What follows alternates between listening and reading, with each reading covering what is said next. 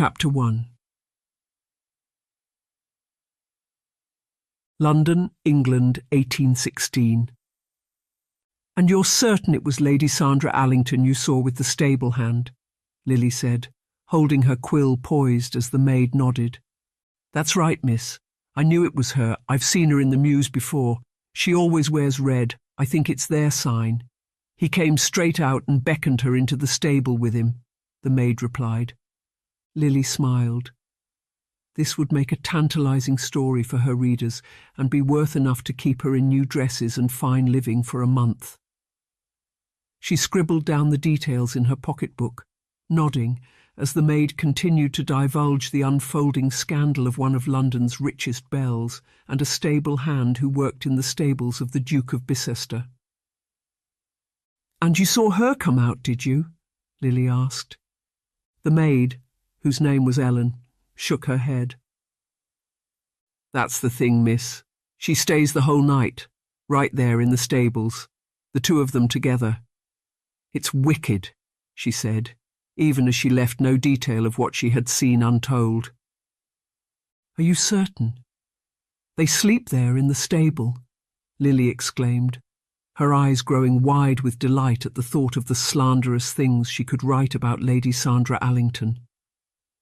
Lily was always interested in scandal. She made it her business to be. It was her business. Her days were spent collecting titbits of gossip, salacious stories about dukes and duchesses, earls and countesses, and even princes and princesses. Her sources were numerous, a network of maids, footmen, grooms, and carriage drivers. Lily would pay them handsomely for whatever information they could provide her with, and she, in turn, would write it into the scandal sheets for the various editors who were willing to pay large sums for the downfall of aristocratic men and women. "My bedroom looks out onto the mews, miss, and I can hear the gate being opened. It squeaks terribly. I saw her go in, and it wasn't until the early hours I heard the gate squeak again, long before the other stable hands came to see to the horses," the maid said, looking pleased with herself. They were meeting in a coffee-house, Sloane's of Mayfair, and it was here Lily conducted much of her business. She was always discreet, and few knew her true identity.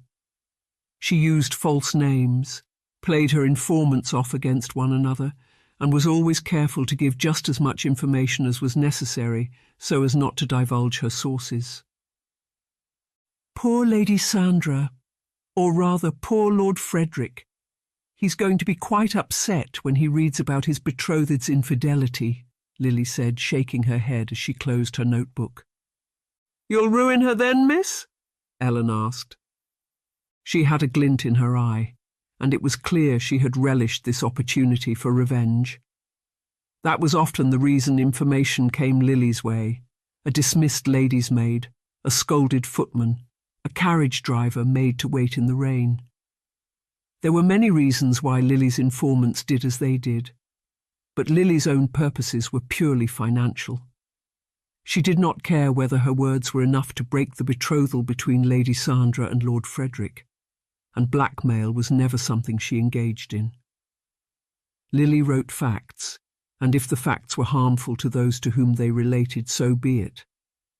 "I won't publish immediately. I need something else. Keep an eye on the mews, see who comes and goes. I'd not be surprised if she'd told her friends about the stable hand's services," Lily said, smiling, as the maid nodded. In Lily's experience, where one scandal lay, others were waiting to be unearthed. A woman like Lady Sandra would not wish to share her prize, but men were fickle, and if the stable hand could boast of one aristocratic conquest, he could surely boast of others too. "I'll keep watch, miss, but I'd need further compensation," Ellen said, and Lily smiled. She reached into the pocket of her dress and took out her purse. Everyone had their price, and Lily was fortunate in being able to offer considerable incentives for the rendering of her informant's services. She held out 10 shillings, and Ellen's eyes grew wide. "Will that be enough?" "I want you to keep watch, Ellen. Tell me every coming and going. Record how many times Lady Sandra makes her nighttime rendezvous with the stable hand, but watch for other young ladies too. There's bound to be some. I'm going to keep an eye on Lord Frederick too. Perhaps Lady Sandra isn't the only one of the pair to be otherwise engaged, she said. The maid smiled, taking the 10 shillings and rising to her feet. I'll return at the same time next week, miss. You won't be disappointed, I promise you, she said. And nodding to Lily, she hurried out of the coffee house. Lily smiled, writing the last of the details in her pocket-book and beginning to compose the opening sentences of her next scandal page. Lady Sarah Allington and the stable hand. No, the lady amidst the horses. Or perhaps an equine scandal, she thought to herself, finishing the last of her coffee and collecting her things together. The afternoon was drawing on, and Lily had everything she needed to begin composing her next piece. Ellen would add further details next week, and the piece would be worth anything up to £10, enough for Lily's expenses and to help her father in prison. Poor father. He's been treated so unjustly, she thought to herself as she paid for the coffee and stepped out onto the bustling street outside. Her father was in prison, sent there over a dispute at a gentleman's club involving the fixing of cards and dice. He had always protested his innocence, and Lily knew the aristocracy had been responsible for his downfall. They had conspired against him, the gentleman of the club, and because her father was a good and noble man, he had taken the punishment others deserved. It was for this reason, amongst others, Lily wrote her scandal pages. She wanted to take revenge on the society responsible for her father's downfall, and she had brought about the ruin of many men and women, whose secrets she aired in the pages of the penny periodicals in which her work was published. But enough for today, I've got everything I need, Lily said to herself as she hailed a carriage to take her home. Lily lived with her mother in a house close to St. Paul's. They lived a comfortable life, thanks in no small part to Lily's earnings. Her parents were separated, and Lily's mother had nothing to do with her father, blaming him for so many of her woes. Lily found herself in the middle of their dispute, but she had always sided with her father, much to her mother's discontent. But there was little her mother could do or say about it, given her reliance on Lily for the roof over her head and the food on her table. I don't like you writing those awful gossip pages, she would say, but Lily would merely shrug and wave her hand dismissively. It was not easy for a woman to earn a living through independent means. A novel might be written, or a painting sold, but a woman was so often dependent on a man, and given Lily had no intention of marrying, this was not an option. She had fallen into her current occupation quite by chance, a stray word from a lady's maid about her mistress's affair with a count from Florence having given her the idea of writing about it. But now she could not imagine doing anything else. And why shouldn't I? She thought to herself, relieved to have some way of making money as the carriage pulled up outside the home she shared with her mother. Having paid the carriage driver, Lily made her way up the steps and let herself in. It was early summer, and the hallway was pleasantly cool. She was met by the maid, Jane, a young girl of just 14 whom Lily's mother had taken sympathy on after her own mother had died, who took her coat and informed Lily her mother was in the drawing-room. I'll have some tea, Jean, Lily said, and the maid bobbed into a curtsy as Lily made her way through the hallway to the drawing-room. Her mother was sitting by the window reading, and she looked up at Lily, raising her eyebrows, as Lily took out her pocket-book and went to the writing desk in the corner of the room. Must you write those awful pages in here? She asked, without so much as a greeting. Those awful pages ensure we've got a roof over our head and food on the table, Mother. What else am I meant to do? Lily replied, shaking her head. It was always the same. Her mother did not seem to understand the precarious nature of their position. With her father unjustly imprisoned, they could not rely on any man to provide for them. Lily had wanted only to be a dutiful daughter, and she was determined to do whatever it took to ensure she provided not only for herself, but for her father too. "It's not nice, Lily. I worry about you, travelling all over London to gain your information. And what happens if you're discovered to be the one writing all these dreadful things?" her mother said, shaking her head. "But I won't be. No one ever connects my name with any of the things I write. I'm careful about it, Mother," Lily replied, taking a piece of paper and dipping her quill into the inkstand. "Careful? I'd call it devious. You're becoming more and more like your father every day," Lily's mother replied. This was always her trump card. Lily's mother liked to play the victim. She had married Lily's father when she was young, but the marriage had not been a happy one. "I regret the day I ever married you," Lily had once heard her mother shout, and her father had retorted in kind. "And I regret it too, Emily," he had exclaimed. Who was in the wrong and who was in the right was a matter of debate. Lily's father was often absent, away on business or with friends, and Lily had grown up hearing her mother lament his absence and curse him for leaving them destitute. But Lily's father told a different story. Her mother was a drinker and could even be violent. She spent the money he gave her on gin and was often drunk, making her intolerable company. "That's why I was always away. I wanted to take you with me, but it just wasn't possible," Lily's father had explained, and in this atmosphere of division, Lily had felt torn between the two. Her mother was still a drinker, secreting gin around the house, and when she was drunk, which she often was, she would throw things and rant and rage about Lily's father.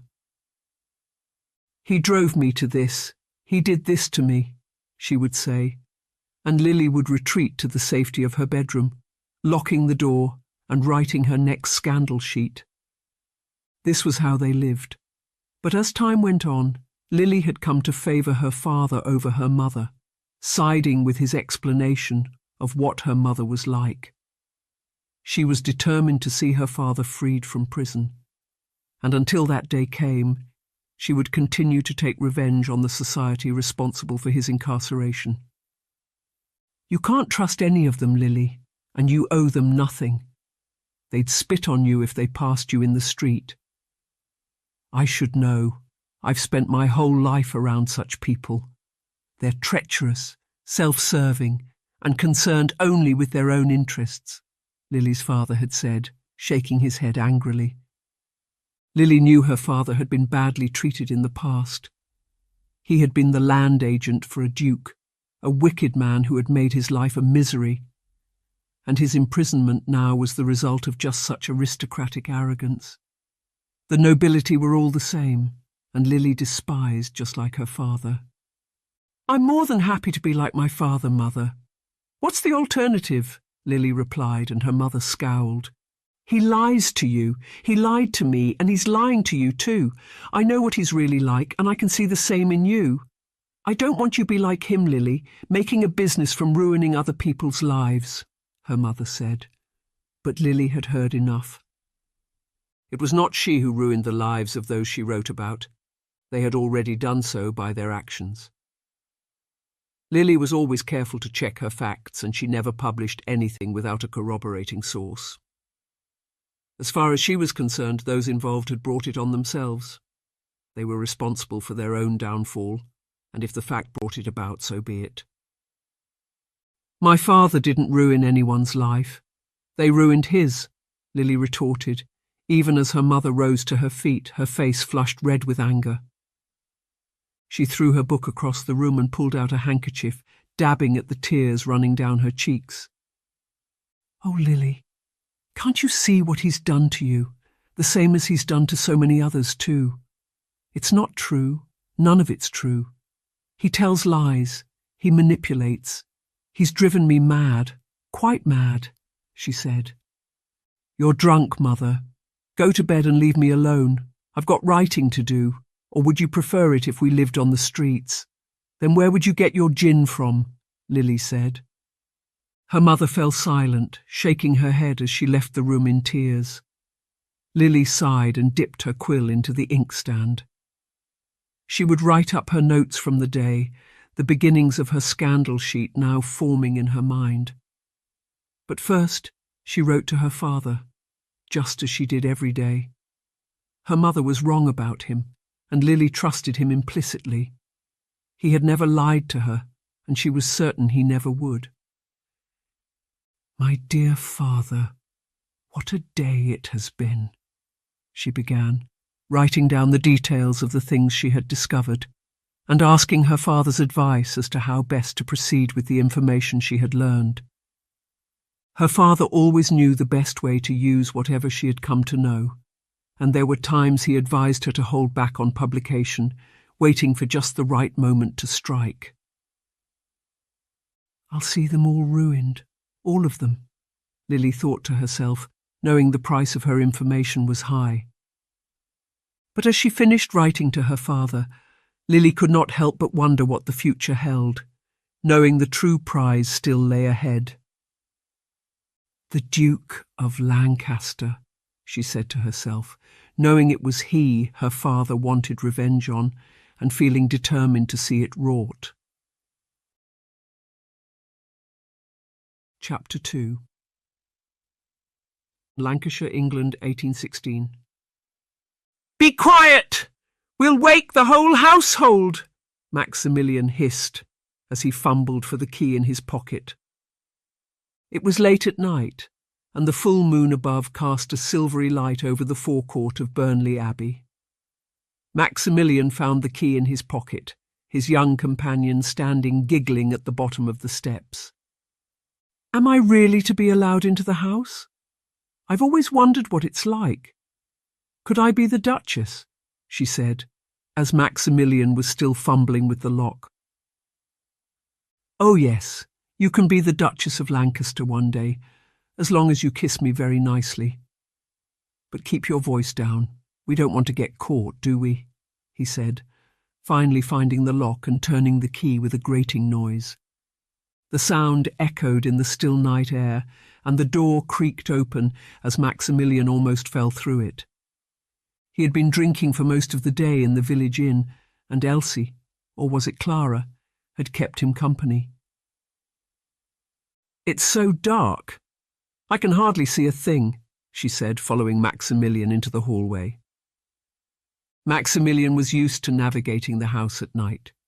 Even in his drunken state, he knew to step over the third stair on the staircase to avoid its creak, and that the butler, Mr. Gregson, never retired before midnight. "Take my hand, and watch out for the table in the middle of the hallway," Maximilian said, reaching out in the darkness but finding only empty space.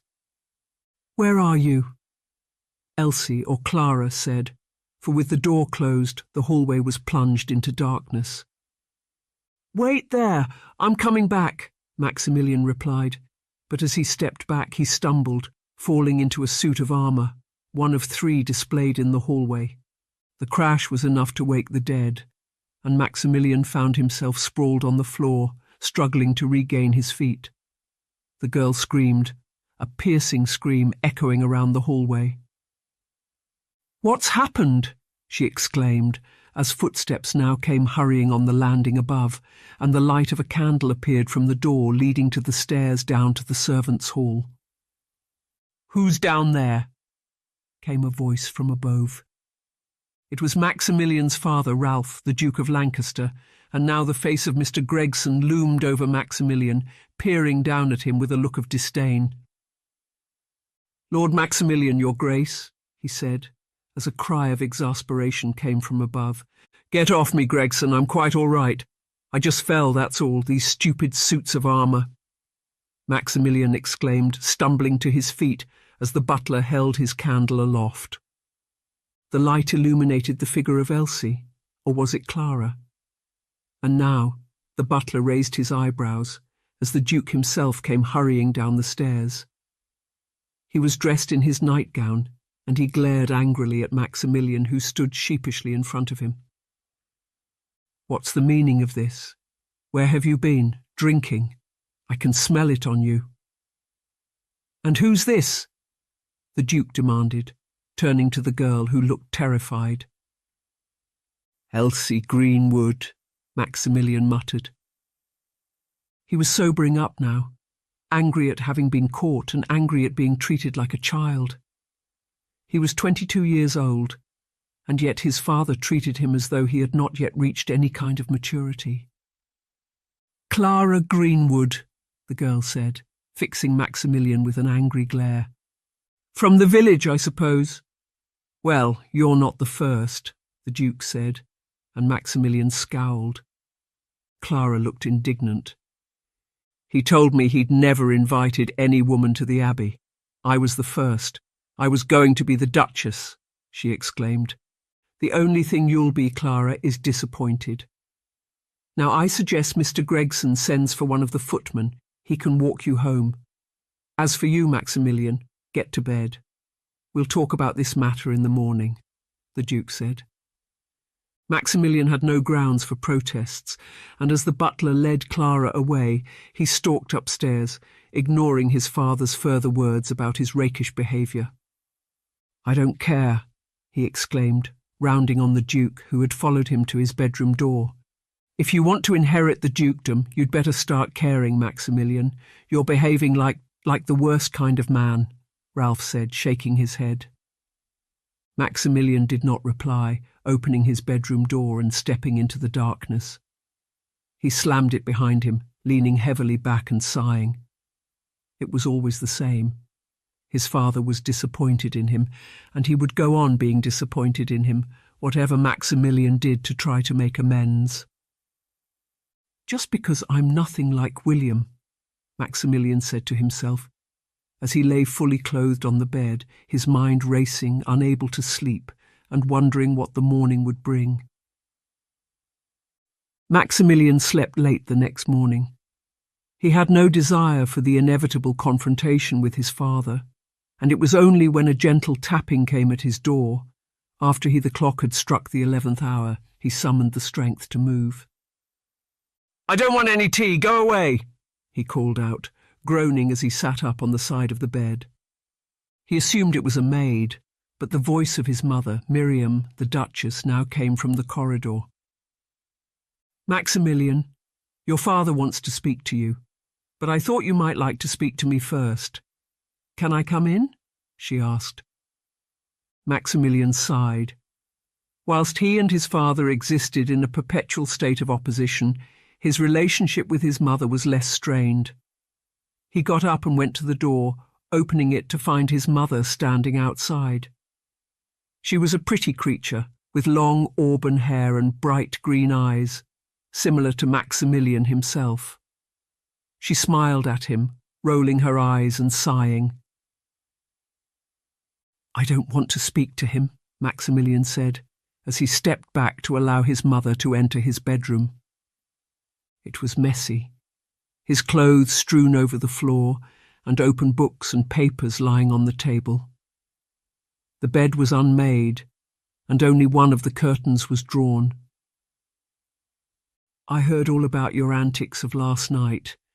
What were you thinking, bringing a girl from the village here? Can you imagine if word got out?" the Duchess said, shaking her head. "I don't care.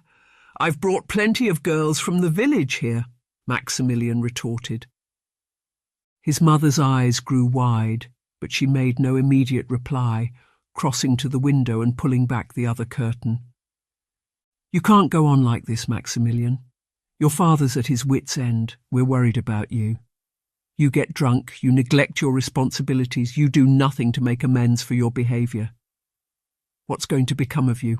she said. Maximilian threw himself back onto the bed with a sigh. He had no interest in responsibilities. His father already considered him a lost cause, and Maximilian was not about to make any effort to change. He was happy enough, or so he told himself. "I'm going to inherit the dukedom from my father." Isn't that what's going to happen to me? I thought that was the point of hereditary titles. It doesn't matter what I do. It's mine because of birth. I don't care, he said as his mother came to sit on the bed next to him. But I care, Maximilian. I care about my son, and I fear for the future. I'm worried about you, and I want you to be happy, but I can't imagine you are, not living like this. Where's your passion? She said. Maximilian did not like it when his mother used such tactics on him. His father would be angry with him. He would shout at him, and Maximilian would shout back. But it was different with his mother. She was more subtle and would speak instead of disappointment rather than anger. Maximilian did not like to think of her as being disappointed in him, and he sat up and sighed. Mother, I don't know what I'm expected to do. I know how it's going to be. I'll go downstairs, we'll shout at one another, and my father will end by telling me I'm a disappointment because I'm nothing like William, Maximilian said. His cousin William was, according to the Duke, everything Maximilian was not. He had proved himself as the Baron of Mowbray, a worthy inheritor of the title the Duke had bought him as a safeguard for his future. William was married to Anne, and she had just given birth to a baby boy, whose name was Jacob. William was hard-working and diligent. He had come from nothing and discovered himself to be the son of Maximilian's uncle, the deceased Duke of Lancaster, after whom Maximilian was named. The relationship of the two cousins was not widely known. William was the Duke's godson, and it was said he had favoured him with the barony because of this. In their youth, Maximilian and William had not seen eye to eye. They had often been at odds. But their relationship had mellowed in recent months, and Maximilian now counted William as a friend, albeit one his father often compared him to.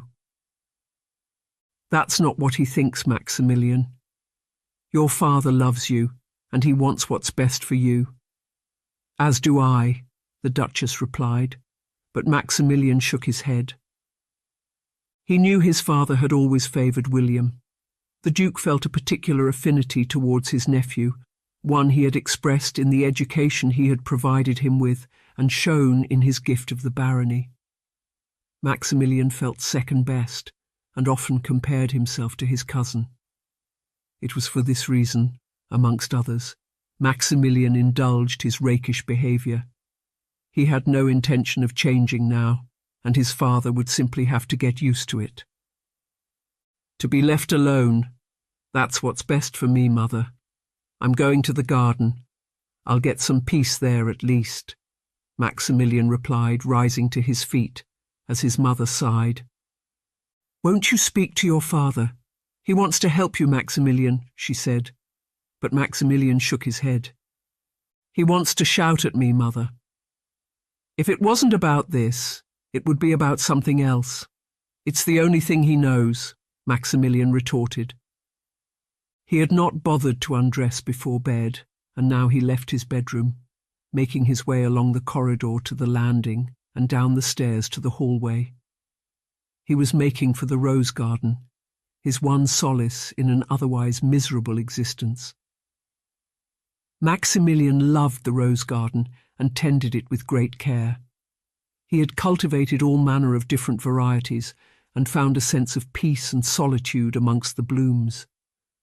But as he crossed the hallway, the door of his father's study opened and the Duke appeared, beckoning Maximilian inside.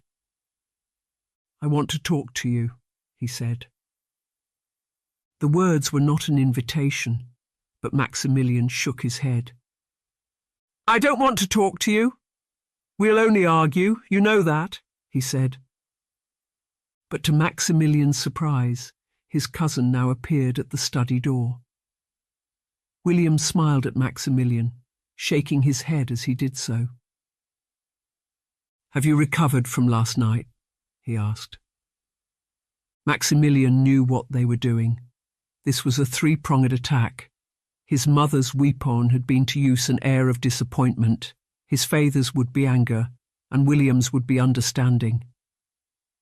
There was nothing to recover from, Maximilian replied.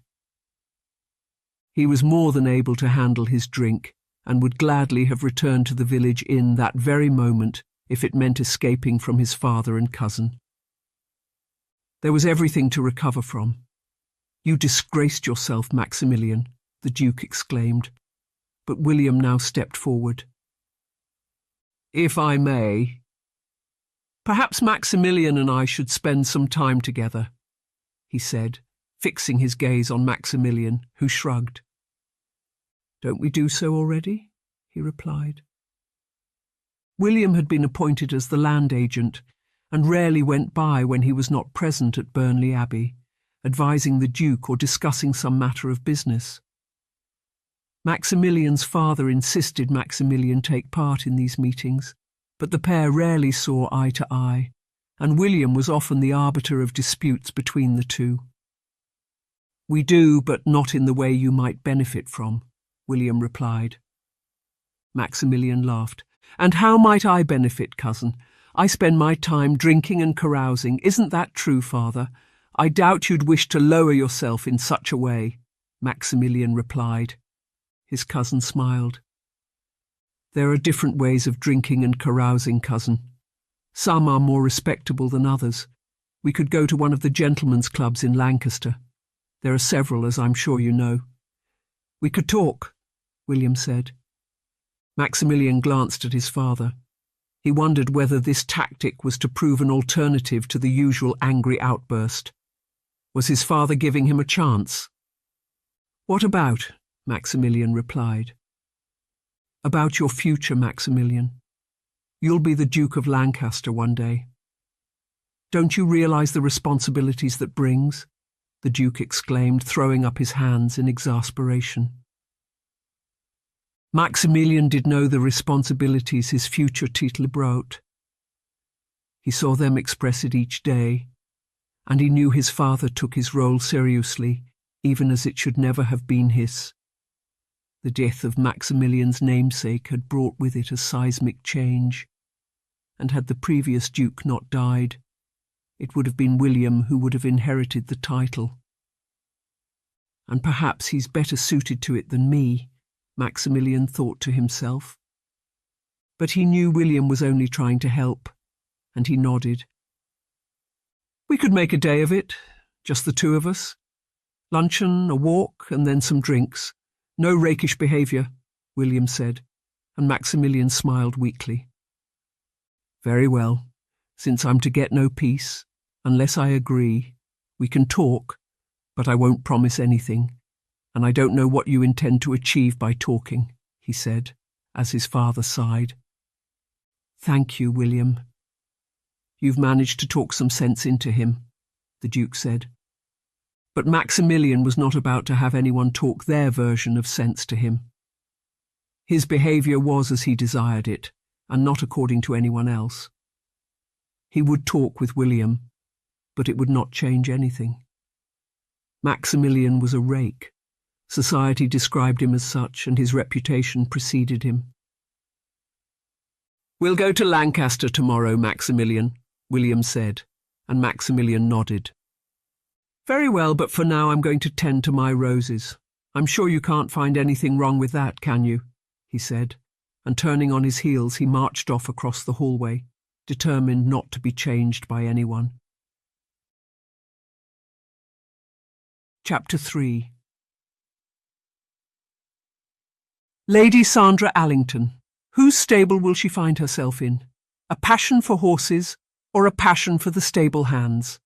Lily concluded, reading over her words and feeling pleased with her latest scandal sheet. She had met the maid Ellen again at Sloane's of Mayfair, and been furnished with further particulars of Lady Sandra's illicit activities. It seemed another woman was involved too, and the maid had seen several well-known young men of the aristocracy entering the mews at night. Lily had written 2 pages on the matter, and was now on her way to deliver the final copy to the editor for whom she wrote, and who paid her. "He'll be very pleased with this," she told herself, as she left the house that morning. But before meeting with her editor, Lily had another task to perform, her weekly visit to the prison where her father was being held. It was a grim penitentiary on the south side of the Thames at Lambeth, a repository for some of the worst criminals in London. Lily's father had been there almost a year, and the determination of his sentence had been vague. Lily knew there were those in the judiciary conspiring against her father. He had told her so, and that meant he would only be released when they were satisfied revenge had been served.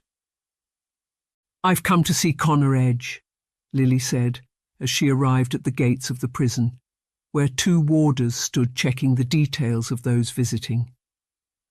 Lily had brought her usual basket of cakes and other treats for her father, and by way of a bribe, she slipped a shilling into the warden's hand as he looked her up and down. "Ah, yes, Miss Edge. Your father's waiting for you, I believe," the warden, who was regularly on guard at the gate, said, ushering Lily through into the prison yard beyond. Lambeth Jail was a grim edifice, part medieval fortress. Its turrets and battlements had been augmented by a wing designed by Sir Christopher Wren, though without the architectural style of his work at St. Paul's, and the prison yard was surrounded on 3 sides by neoclassical blocks, with steps rising to metal-studded doors, the windows barred, and the ever-present sound of human misery emanating from within. Today was visiting day, and Lily joined the queue of wives and daughters waiting to be given entry to the visiting hall. "What's in the basket?" one of the warders asked, peering suspiciously at Lily, who smiled. Like the shilling on the gates, this too was a familiar ritual. Lily reached into her basket, taking out a small cake covered in white icing and dried fruit. She gave it to the warden, fixing him with an expectant gaze. "For my father, Connor Edge," she said, and the warden nodded. "Come this way, Miss Edge," he replied, beckoning her past the queue to the front, where a pair of double doors stood open, leading to the visiting hall beyond. The other woman looked disgruntled, but Lily was used to being given preferential treatment. Her father had befriended the guards with promises of Lily's basket and the bribes she could give. In that, she was her father's daughter. And now she saw him, sitting at the far end of the visiting hall, waiting to receive her. When he saw her, he rose to his feet and smiled. "Father, you look well," Lily said, hurrying to embrace him. "I feel well, Lily. I've heard they might release me," he said, and Lily let out a cry of delight. "Oh, Father, that's wonderful news," she exclaimed as they sat down opposite one another. Lily set down her basket on the low wooden table, and her father delved beneath the red checkered cloth covering it, pulling out a currant bun and taking a large bite. These were his favourite. "Yes, it seems I've got friends as well as enemies," he replied, through a mouthful of currants. Lily glanced around her. The visiting hall was no bigger than a large dining room in a grand house, with a dozen or so tables interspersed at intervals. The other women had entered now, greeting the men with long embraces, only to be told to sit down by the wardens, who patrolled menacingly up and down the room. "The sooner you're out of here, the better. I can't stand to see you here, the injustice of it all," she said. Every time she came to the prison, Lily thought the same. Thank you for watching. Before we continue into the story, do us a favor. Hit the subscribe button. This way we will be able to create more audiobooks for free for you. Thank you again. Now, back to our story. Her father was surrounded by murderers and thieves, but he had done nothing wrong and was confined here on trumped-up charges against him. There was no truth in any of it, and Lily was determined to see him freed. "We must bide our time, but I hope to soon have further news.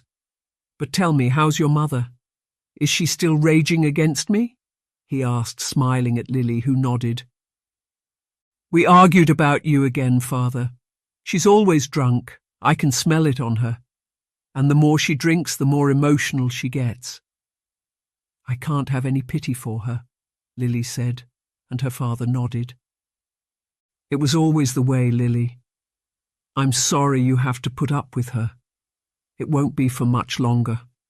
Once I'm out of here, well, I'm sure she can be dealt with, he said, narrowing his eyes.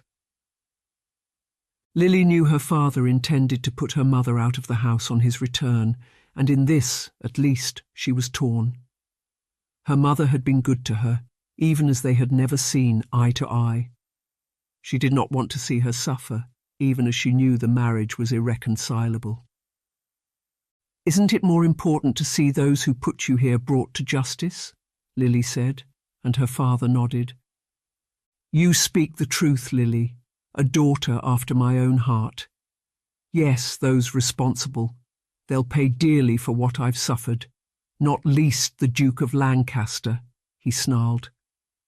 The name of the Duke of Lancaster, Ralph Oakley, had haunted Lily's childhood. Her father had often spoken of the man who had caused his downfall, though she really knew little more than that.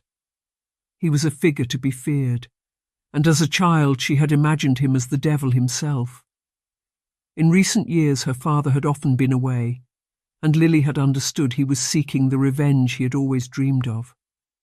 When this had failed, prison had followed, and her father had spoken of the Duke as being responsible for his incarceration, conspiring with others against him. "And how can we make them pay, Father?" she asked, wanting to help in any way she could. "I've told you the story often enough, how I was driven from my job as the land agent by Ralph. He was hungry for power, and the death of his brother was the means of achieving it.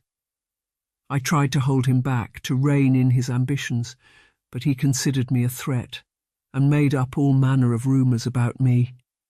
Even after I'd left Lancashire, he continued to persecute me. No, Lily. What's needed is the exposure of the truth," her father replied. Lily smiled. She specialised in the exposure of the truth, and taking her latest offering for the scandal pages from her basket, she handed it to her father. She was proud of her work. There was nothing untrue in what she had written, nor had she embellished the facts.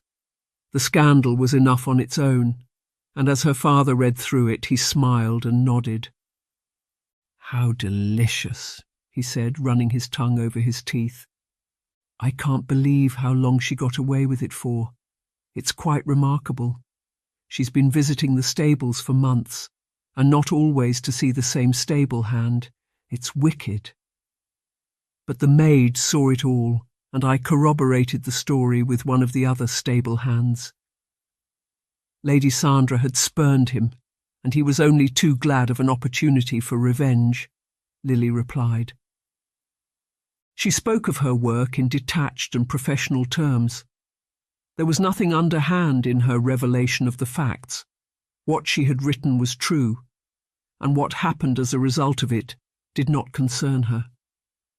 If Lady Sandra Allington found herself ostracised from society and reduced to a marriage of desperation, she had brought it entirely on herself. The actions were her own. No one had forced her hand, and she would be forced to live with the consequences, whatever they may be. "My clever girl, you've got it all here, haven't you?" "I'm proud of you," Lily's father said, smiling as he handed back the article. "But that's what we need for the Duke of Lancaster too. Couldn't we write something about his past, or discover something new?" Lily ventured. She had been thinking about the matter for some time, and it would surely be the way for her father to have his revenge. He pondered for a moment, a smile playing across his lips. "If it concerned the past, they'd know I was the source. I kept certain details to myself. But as for something new, yes, there's bound to be fresh scandals lurking in the family," her father replied. Lily wanted to do something to help her father in his hope for revenge. She hated to see him imprisoned. There was no justice. and she would gladly have written anything about the Duke of Lancaster if she knew it would help her father's cause. "There's got to be something, hasn't there? I could go there, I could go to Lancashire," Lily said, the thought suddenly occurring to her. She and her mother were not getting on. They argued constantly, and whilst Lily would not see her mother destitute, she had no desire to continue as they were, always at one another's throats. Time apart would do them good, and if Lily could discover something about the Duke of Lancaster, so much the better, she thought to herself. Her father thought for a moment, as though weighing up the possibilities of her proposal. "You'd have to be careful," he said, but Lily waved her hand dismissively. She was used to being careful. Lily had established a network of contacts across the capital, always knowing one of them could betray her. She used false names and always ensured nothing she wrote could be traced back to her. It would not be difficult to establish herself in a new county, if only for a few months. "I could go for the season. I could stay with my friend Alicia. Her parents have taken a house up there just recently. It's perfect. Oh, do say yes, Father. I want to help you. I want to see an end to this terrible injustice," Lily said, and her father nodded. "Very well, you go with my blessing. But publish nothing until I see it." "Do you understand me?" he said, and Lily nodded. "I won't, I promise. But I know I can do it. I'll find something out about them. Something new, something unconnected to the past. Once we expose it, the rest can follow." "There'll be nothing they can do to stop it," Lily exclaimed, warming to the idea of revenge on her father's behalf. When the time for the visit was ended, her father embraced her, telling her he loved her and how proud he was to call her his daughter. "I'll await your letters, Lily. Tell me everything you discover, but don't tell your mother where you're going. You know what she'd say," he said, and Lily nodded. "We'll keep it between ourselves, Father. I'll write to you, and it won't be long before you're out of this dreadful place, I promise," Lily said, bidding her father goodbye as she took up the empty basket. She followed the warden out of the visiting hall, hurrying across the prison yard towards the gate. Lily's mind was made up. She would go to Lancashire, and she would use all her ingenuity and skill to discover something scandalous about the Duke of Lancaster. In her experience, every grand family had its secrets, and whilst her father was reticent in revealing the past, Lily felt certain the present would hold just the same intrigues. "Will we be seeing you next week, Miss Edge?" the warder on the gate asked her, and Lily shook his head. "No, I won't be visiting for some time. I've got important business to attend to," she replied, and the warden raised his eyebrows. "Is that so? What is it you do to keep a roof over your head? You've no brothers." "It can't be easy for an unmarried woman," the warden said, and Lily smiled. "Oh, it's easier than you'd think," she replied, and nodding to him, she left the prison, vowing only to return when her father was avenged. "Yes. Oh, yes, really. She didn't. How marvellous," the editor said, looking up at Lily with a smile on his face. She smiled back, pleased to see the evident pleasure on his face as he read the details of Lady Sandra Allington's fall from grace. "You'll print it then, Denzel?" she asked, and the editor nodded. "I'll print it and I'll pay for it too, but why the hurry?" he asked, folding the piece of paper and placing it on the desk in front of him. The printing press was in a shabby part of town, close to the river. It was a secretive operation, and Lily knew Denzel was also a forger too. He ran copies on a scandal sheet, distributed across the city, and his reputation was such as to make the aristocracy quiver in their boots. Denzel Scruton cared nothing for the destruction of reputation, and he was only too glad to have a steady stream of gossip imparted to him by Lily, whose father had introduced her to him. "I'm going to Lancashire for the season. I wanted to get this to you beforehand," she said, as Denzel held out her payment to her. Lancashire, the dukedom. It might prove fruitful, Denzel replied, smiling at Lily, who nodded. "I'll happily send you copy of whatever I find.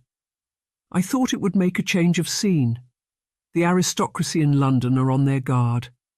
They know someone's writing about them, and they're intent on discovering who it is. The nobility of Lancashire might be more, well, less on their guard," she said, smiling as Denzel laughed. "You're a devious creature, Miss Edge, but you've got your father's name, and I'd expect nothing less," Denzel replied, rising to his feet as Lily placed the payment in her purse. Denzel had given her £10 for the article, enough for the journey to Lancashire, and the establishment of herself there amidst its society. The thought of it pleased her. She would attend balls and soirees, ingratiate herself with the gentry, and discover their secrets. "I'll send you something soon," Lily told the editor, as he showed her out. "And I'll look forward to receiving it, Miss Edge. I'm sure your father will too. Anything to get him released," Denzel replied, and Lily nodded. She would do anything to see her father freed, and as made her way home, thoughts of revenge were foremost in her mind. Chapter 4. "I'm only speaking the truth, William. He prefers you to me, he always did. I didn't much care about it when we were youngsters, but it's different now. He holds you up as the example I'm to aspire to. You've got everything, and what have I got? I'm not married. I'm a disappointment to my father, and I'm not going to inherit his title for a very long time," Maximilian said, sighing and gulping the brandy from his glass. William looked at him sympathetically. They had dined at the Gresham Club, a gentleman's establishment in Lancaster, that afternoon, and were now drinking in the smoking room. The evening was drawing on, and Maximilian had become animated by the brandies, never knowing when to say no to another. "It's not like that, you know that. He doesn't prefer you to me. But perhaps I'm a little more malleable," William replied. Maximilian laughed. "Malleable? What's that supposed to mean? You do as he tells you? Well, that's true enough. But why? He's not your father, is he?" Maximilian retorted. He had only grudgingly agreed to spend the day with his cousin. An uneasy truce had been called with his father, mediated by the Duchess, and William had invited Maximilian to Lancaster so the two of them could talk. But Maximilian was bored with talking. It never got him anywhere, even as it reminded him of his many apparent faults. "He's been good to me. My education in London, the title, his kindness to my mother, and the benefits of being his godson. I don't know why you rebel against him so. What's wrong with settling down? You could find a wife. You're the heir to one of the richest dukedoms in the country," William replied. Maximilian sighed. It was easy for William to talk. He had a beautiful wife, Anne, and a son, Jacob. They lived at Podmore Grange, a beautifully restored house close to the Burnley Abbey estate, and William was well liked and respected by his tenants and in the village. Maximilian, however, was not. He was something of a joke to the local people. "If he's not drunk, he's going to be," one person had rudely put it, but there was truth in the words. "But who'd want to marry me?" "Besides, I don't want to get married," Maximilian replied, even as he would dearly have liked to have done. The thought was often on his mind, to marry, to be in love, to court a woman, but his behaviour spoke of other desires. Maximilian had the reputation of a rake, and it was women like Clara Greenwood rather than the belles of local society who attracted his attention. He was free with his favours, and not particularly concerned who received them. In this he knew he had been lucky, and his father had reminded him on countless occasions as to the danger of scandal. "Don't you realise the things they write about us?" the Duke had said, after Maximilian had woken up under an apple tree in the garden of a woman with a dubious reputation. But Maximilian did not care much about his reputation. He counted on the fact of his inheritance, and apart from that, nothing else mattered. He would be the Duke of Lancaster, whether mired in scandal or not. "Plenty of women would want to marry you, some of them even having good reputations," William retorted. Maximilian called for the steward to bring him another drink, even as his cousin pointed to the late hour. "What's wrong? Won't Anne like you being out so late? That's the difference between us, cousin. You have your responsibilities, I don't, and that's how I want it to remain," Maximilian replied, taking a gulp of brandy and sitting back with a satisfied sigh. His cousin looked at him sympathetically. Maximilian knew what he thought of him, what everyone thought of him. He was a rake, and a rake would not change his ways. "And what about your mother? Doesn't it matter what she thinks?" he asked, and Maximilian sighed. He had known William would use this tactic against him. Maximilian loved his mother dearly, and he had no desire to upset her, even as his father's sensibilities were a different matter. He knew the Duchess worried about him, and to that, at least, he had a care. "It does, but, well, she'd be better off not doing so," Maximilian replied. He did not need anyone to worry about him. He was 22 years old, his mistakes were his own, and what others thought was an irrelevance. "You'll only upset her. She was weeping in my mother's arms only last week, lamenting the state you've got yourself into," William replied. But to this, Maximilian merely raised his glass in a toast. "To my mother, may she never worry about me again. Let me alone with my rakish ways. I'm proud of them," he exclaimed, taking a gulp of the brandy, as other members of the Gresham Club looked on askance. "Really, Maximilian, don't do this to yourself. It's not right," William said, and Maximilian laughed. "Are you lecturing me?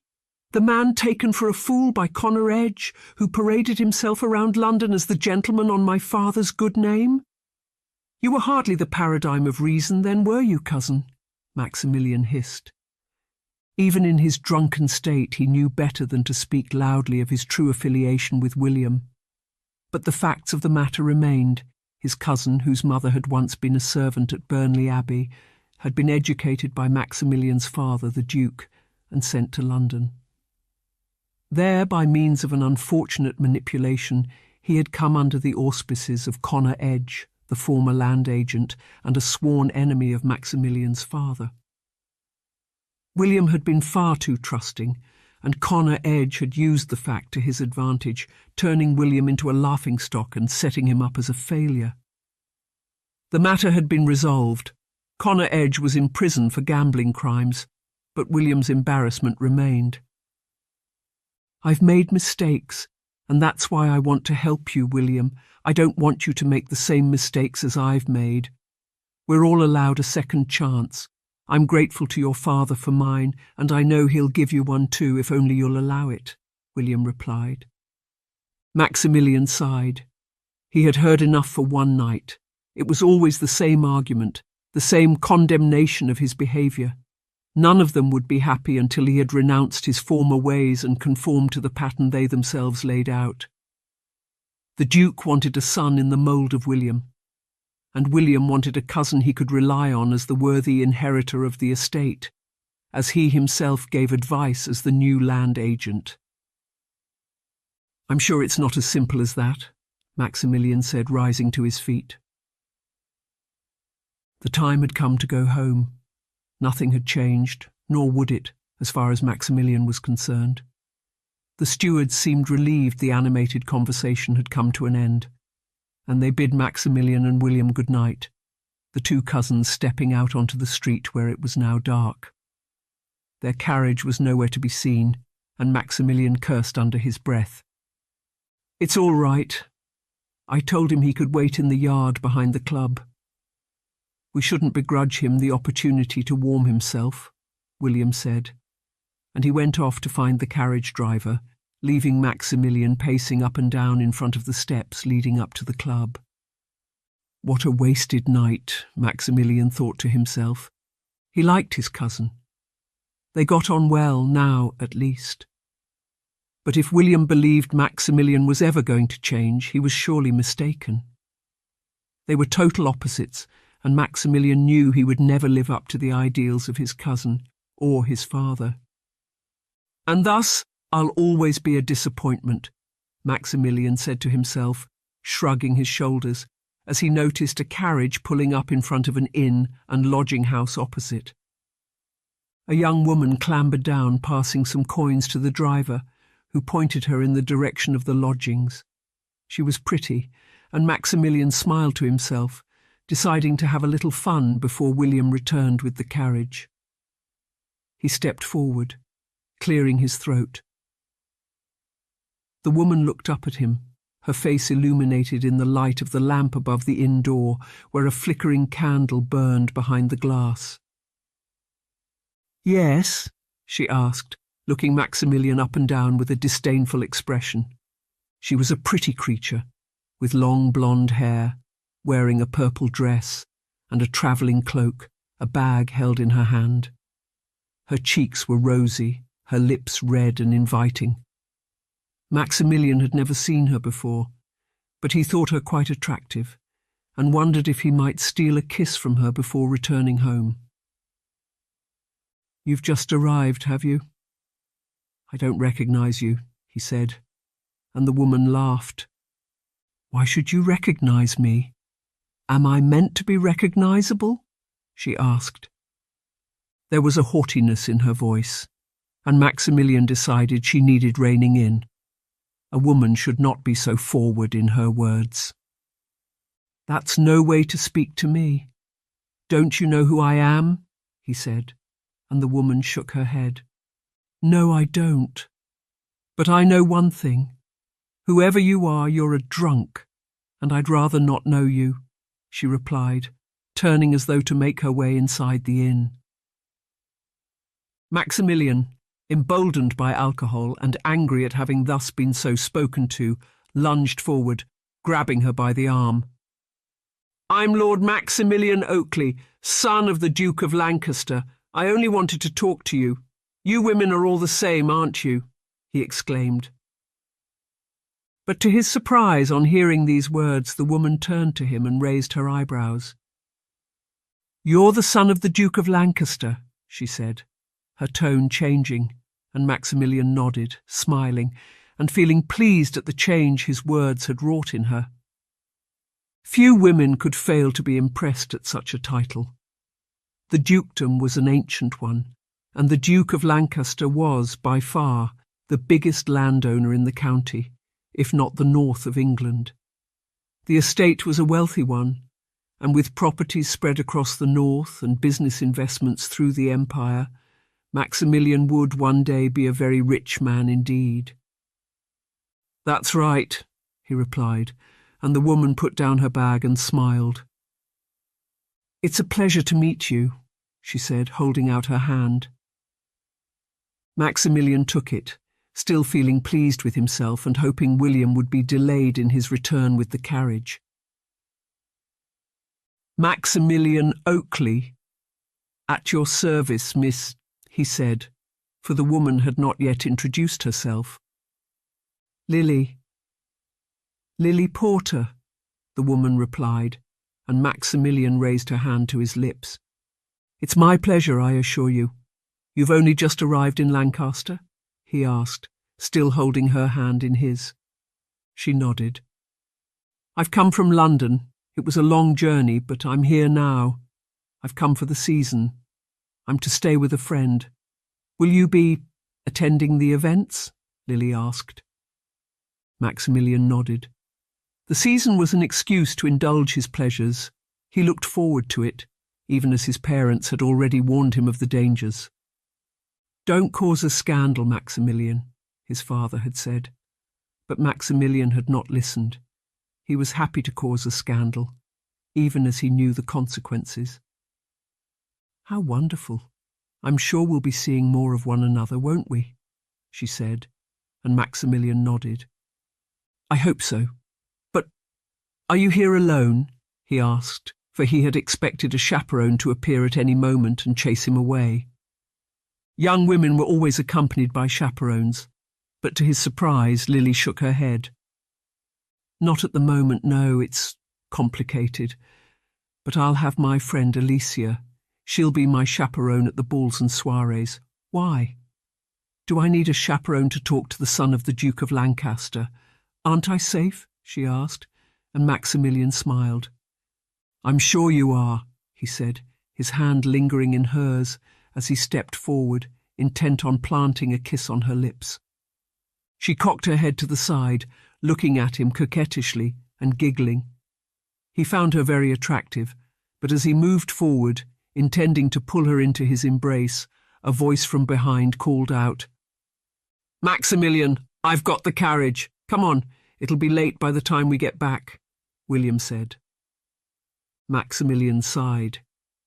His cousin had spoiled the moment even as Lily smiled at him. "You'd better go. I don't want you getting into trouble on my account," she said. And Maximilian laughed. "I'm sure I won't, and I hope to see you again very soon. At the first ball of the season, perhaps, or before if I'm lucky. Why not take a carriage ride around the parkland at Burnley Abbey? Tell them I sent you and we could ride together," he said, bringing her hand to his lips again. "Do you invite yourself into every woman's carriage?" she asked, and Maximilian winked at her. "Not every woman, no," he replied, and stepping back, he bowed to her, watching as she made her way up the steps into the inn. As he turned, he found William watching him and shaking his head. "I leave you for a few moments, Maximilian, and you find a woman to flirt with." "Who was she?" he asked, and Maximilian shrugged his shoulders. "Just an idle distraction, cousin, but pretty enough. She's here for the season. That's long enough for me," he said, following William back to the waiting carriage, intent on acquainting himself further with Lily Porter and discovering just how far she might go with gentle persuasion. Chapter 5. Lily could not believe her luck. She had stepped down from her carriage after the long journey from London over the course of 3 days, only to be accosted by a man claiming to be the son of the Duke of Lancaster himself. At first Lily had assumed the man to be an idle drunk, but as he had spoken she had become ever more convinced he was telling the truth. What remarkable luck, she thought to herself, as she watched the young heir's carriage drive away. He had treated her with nothing but entitled lasciviousness. There was no doubt in Lily's mind as to what the Duke's son was like. He was a rake, and rakes were the sort of men who created scandal. He'd have kissed me if his friend hadn't interrupted him. What an awful man, she said to herself, shaking her head, as the carriage disappeared from sight. Lily smiled to herself, imagining the things she could write in one of her scandal pages. But the journey north had been long, and Lily was tired. She would think more about the matter the following morning, and how best to use this new acquaintance to her advantage, for it surely would be. She had overnighted at a number of dubious inns, the landlords treating her with suspicion. An unaccompanied lady was a rarity. But Lily was not like other young ladies. She had inherited her father's guile and was nobody's fool. As she entered the inn, she found herself in a noisy tap-room where drunken men were carousing over cards and dice. The perfect place for the Duke's heir to embroil himself in scandal, Lily thought to herself, imagining what might be done to lure Maximilian into a trap. Behind the counter, A tall man with a wispy beard and an eagle-like nose was drawing a tankard of ale from a barrel, and he looked up at Lily with suspicion, a greeting Lily was now used to. "Be off with you! I won't turn my inn into a house of ill repute," he snarled. Lily fixed him with a stern expression. "I'm not what you assume me to be," she said, even as some of the men at the tables nudged one another and winked. "Then what do you want?" the man asked. "I want a room for the night and lodgings for the coming days," she said, pulling her bags over to the counter. "We don't allow unaccompanied women. Where's your husband, your father, your brother?" the landlord asked. "Not here. I've travelled north alone. I'm to stay with a friend for the season, Alicia Saunders. You might know her father, Timothy Saunders, a merchant in these parts." "Those are my credentials," Lily replied. But the circumstances of her arrival were not as firmly set as she claimed. Lily had written to her friend Alicia, telling her she was coming north and hoping to have the favour of a previous stay on Alicia's part repaid, but was yet to receive a reply. The previous year, her friend had lodged with Lily and her mother for a month whilst her parents were abroad, and Alicia had always promised to reciprocate the kindness. The two had known one another for several years, having met at a ball in London when they were both 18, and Lily was certain there would be no difficulty in securing an invitation to stay. To Lily's relief, at the mention of Alicia's father, the landlord's expression softened. "Ah, yes, I know Mr. Saunders, a wine and spirit merchant. His company supply me with claret. Very well, though I'm making an exception," the landlord said. Lily glanced around her. Several of the men were still watching her with interest, but the others had returned to their card games and dice. The landlord took down a key from a hook behind the counter, beckoning Lily to follow her, as a young boy appeared from the kitchen to serve the next customer.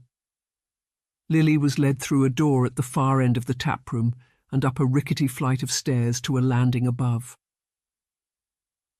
"I'll only need the room for a few nights," she said, as the landlord lit a candle for one burning in a sconce at top of the stairs. "And what brings you north? By your accent, I presume you're from London," he said, and Lily nodded. "As I said, I'm here to visit my friend Alicia. She's terribly bored in the north." "Society isn't the same as it is in the south," Lily said. The landlord gave a wry smile. "Yes, that's always the opinion of southerners.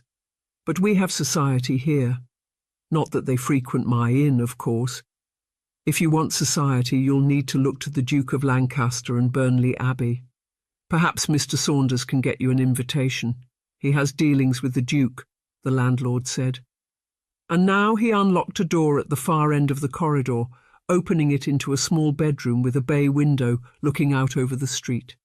It was furnished with a bed, washstand, and a small writing desk, just what Lily wanted, and lit by a number of candles burning in sconces on the walls. "Very good, thank you. I'm sure I'll be very comfortable. I'll write to Alicia immediately. Can you have it sent for me?" "Once she knows I'm here, she'll send for me at once, I'm certain," Lily said. The landlord nodded. "The boy can take it in the morning. I serve breakfast in the parlour at 8 o'clock. There's no maid, though I'm sure you'll manage," he said, and bidding her good night, he left the room. Lily lit another candle, placing it on the writing desk and pulling out her journal from one of her bags. She was eager to write down her first impressions of the Duke's heir, even as fatigue was getting the better of her. What sort of man was he like? A rake, yes, and a drunkard. He had a sense of self-entitlement. I was a woman, he wanted to kiss me, and he thought he could do so because of who he is. A dozen other women can surely testify the same. More, I should think. Lily mused to herself, and she wrote down her observations, smiling to herself at the sight of the emerging scandal sheet before her. But Lily was exhausted, and having written hastily to Alicia, she readied herself for bed. But as she lay down to sleep, Lily could not help but smile at the thought of what luck had brought her, and as she fell asleep, it was with a vow to use that luck to her advantage in securing revenge for her father. Lily awoke to the smell of breakfast wafting up from the parlour below, and having washed and dressed, she made her way downstairs, eager to learn more from the landlord about the Duke of Lancaster. It was the kitchen boy who greeted her, showing her to a table in the window. There were only 2 other guests staying at the inn, an elderly gentleman buried behind a periodical, and a young man hurrying to eat before setting off for an appointment with the local magistrate. 2 boiled eggs, tea, and a slice of bread, Lily said, and the boy hurried off to the kitchen just as the landlord entered the parlour. "I've sent the letter to Miss Saunders," he said, for Lily had left it outside her door the previous night. "Thank you. I'm sure she'll be in touch very soon. But I'm keen to know more about the season here in Lancashire. Is there a ball to open it?" Lily asked, and the landlord nodded. The Duke's son had mentioned such an occasion, even as he had given no further details. "Yes, they all gather at the assembly rooms, not far from here. It's quite an occasion. For the North, it's taking place tomorrow night," he said, and Lily blushed. "Yes, well, compared to London." "And does the Duke himself attend?" she asked. "He does. He and the Duchess are the patrons. Not that any of it concerns me. I'm the landlord of an inn, I don't attend such things. But yes, they'll be there, along with the Baron of Mowbray and his wife. He was a fortunate man, the son of a servant, but the fortunate favourite of the Duke. A title bought for him. Can you believe it?" the landlord said, shaking his head. Lily was intrigued. The son of a servant, a bought title. Such things reeked of scandal, and her mind immediately turned to the possibility of illegitimacy. "How extraordinary. And he has a son, is that right?" Lily asked, pressing the landlord for further details. Lily was used to extracting information in this way. In London she had built up a string of contacts, maids, valets, footmen, hall-boys, and even butlers, anyone who could be of use in furnishing her with details for her work. The landlord of the inn was proving to be her first there in Lancaster, and it seemed he was a mine of information concerning the local aristocracy. But to her surprise and delight, the mention of the heir brought a grimace to the landlord's face. "Ah, yes, Lord Maximilian. He's quite the rake," he said, shaking his head. "Really, I can hardly believe that, the respectable son of a duke," Lily said, dangling the possibility of response. At this the landlord laughed. "Respectable? Him? I don't think so. When he comes in here, I've never seen such behaviour. He's a drunkard, always carousing, and with a different woman every week." "It's a scandal," the landlord exclaimed. The kitchen boy now brought Lily's boiled eggs, but she was far more interested in hearing more about Maximilian than eating the breakfast placed in front of her. "Goodness me, I always thought aristocrats to be the most respectable sort of people.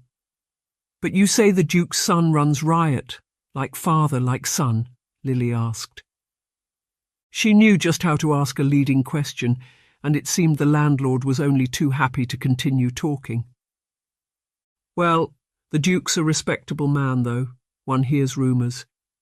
He was never meant to be the Duke. His brother died fighting the French in Corsica. His name was Max, Lord Maximilian's namesake. The Duchess was the daughter of the Baron of Mowbray, who lost all his money in a failed business venture. That's why the Duke bought the title, or so I'm led to understand.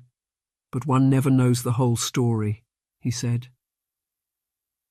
Lily nodded, smiling to herself at the thought of the intrigues she had already uncovered.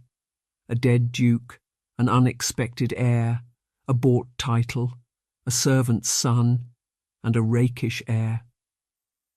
She wondered where her father fitted into it, and now she sought to push the landlord further. "My father had some dealings with the Duke of Lancaster. He didn't care for him very much," Lily said, and the landlord shrugged. "He owns most of the city. Thought not my inn, I'm glad to say. What was your father's name?" he asked. "Oh, Joseph Porter," Lily said, knowing she could not reveal the truth about her father to just anyone, and the landlord furrowed his brow. "Ah, I don't remember a Joseph Porter, but I suppose it's a long time ago, isn't it? Over 20 years ago. Goodness me, how times change," he said, as Lily cut the top off her boiled egg and smiled. "They do. But people don't always change with them. I must say I'm surprised to hear such things said about the Duke's son. One always imagines the aristocracy to be a model of virtue," she said, but the landlord laughed. "If it's a model of virtue you want, you won't find it in the son of the Duke of Lancaster. He's not fit to inherit his father's title, that's for certain. But he will. How could he not? He'll make a poor duke, though, and for now he'll play the rake. You'll see him at the ball, or he'll see you. Be careful. You and Miss Saunders are just the sort of women he'll be interested in," the landlord said, and Lily smiled. That was just what she was hoping for. After breakfast, Lily stepped out into the morning sunshine, keen to explore her new surroundings. She wanted to acquaint herself with the city and learn more about the dukedom. Any information was valuable, and she took with her a small pocketbook, ready to note down anything of interest she discovered. In London, Lily kept copious accounts of everything she learned, and she had an encyclopedic knowledge of the ton, so as to connect one piece of information with another, always ready to find scandal lurking beneath the surface. "And I've already learned so much," she thought to herself, making her way along the pleasantly appointed high street, pausing to look into the window of a modiste, where a beautiful pink dress was on display. The ball would be an opportunity for observation, for Lily had no intention of preempting scandal. She could easily write a penny copy about the rakish air. The landlord had already furnished her with tantalizing possibilities. But Lily knew the real skill in scandal-mongering was to wait for the perfect opportunity to publish. A reputation could be destroyed in a moment, and it was often prudent to wait for a subject's stakes to be higher before publishing a scandal from the past. In this way, Lily set herself apart from the many other scandal writers in London, for her copies were always perfectly timed to cause the most damage to reputations deserving of destruction. A new gown would certainly help draw in the rakish air, she thought to herself, deciding to invest in the pink dress as a means of securing the information she required. Stepping into the modiste, she was greeted by a large woman in a purple dress with a red face and bouffant hairstyle. "Good morning, madam, and what can I do for you? A new dress, is it? I don't think I've seen you before," the woman said, and Lily smiled and nodded. "Yes, I'd like to be fitted for the dress in the window. It's something of an urgency. I've travelled from London and my trunks were misplaced by a careless carriage driver. I've nothing to wear for the Assembly Room's ball tonight. I've sent my maid to buy the other things I need, but if you can do something for me, I'd be ever so grateful." "I'm here for the season, you see," she said, as the woman nodded. "Certainly, I'll take your measurements and can make the alterations this afternoon. It's no trouble, and how terrible for you to lose your things like that. This way, please stand on the stool," she said, and Lily was directed into a fitting room where she slipped off her shoes and stood on a red plush stool, the modiste taking out a tape measure and holding it up to Lily's skirt. "I don't know much about the season here, though I assume the Duchess hosts a great number of events," Lily said. Such leading questions were always to her advantage, and she felt certain the modiste would know a great deal about the Duchess of Lancaster. "Oh yes, madam. The Duchess hosts several grand balls at Burnley Abbey, and a picnic in the grounds. She was here only yesterday to buy a new dress, and admired the one you've chosen," the woman replied. "It must be difficult for her, not having a daughter." "A son isn't much use when it comes to society events," Lily replied. The modiste noted down her measurements and nodded. "Certainly, madam. But she's used to it, I'm sure, and she's got Lady Anne to help her now. She's like a daughter to her. The Baron's her godson, you see. The way she speaks about him, well, sometimes I wonder who she prefers, her own son or him," the modiste said, tutting and shaking her head. Lily smiled. It seemed there was no shortage of opinion as to the family of the Duke of Lancaster, and with every conversation Lily was learning something new. Chapter 6. Maximilian groaned. His head was pounding, and he rolled over onto his back, staring up at the canopy above his bed. "What time is it?" he said out loud, struggling to sit up and feeling suddenly unwell. His chamber pot stood next to the bed, and he looked down into it, fearing he was about to be sick. A jug of water stood on his bedside table, and he grabbed it, drinking straight from it, the water running over his nightshirt. "For goodness sake!" he exclaimed, soaked to the skin, as now he rose from the bed and staggered towards the window. He pulled back the curtains, shielding his eyes from the bright sunshine, before pulling up the sill and breathing in the fresh air of the garden. Down below, a gardener was clipping the box hedge, and he looked up at Maximilian, shaking his head and tutting. "What are you looking at? Get back to work!" Maximilian shouted, even as he staggered back from the window, feeling again as though he was about to be sick. He sat down on a chair by the hearth, struggling to recollect the events of the night before. He had gone to Lancaster with William. They had dined at the Gresham Club and stayed drinking in the smoking room until close to midnight. There had been a carriage ride home, and Maximilian had persuaded his cousin to have another drink, or perhaps two.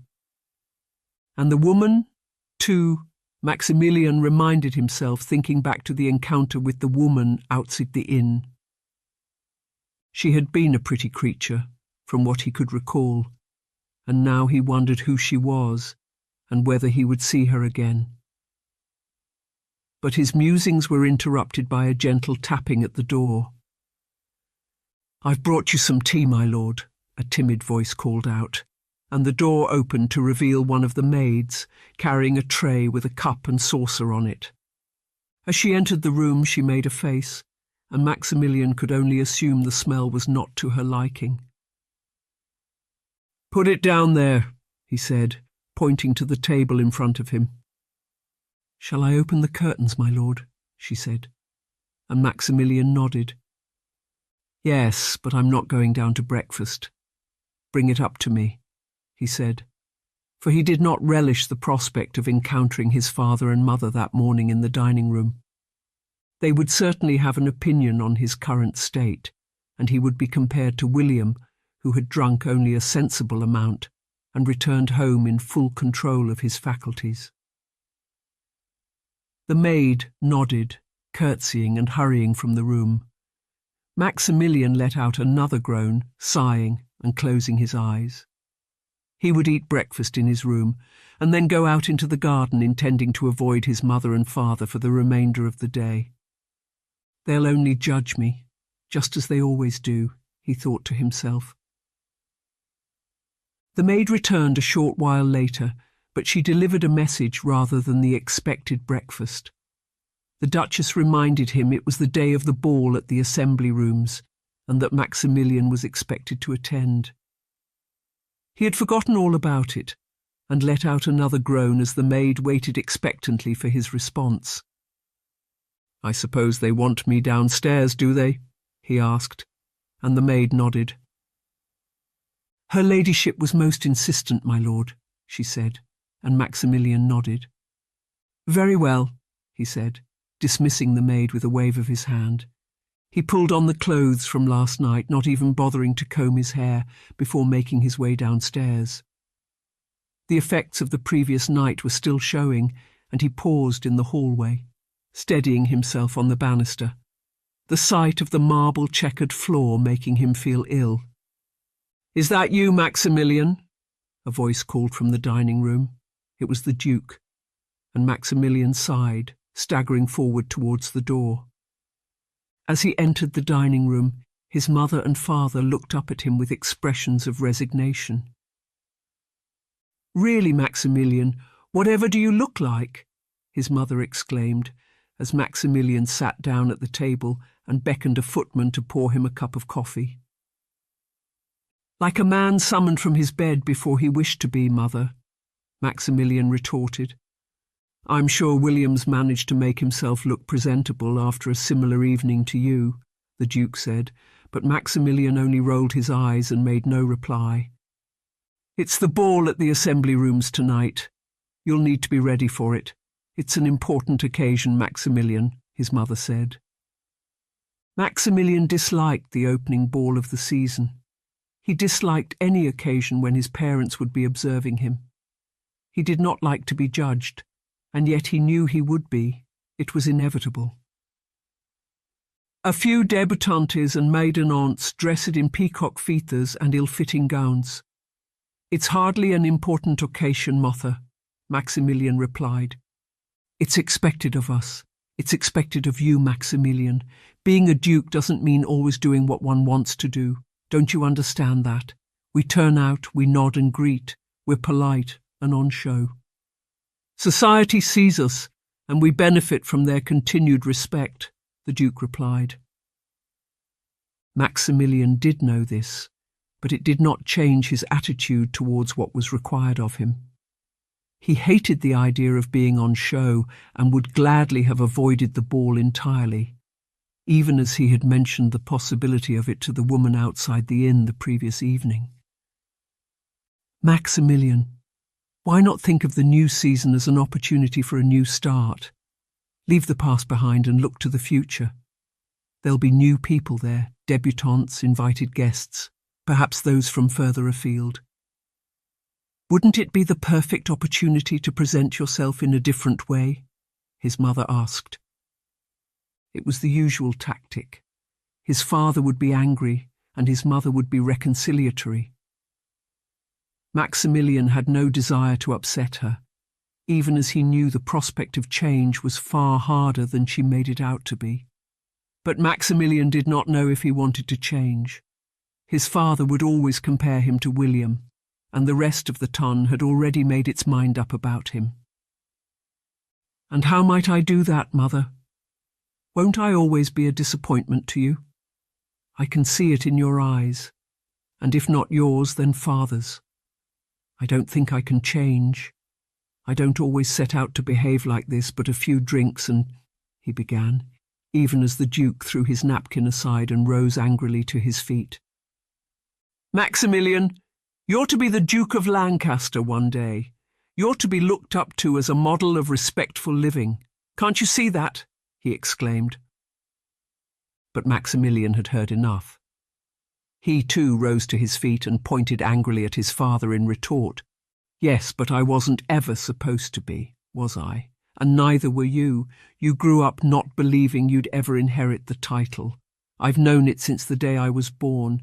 You've always expected so much of me, and yet it was never meant to be." "It was William all along," he exclaimed, and before his father could reply, Maximilian had stormed off from the table. The footman by the sideboard exchanged puzzled glances as he passed, but Maximilian did not care what they thought. He was angry, and he had been angry for a long time. It was not just his father's attitude and expectations, but the very nature of what he was born into. Maximilian had no choice but to inherit the title of Duke of Lancaster. It was his, whether he wanted it or not. He had felt the burden of responsibility, even at a young age, and had always felt second best in his father's estimations. The responsibility should have been William's, and the fact it was not left a bitter taste in Maximilian's mouth. But they'll still expect it of me, won't they?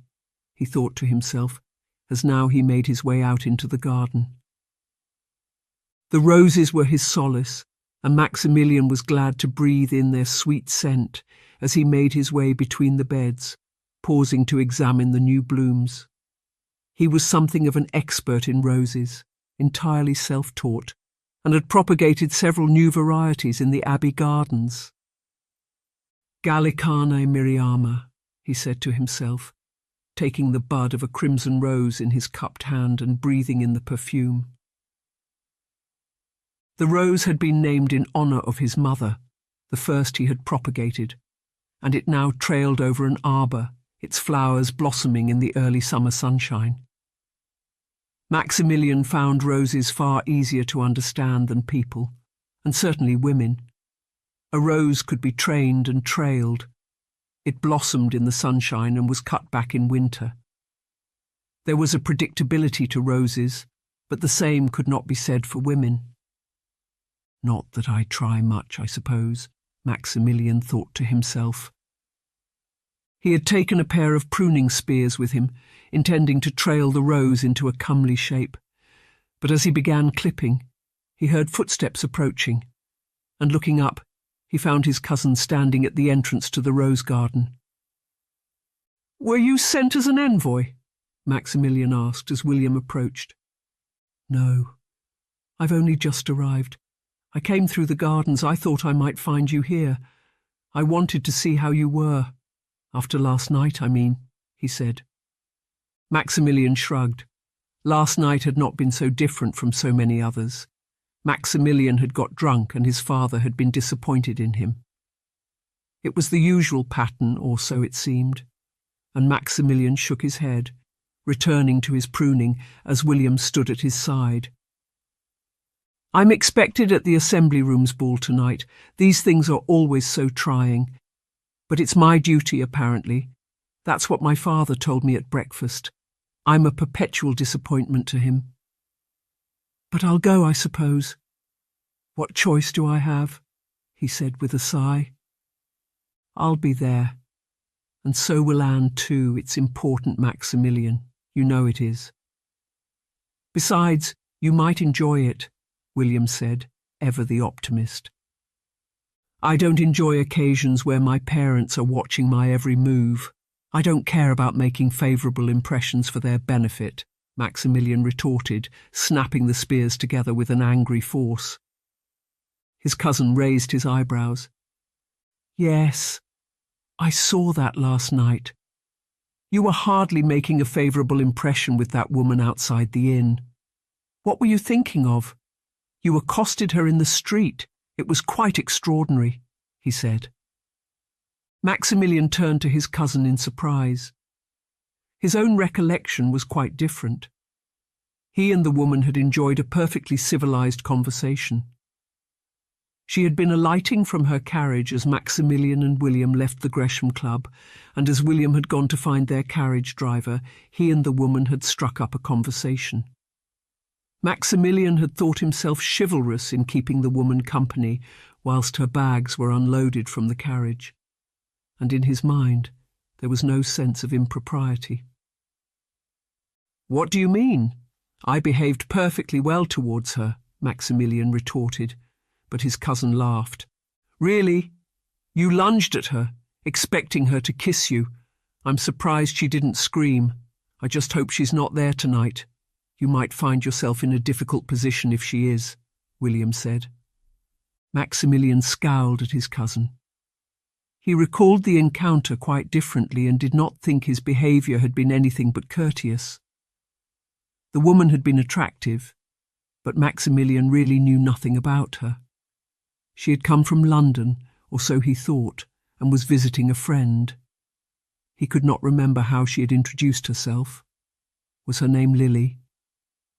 Well, it hardly matters, does it? She was just a flight of fancy, nothing more. I spoke to her. "Is there any harm in that?" he asked, looking up at the rose bush as he decided where the prune next. "There is when it happens so frequently, Maximilian. You leave a trail of destruction behind you wherever you go.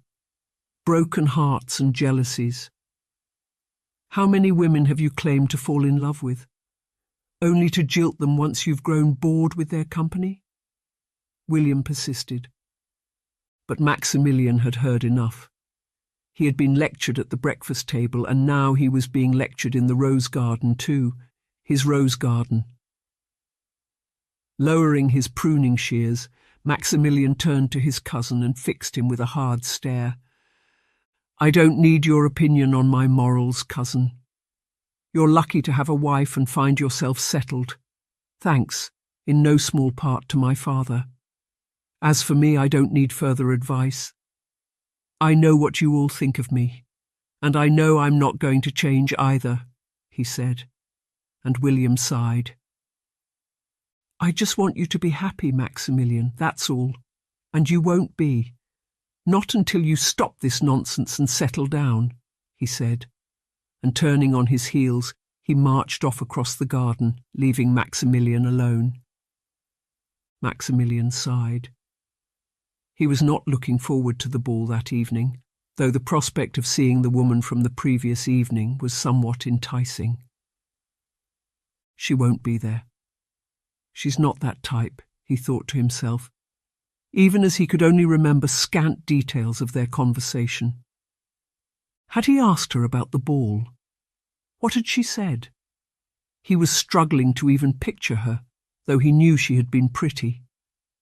His recollection of their conversation was entirely different from William's perception. He felt certain he had been charming, even as his cousin gave a very different account. Well, it hardly matters. She's just like all the rest, he thought to himself, returning to his pruning and feeling glad of the certainty his roses provided. They would bloom, even as so much of the rest of his life was still waiting to blossom.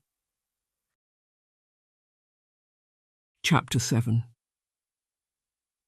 Lily had still not heard anything from Alicia. The afternoon was drawing on, and the time for the ball was fast approaching. The modiste had made the necessary adjustments to the dress and had it delivered to the inn, where the landlord, who now seemed far less suspicious of Lily, had proved to be a continued source of interest and information over luncheon. "Oh, yes. They're an ancient family, one of the richest in England. I didn't care much for the previous Duke, I mean the present Duke's father. His brother was hardly in the inherit long enough to count. No, he was a stern man, and the Duchess, then the Dowager Duchess, was a stern woman. I never saw her smile. She'd drive past in her carriage, expecting the shopkeepers to come out to her. But that's aristocrats for you. I suppose it's even worse in London," the landlord said, and Lily nodded. "Oh, yes, quite terrible," she said, and the landlord shook his head. "The things you hear about them, and especially the rakish air. Last week he got so drunk it took 4 men to carry him out, and I won't lower myself by repeating some of the words he used. It's an absolute scandal," he said, shaking his head. "I'd never have thought it." "I'm surprised no one reveals these things," Lily said, and the landlord nodded. "Someone should. He won't get away with it forever," he said, and Lily smiled. "No, he won't, I'm sure," she said, taking up her knife and fork, as a dish of mutton and potatoes was placed in front of her. Having heard nothing from Alicia by the time she had finished eating, Lily decided to take matters into her own hands. She had already made up her mind to attend the ball at the Assembly Rooms that evening. It would be the perfect opportunity to observe those characters she had already heard so much about, and to revisit her acquaintance with the heir in particular. It was he on whom she intended to base her scandal sheet, and she had made discreet inquiries of the landlord as to whether such a publication already existed. "You mean the penny horrors?" "Not here, not really. There's the broker press on Nottingham Street. They print all manner of pamphlets and tracts. Someone always wanted to put their opinions into print, don't they? But you won't find anyone printing scandal. There's not enough of it," the landlord had replied. But given what Lily had already heard, she felt convinced there was, and after luncheon she set out in search of the broker press, intending to offer them her services. Entrance to the ball was something she could achieve through flirtatious persuasion. Lily was used to such things, for she often talked her way into societal gatherings, only to emerge with just the information she required. But a formal invitation would make things easier, and she hoped the broker press might be run along a similar nature to that of her editor in London, printing whatever was required without questions as to its intended use. "Could you direct me to the broker press?" Lily asked, stopping a young boy in the street. He pointed vaguely to a dilapidated building at the far end, where the remnants of an ancient wheel were attached to what must once have been a watermill. "It's in there," the boy said, and Lily rewarded him with a penny. "Thank you," she said, and the boy ran off, looking pleased with himself. Lily was curious. The watermill was hardly what she had expected, and she approached with some trepidation, pausing at the door. But before she could knock, it was pulled open, and an elderly man, white-haired and with a suspicious look on his face, answered it. "Yes? Sneaking around you? One of those do-gooders trying to stop my printing what I want? It was the magistrator last week, threatening me. Who are you?" he demanded, and Lily smiled. "My name's Lily Porter, and I'm certainly not here to cause trouble, Mr. Broker. In fact, I'm eager to make you an offer," she said, using her false name again. The printer's eyes narrowed, and he straightened up, opening the door further. "You can come in, but I'm watching you," he said as Lily stepped inside. A printing press stood where once the mechanisms of the mill had been. The air was damp and smelled of ink and oil. The tools of the printer's trade lay all around. A table was covered with block lettering and vats of ink in various colours, whilst piles of paper stood in dusty corners, and the latest printing runs were stacked neatly on another table waiting to be packaged. "What a marvellous place," Lily said, for she had always liked to see printing presses. They were the tool by which her words were dispersed, and she felt certain Mr. Broker would help her. "What is it you want? Something printed?" he asked, and Lily nodded. "I understand you print a variety of pamphlets and tracts," she said, and the printer nodded. "That's right, though there are plenty who'd be glad if I didn't. I print for the Catholics. That upsets the Church, and I print for the dissenters too. That upsets the Church. I print for the politicians. That upsets the ones in power. I could go on," he said, shaking his head. "What about the aristocracy? Do you ever upset them?" Lily asked. "No, but I'd be glad to do so. They'd like me shut down too. No one likes a man with a printing press and a free thought in his head," the printer replied. "Then what if I was to make you a proposition?" Lily asked, and she explained something of the work she did, and how it might be beneficial to them both. Lily had brought several samples with her, and Mr. Broker examined them with interest, nodding and smiling to himself. "Yes, I see what you do, Miss Porter, and what do you expect from it? Blackmail, I suppose. That could be dangerous for me," he said, but Lily shook her head. "Not at all. I only write what's true. I don't ask for money to prevent it being published, but ordinary people like to read about the scandals engulfing their apparent betters. A scandal sheet can contain advertising, and you, the printer, stand to gain considerably from the increased circulation of your publications by including one," she said. Lily was used to selling her wares. It was no different to selling lace or hot chestnuts on a stall. She had something others wanted, and they were prepared to pay for it. Lily kept up with demand, and her supply was already established. The printer nodded. "Yes, I can see you're successful in what you do. But why do you think it'll work here in Lancashire?" he asked. "Aren't there scandals in Lancashire too?" Lily replied. The printer nodded, narrowing his eyes and smiling. He cocked his head to one side, looking at Lily, who returned his gaze unflinchingly. She was used to dealing with suspicion, even as it seemed the printer was interested in what she had to offer. "I'll only print it if you're certain of the truth, and on your head be it," he said. "I pride myself on revealing the truth, as unpalatable as it might be to those whom it concerns. I've never written anything that wasn't true. I'm here for the season, staying with a friend. I'll have ample opportunity to observe the comings and goings of society. I'm always discreet. No one need know who I am," she said, and the printer laughed. "I like you, Miss Porter. Very well. I'll print your scandal paper and include it in my next distribution. Write a piece about tonight's ball at the Assembly Rooms. I assume you're going," he said, and Lily nodded. "I'll be there, though it would be easier to gain entrance if I had an invitation," she said, glancing at the printing press. "I can print you one, yes, but they're the same every year. No one ever wants to forge them. Why would they? But if it makes it easier for you," he said, and it was not long before Lily was handed the invitation, printed in block lettering, and embossed with a crest of 2 lions and an eagle.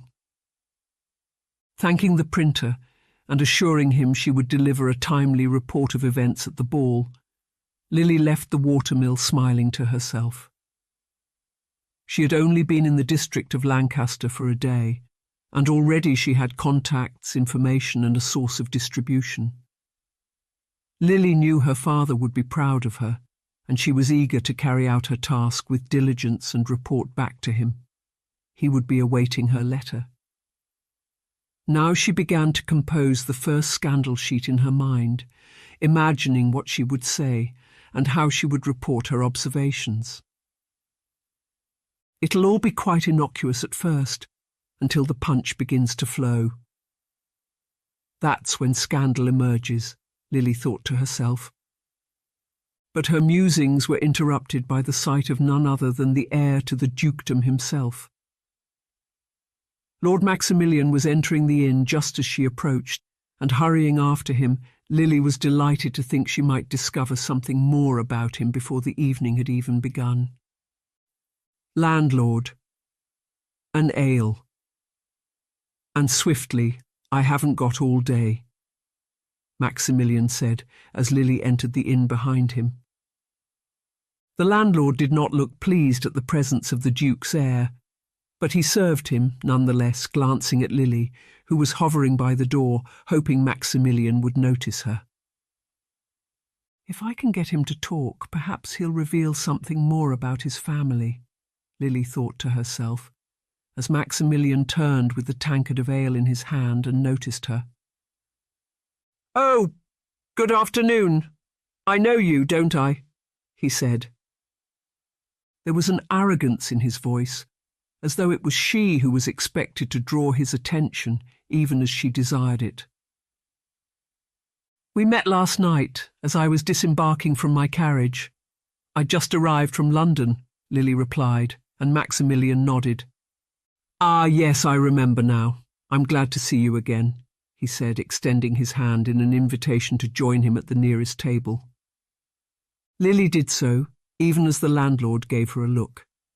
She wanted to talk to Maximilian, even as it repulsed her to do so. Her estimation of him was simple. He was a rake, and rakes deserved everything that was printed about them, for it was always true. "I didn't expect to see you here. I didn't realize aristocrats frequented such places," she said, and Maximilian laughed. "Not all of them do, but I'm not like most aristocrats. Won't you have a drink with me? Landlord, an ale for the lady," Maximilian called out. "I don't think that's quite appropriate, do you?" Lily said. She hoped to embarrass the Duke's heir, and she certainly did not wish to give the impression she would drink ale with him. But the truth was somewhat different. Lily often shared a tankard of ale with her informants, and she was certainly not too proud to keep whatever company was necessary to secure the information she required. But Maximilian did not appear perturbed, merely shrugging and waving his hand dismissively. "I thought you might be the sort of woman who drank ale." "I'm obviously mistaken," he said, and Lily nodded. "That's certainly true. I'm only here whilst I await my friend. We'll be going to the ball tonight. Didn't you say you'd be going too?" she asked, dangling the proposition before him.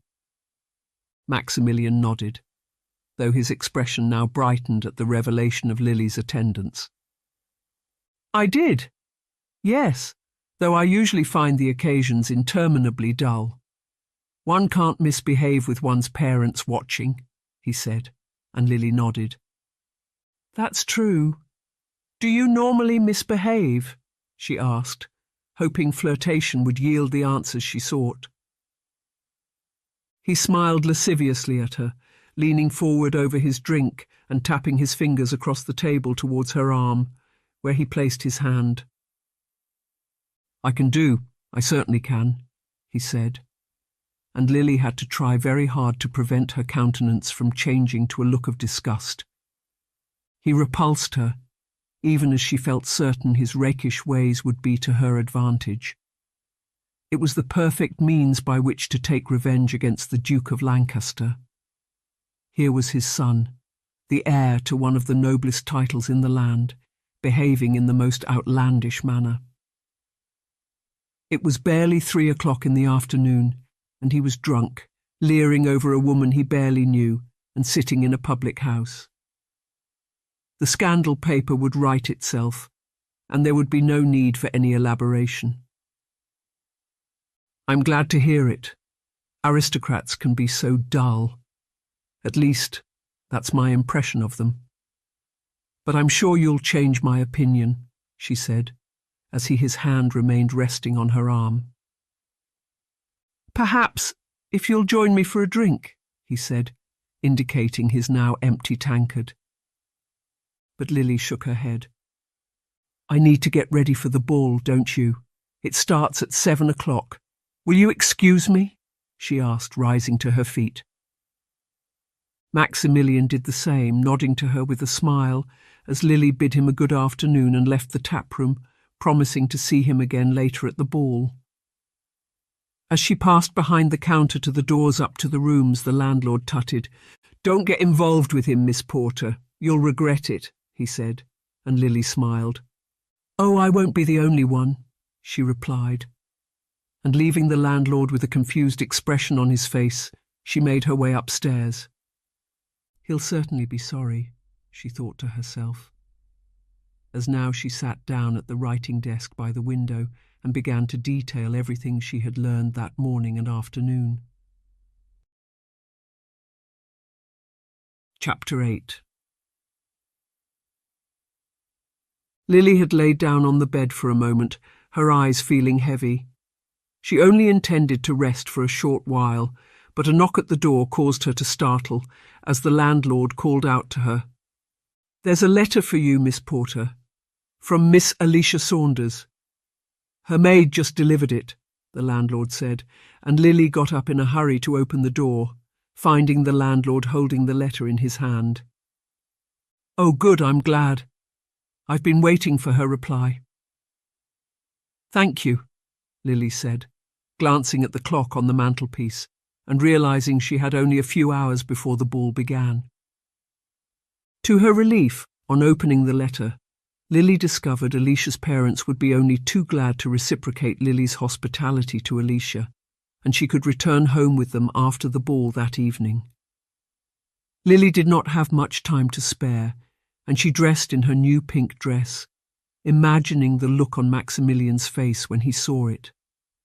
All her plans were coming together, and now she felt excited at the prospect of seeing Alicia and discovering more about the local society. "But I won't tell Alicia why I'm here." "She doesn't need to know," Lily thought to herself, as she made her way downstairs a short while later. The landlord looked at her in surprise. Lily had transformed herself into the belle of the ball in her pretty pink dress, a pair of silver slippers, a silk shawl, and jewellery her father had given her for her 18th birthday. "Well, Miss Porter, you're certainly full of surprises," the landlord said, as Lily settled her bill. The kitchen boy brought down her bags, and a carriage was summoned to take her to the assembly rooms, a short distance away from the inn. "I'm grateful for your hospitality and for the things you've told me about. Well, everything," Lily said, as she bid the landlord farewell. "Just remember what I told you, Miss Porter. Have nothing to do with the Duke's son. You wouldn't be the first young woman to be seduced by his charms," he said, and Lily smiled. "Don't worry, I'm sure I know what I'm doing," she replied, and now she made her way out to the waiting carriage, garnering admiring looks from several men sitting outside the inn drinking. "The assembly rooms, miss," the driver said, and Lily nodded. "That's right," she replied, and they set off to make the short ride along the high street. The building known as the Assembly Rooms was a handsome one, built in a neoclassical style with columns and steps up to a large door standing open where liveried footmen stood in attendance. A steady stream of fashionably dressed men and women were entering, and there was much merriment and cheer amongst the crowds. This was the beginning of the season, and there was a sense of anticipation in the air as Lily climbed down from her carriage and looked around her for a sight of Alicia and her parents. I wonder where they could be. The letter said they'd meet me here, and the bags could be put into their carriage, she thought to herself, even as it was hard to pick out any individuals amongst the crowd. But at that moment, a commotion occurred along the street, and shouts of "Make way" could be heard as the clatter of horses' hooves approached. Lily watched in fascination as a large carriage, much larger than any of the others, and embossed with an ornate crest on the door, drew up. There was much excitement and jostling amongst the crowd, and heads turned as the carriage came to a halt. A footman jumped down, hurrying to open the door for the occupants, who now appeared to a round of applause. "Who is it?" Lily asked, turning to a young couple at her side, both of whom looked at her in surprise. "It's the Duke and Duchess, of course. Don't you know them when you see them?" the man replied, with indignant expression on his face. Lily turned to look back at the Duke and Duchess, now making their progress through the crowds. They were a handsome couple and greeted their well-wishers amicably, but Lily could only look at them with contempt. She remembered her father's words and felt even more determined to enact the revenge he sought. As they reached the top of the steps, they turned, waving to the crowds, who now followed them into the assembly rooms. But Lily lingered, surprised to see the Duke and Duchess were not accompanied by their son. "I wonder where he is," Lily thought to herself, just as an excited cry came from behind. "Oh, Lily, there you are! How wonderful to see you!" Alicia called out, and Lily turned to find her friend hurrying towards her. Alicia was a pretty creature, with blonde hair hanging down to her shoulders in ringlets, and a rosy-cheeked face with dark brown eyes. She was wearing a peacock blue dress, and she hurried to embrace Lily, exclaiming again how glad she was to see her. "And thank you for replying to my letter. I should have written earlier, but I just had to leave London. My mother and I weren't getting on. You know how it is," Lily said, and Alicia nodded sympathetically. Alicia had seen the growing animosity between Lily and her mother, and it would surely have come as no surprise to her to be told Lily wanted some time away from London. "Oh, yes, I can only imagine." "You poor thing, but I wasn't sure. Why Lancashire?" "Though I'm thrilled to see you, of course. It's hardly the society you're used to," Alicia said, lowering her voice, as a pair of young women walked by arm in arm. "My father lived here once," Lily said by way of explanation, and Alicia looked at her in surprise. Did I know that? No, I don't think I did. How interesting. Oh, but look, my mother and father are here, she said, taking Lily by the hand. Mr. and Mrs. Saunders were a thoroughly respectable couple, a little older than Lily's own parents, and now they greeted Lily warmly. How pleased we are to see you, my dear, Mrs. Saunders said. She was a large woman, her height extenuated by a large plumage of feathers emanating from her fascinator, and her red skirts trailing somewhat behind her. Her husband was quite the contrast, thin, and in no way possessed of the countenance one might expect of a man who traded in liquor for a living. Alicia had once confided in Lily as to her father's absolute abhorrence for the demon drink, even as he had no qualms in selling it. And are you, Mrs. Saunders? Thank you so much for agreeing to my staying with you for the coming weeks. I was just saying to Alicia, I've come north because my father once lived here, Lily said, and Mrs. Saunders nodded with interest. Really? How fascinating. And of course you must stay. We haven't forgotten your kindness to Alicia when we were abroad, have we, Timothy? She said, and Mr. Saunders shook his head. No, certainly not, though I'll be glad never to see another sugar plantation for as long as I live, he replied, smiling and shaking his head. What a pretty dress you're wearing, Lily. Is that the one? Oh, it was in Miss Anderson's dress shop, the modiste, she said, and Lily nodded. I thought I'd make an impression. If I'm going to be here for the season, I thought I should make an effort with my dress, Lily replied. Oh, we're going to have such fun, aren't we? It's my first season here too. I've found Lancashire society somewhat different from London, but not less pleasant because of it. It's a smaller world, of course, and intrigues travel fast. Are still writing the society listings? Alicia asked. In this, too, Lily had not been entirely honest. Her friend knew she wrote accounts of the happenings in London society, but these were factual and informative rather than damning and divisive. In Alicia's mind, Lily wrote accounts of pretty ball dresses and the music danced to at this or that aristocratic gathering. She knew nothing of the scandal sheets, and she would surely have been horrified to have learned the truth as to Lily's real occupation. Oh yes, but these things are always planned in advance. I was able to learn all I needed to know before leaving London, and I'll just make up the colours of the dresses, Lily replied, laughing, as Alicia took her by the arm and led her into the throng of guests still crowding the steps up to the assembly rooms. Did you see the Duke and Duchess arrive? She's always so elegant. I've seen her a few times since we arrived here. She's ever so pretty. I feel sorry for her, Alicia said, and Lily looked at her curiously. And why's that? She asked, even as she thought she already knew the answer. She's got a son, but he's a terrible rake, or so everyone says. It must be so awful for her, and no daughter either. I know fathers want sons, but mothers want daughters, don't you think? She asked. Lily smiled. She thought of her own mother, and felt fairly certain she would have rather Lily been born a Luke or a Lance. As for her father, she could not imagine him with a son, and she knew he was proud to call her his daughter. I'm sure they do, she replied, as they made their way up the steps. As they approached the door, the reason for the throng became apparent. Invitations were being checked, and Lily took her forgery from the pocket of her dress, even as Alicia looked at her in surprise.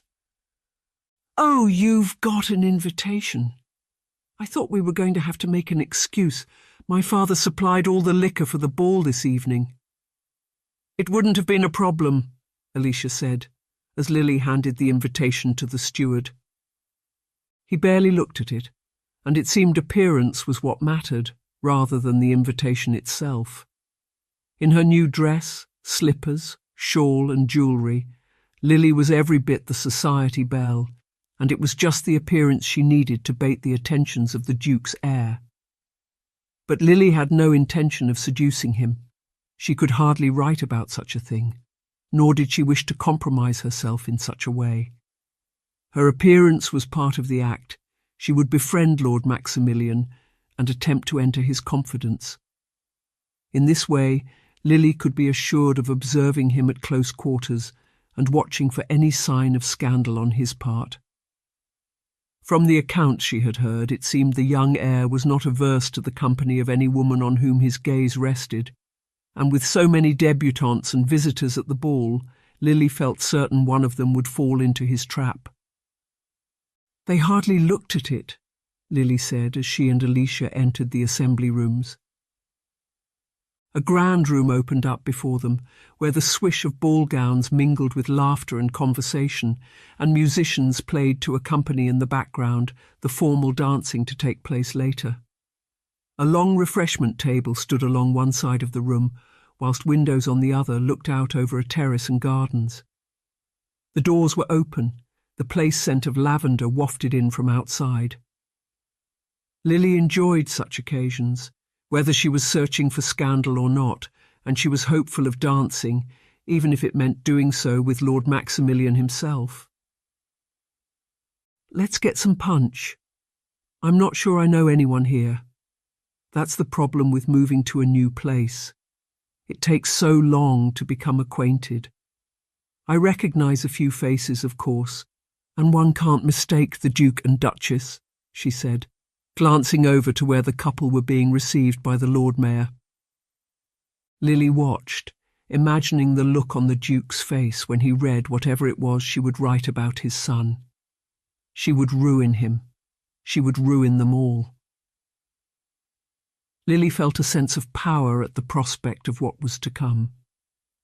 She would bide her time dangling the sword of Damocles above the unsuspecting couple, knowing she could take her father's revenge whenever she desired it. For Lily, the scandal sheets were a means of income, but this was different. She had never before written out of spite, for she had never had a reason to do so. Lily told the truth, but this time the truth was different. It was personal. "No, they make quite the couple, don't they?" she replied. "He's ever so handsome. The Duke, I mean. I know he's older, but still," Alicia said, and Lily turned to her and raised her eyebrows. "He's twice your age, and married," she said, and Alicia laughed. "Oh, I know, but there's something about an older man I find alluring," she said, blushing, as Lily shook her head. She herself was wary of men. She had seen enough of human nature for such wariness to be justified. Even men who appeared to be perfect gentlemen could have their secrets. There were times in London she despaired of ever finding the sort of man she would wish to marry, one who did not behave in the way so many others thought it appropriate to do. Men were, on the whole, rakes, and Lily had had her fair share of rakes. It was why she wrote about them, even as there were any number of women complicit in such behaviour too. What is it about the aristocracy that makes them behave like this? She thought to herself, glancing around the room and picking out various dresses and ball gowns on which to comment when she wrote her report of the ball for the broker press. Every shade and permutation of colour was there, forced onto ill-fitting bodies, be they too tall, too short, too fat or too thin.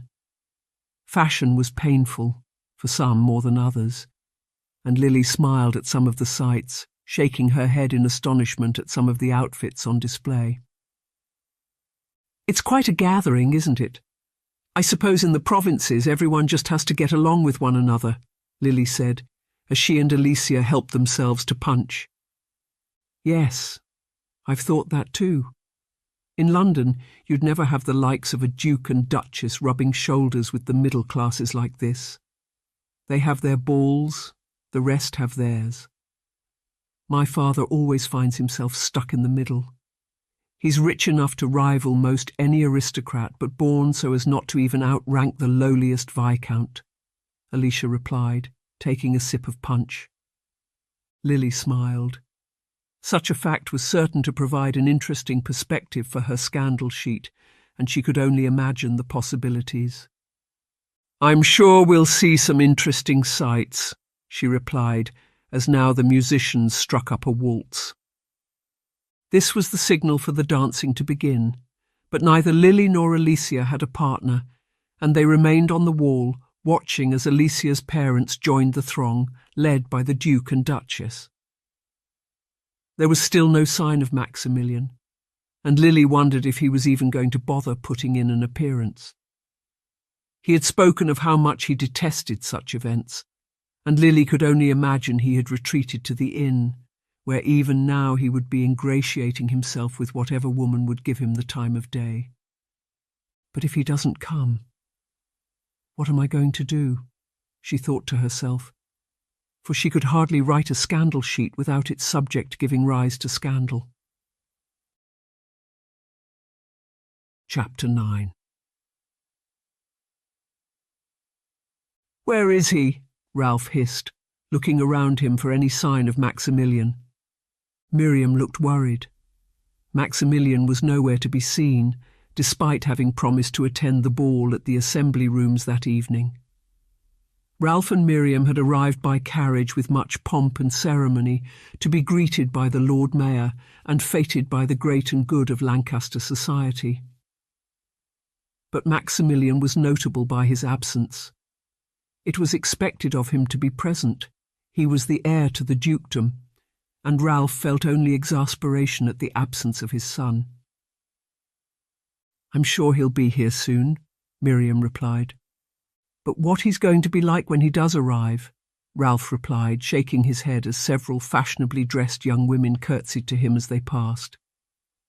"Your Grace, I really must speak to you about an urgent matter concerning the wheat prices.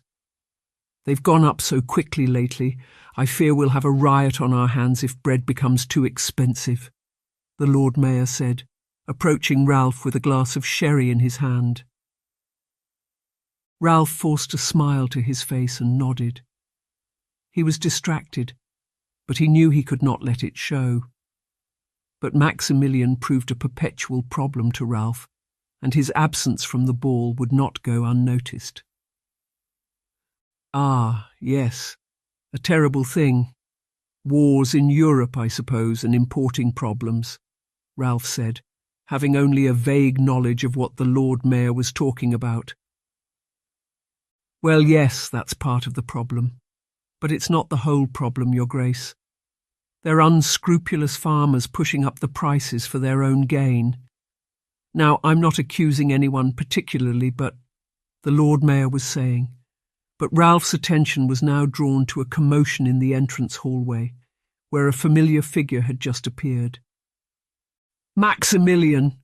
Ralph snarled, and Miriam too turned and gasped. Maximilian was drunk, and he was causing a scene with the master of ceremonies. But it was not just his drunken state attracting attention, but the astonishing outfit he was wearing.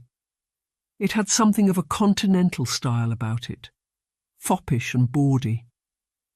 Maximilian was wearing a long orange frock coat and a waistcoat of coloured patchwork. He had a tricorn hat on his head and a ruff and cravat in yellow and white silk. His boots were highly polished, and his socks pulled up over his breeches, attached with clasps in the shape of golden lion heads. It was a remarkable sight, and the whole room was staring at him.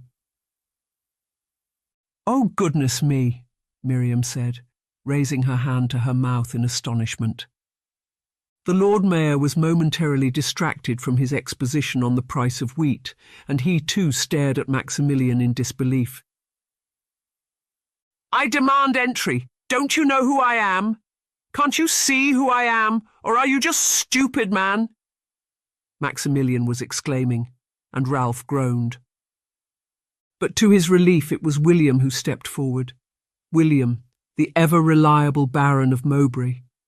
A good and trustworthy pair of hands, the very opposite of Maximilian. "It's all right. William can take him aside. He won't cause too much of a scene," Miriam whispered. But the damage had been done, and Ralph knew his son had a very long way to go before he could be called the heir to the dukedom, a title he was far from yet worthy of. "I demand you allow me entry. I'm not drunk. How dare you suggest such a thing, you arrogant little man? Get your hands off me," Maximilian exclaimed, as the master of ceremonies tried to manoeuvre Maximilian back towards the doors of the assembly rooms.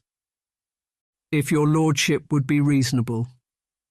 I know very well who you are," the master of ceremonies replied, but Maximilian dismissed him with an angry shove. "Get out of my way," he snarled. But before the insulted man could respond, William had appeared at Maximilian's side. "Come now, cousin. Come and sit down. You can listen to the music and watch the dancing," he said in a hushed tone, taking Maximilian by the arm. Maximilian scowled at the master of ceremonies, who dusted off his lapels, straightened the creases in his waistcoat, and glared at Maximilian, who waved his hand dismissively. "What are you all looking at?" Maximilian snarled, as William led him past a group of men and women tutting and shaking their heads. Maximilian had been drinking that afternoon at the inn, though he could not remember precisely what time he had arrived there. It may have been the morning. Eventually the landlord had refused to serve him any more drink, and Maximilian had staggered down the street to the assembly rooms, demanding entry on accord of his rank and privilege. "Sit down here. I'll get you some, not punch," William said, looking suddenly uncertain. "Yes, punch," Maximilian demanded, even as William appeared to look around for something other than alcohol to provide him with. At that moment, Anne came over, smiling at Maximilian, who looked up at her as though through a haze. Maximilian liked Anne. She was a kind and considerate woman, gentle and thoughtful. William had made a good match, and her appearance was that of a woman in the first throes of motherhood, radiant and rosy-cheeked. "How are you, Maximilian?" Anne asked, sitting down next to him, as William brought a cup of warm milk mixed with nutmeg. "I'm quite all right. Everyone always asks me the same question. But I'm quite all right," Maximilian replied. He spoke emphatically, even as he could hardly remember his own name. "Your parents are worried about you," Anne said, taking Maximilian's hand in hers. Maximilian rolled his eyes.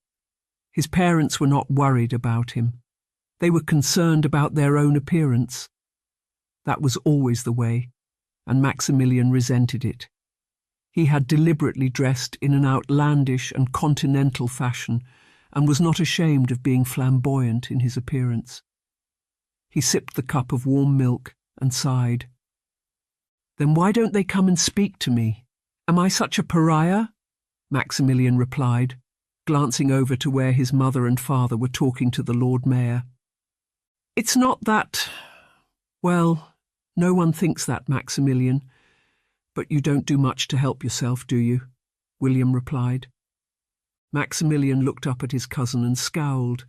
He did not like being lectured. He did like being told what to do by anyone. "And what's that supposed to mean?" he demanded. William and Anne glanced at one another, and Anne took William's hand in hers and squeezed it. "It's not meant as a criticism, Maximilian. But you've got to think about the future. You're to be the next Duke of Lancaster. Doesn't that mean anything to you?" Anne asked. In truth, it did not mean much to Maximilian. He had always known of his privilege, even as the thought of one day inheriting the title from his father filled him with dread. He did not want to be the next Duke of Lancaster. But birthright and hereditary meant he had no choice but to be so. With a sigh, he shook his head, setting aside the cup of milk and pulling his hand away from Anne, who looked anxiously at him. "I don't care about the dukedom. I'm not interested in it. Let it all go to ruin. If I tried, it still would. If I didn't, well, we'll see. I'm good for nothing, and I might as well embrace the fact," Maximilian replied. William and Anne exchanged worried glances, but Maximilian had heard enough, and now he rose to his feet, glancing around him at the other guests, and suddenly remembering Lily Porter. She was meant to be in attendance that evening, and Maximilian looked around him, trying to catch a glimpse of her through the throng. But his head was hurting, and his vision blurred. The room was filled with brightly coloured dresses, twirling and whirling in the midst of a waltz. It made Maximilian feel quite ill, and he rose to his feet, dismissing William and Anne with a wave of his hand. "Where are you going?" his cousin asked. "I'm going to take the air on the terrace. It's stifling in here. Besides, I'm not wanted," Maximilian replied, glancing towards his parents, who were now talking together in a far corner of the room. "Shall I come with you?" William asked, but Maximilian wanted to be alone. He shook his head and staggered off through the throng, catching the hems of several dresses and causing something of a rumpus as he pushed his way towards the doors leading out onto the terrace. "Watch what you're doing," one man exclaimed as Maximilian barged into him. "Watch what I'm doing? Don't you know who I am?" Maximilian demanded, grabbing the man by his lapels. The man shook him off, pushing Maximilian back and laughing. "I know just who you are," a pitiable excuse for a man, and entirely unworthy of his apparent succession, he said, straightening his lapels as the woman he was dancing with laughed. "Yes, if it weren't for his title, they'd throw him out," she said, as the couple returned to their waltz. Maximilian cursed under his breath and made his way out onto the terrace, where several other couples were taking the evening air. It had been raining, and the gardens were sodden, with large puddles creating patches on the terrace. Maximilian leaned on the parapet, looking down at the flowers in the borders below, the heads of a rose drooping under the weight of the water lying in the petals. "I know how it feels," he thought to himself, wishing he had not come, and feeling the burden of expectation lying heavily on his shoulders. He knew what was expected of him, but the way he was treated was such as to make him believe no one would ever take him seriously. He was a joke. The whole ton was talking about him, and amidst the limitations of Lancashire society, Maximilian was a laughingstock. He played up to it, of course, and certainly there were times he took delight in it. But it was not the anger of his father he took to heart, but the evident disappointment on the Duke's face. Maximilian was a disappointment to his father, and he knew it. "Good for nothing," he said to himself, as though to reinforce what he was certain others thought of him. It was beginning to rain again, and Maximilian made his way back inside, standing next to a column across from the refreshment table and looking around him again for a sight of Lily Porter. He did not know why his thoughts were so drawn to her, but she had interested him.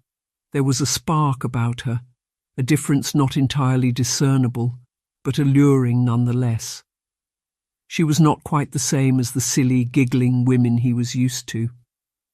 Lily Porter was a challenge, one Maximilian liked the thought of. "I wonder if she's here.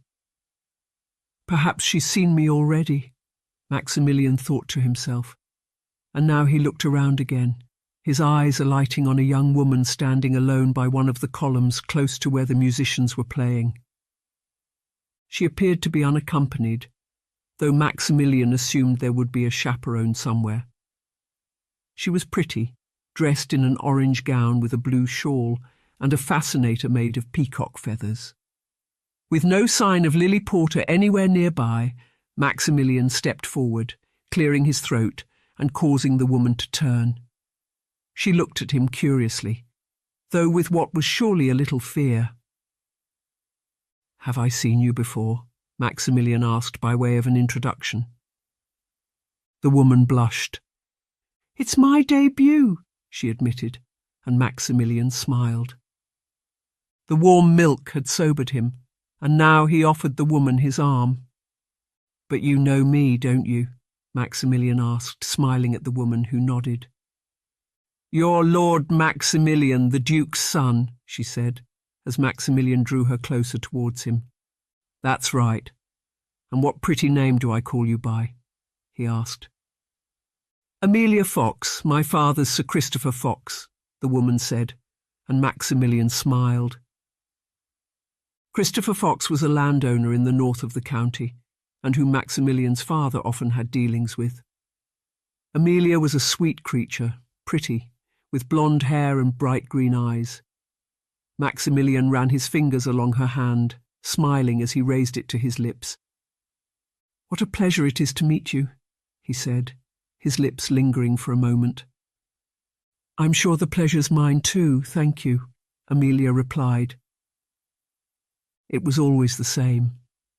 Maximilian was well practiced in the art of seduction. He used his position with impunity, and it was rare for a woman like Amelia to resist his charms. "You're very welcome, Amelia. What a pretty name that is." "French, I suppose," Maximilian replied, drawing Amelia back into the shadows behind the pillars. Another waltz was taking place, but Maximilian was far more interested in seduction than dancing. His reputation was already in tatters, and another woman would hardly do anything to dent it further. Besides, Maximilian no longer cared what others thought about him. His mind was on one thing and one thing only. "I don't know. Perhaps it is. My grandmother was Amelia too. That's why my mother chose it, I believe," Amelia replied. "And she chose very well." "She certainly did," Maximilian replied. He was trying his best to be charming. It usually worked. A compliment here, a show of feigned interest there. "It's kind of you to say so," Amelia replied. "Come a little further back. I hate talking in public. One never knows when one's overheard." "Tell me, Amelia, have you ever been to Burnley Abbey before?" Maximilian asked. This was another ploy, the mention of the house, the estate, its grandeur and nobility. It was rare for a woman to resist such enticement, for there were few daughters of society who had not entertained the dream of marrying a duke. "I haven't, no. But I hear it's a beautiful house, the finest in the county, and you live there with your parents?" "How extraordinarily wonderful," Amelia replied. "I'd take you there if you wish. Would you like to see it? You'd be very welcome. We could sit in the rose garden. I propagate them myself. I'd pluck one for you. A beautiful rose for a budding debutante," Maximilian said, leading Amelia further back into the shadows. He wanted to kiss her, even as he knew it would cause a scandal if they were seen. But the columns hid them from sight, and with the dance continuing, all eyes were on the throng. Amelia blushed. "Oh, I'd be delighted to see it. One hears of Burnley Abbey, but as for seeing it for myself," she said, as Maximilian slipped his hand around her waist. "I'd be delighted to show you," he replied, as now he brought his lips to hers and kissed her. Chapter 10. "There he is," Alicia said, nodding to where Maximilian was making a scene with the master of ceremonies. Lily watched in fascination. There was such arrogance in Maximilian's attitude. He was entirely self-entitled, a rake of the first order. He had pushed the man aside and was now being led away by another man whom Lily did not recognize, though why should she? She was a stranger here, and it was fascinating to watch the scenes going on around her as she acquainted herself with Lancaster society. "Isn't he awful?" Lily whispered, and Alicia nodded. "I don't know what other women see in him. I think he's terrible," she said, shaking her head. But Lily was fascinated, and taking up a position, hidden behind one of the columns supporting the gallery above, Lily watched her subject with interest. He was dressed in the most extraordinary manner, a continental fop, with an orange frock coat and an overly large ruff at the collar. His breeches were held up with what looked like clasps shaped like lions' heads, and the buckles on his shoes were diamante. "I'm going to dance with Michael Tanner. He's the son of a friend of father's. He's rather charming," Alicia said, as a tall young man with a mop of blonde hair approached them. Lily smiled at him, nodding to Alicia, who hurried off arm in arm with the man, just as a waltz was beginning. Maximilian was deep in conversation with the man who had led him away, joined by a woman whom Lily assumed to be his wife. I wonder what they're saying. He's probably berating him for bringing scandal on the dukedom, Lily thought to herself, smiling as Maximilian now stormed off across the dance floor, barging into several couples and being laughed at as he went. There was something sad and even tragic about him, and Lily shook her head, astonished to think this man would one day inherit the title of Duke of Lancaster. The Duke himself was standing at the far end of the ballroom, and Lily turned her gaze to him, wondering as to what it was that had passed between him and her father. Wicked man. Well, he'll regret it when he sees what I write about his son, Lily thought to herself. She had not expected the matter to be so easy, and had come to Lancaster with only a vague notion of what she might discover. But the heir to the dukedom reeked of scandal. She had only to scratch the surface to discover it. Everyone had an opinion on him, and it seemed there was a great deal more to discover about the rakish heir to one of the noblest titles in the land. "Excuse me, might I have this dance?" a voice to her side said, and Lily looked up to find a smiling young man offering her his arm. He was around the same age as her, with dark hair and blue eyes.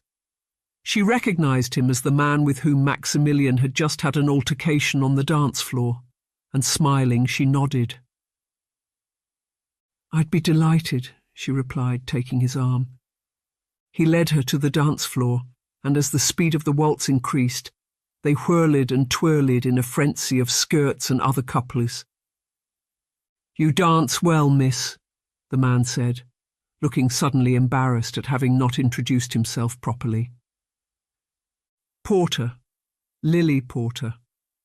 I'm here with my friend Alicia Saunders. Her father's a merchant and highly successful," Lily replied.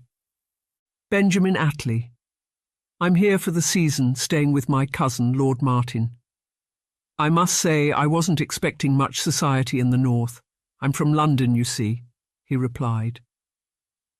Lily smiled. She knew Benjamin Attlee by reputation, though not by sight. She had written about him once, an affair with a married woman twice his age. She was a widower and had taken a string of lovers, including Benjamin, amongst them. But in truth, there were few aristocrats who did not have some sort of scandal attached to them, and compared to others, Benjamin was practically a saint. "I am too, though I don't mix much with society there.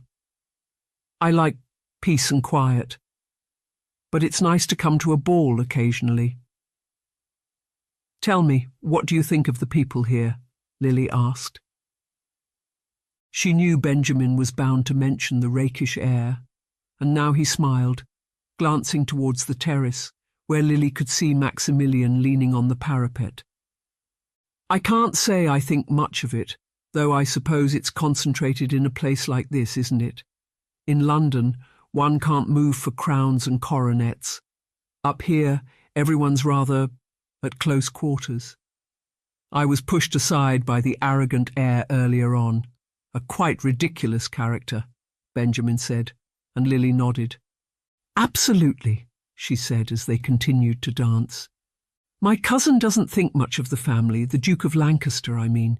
He says they're scandals, though no one quite knows what it's all about. The brother who died, the commoner for a godson, suddenly raised to the heights of a barony, and others, whisperings too. I forget the details now," he said. But Lily had heard enough.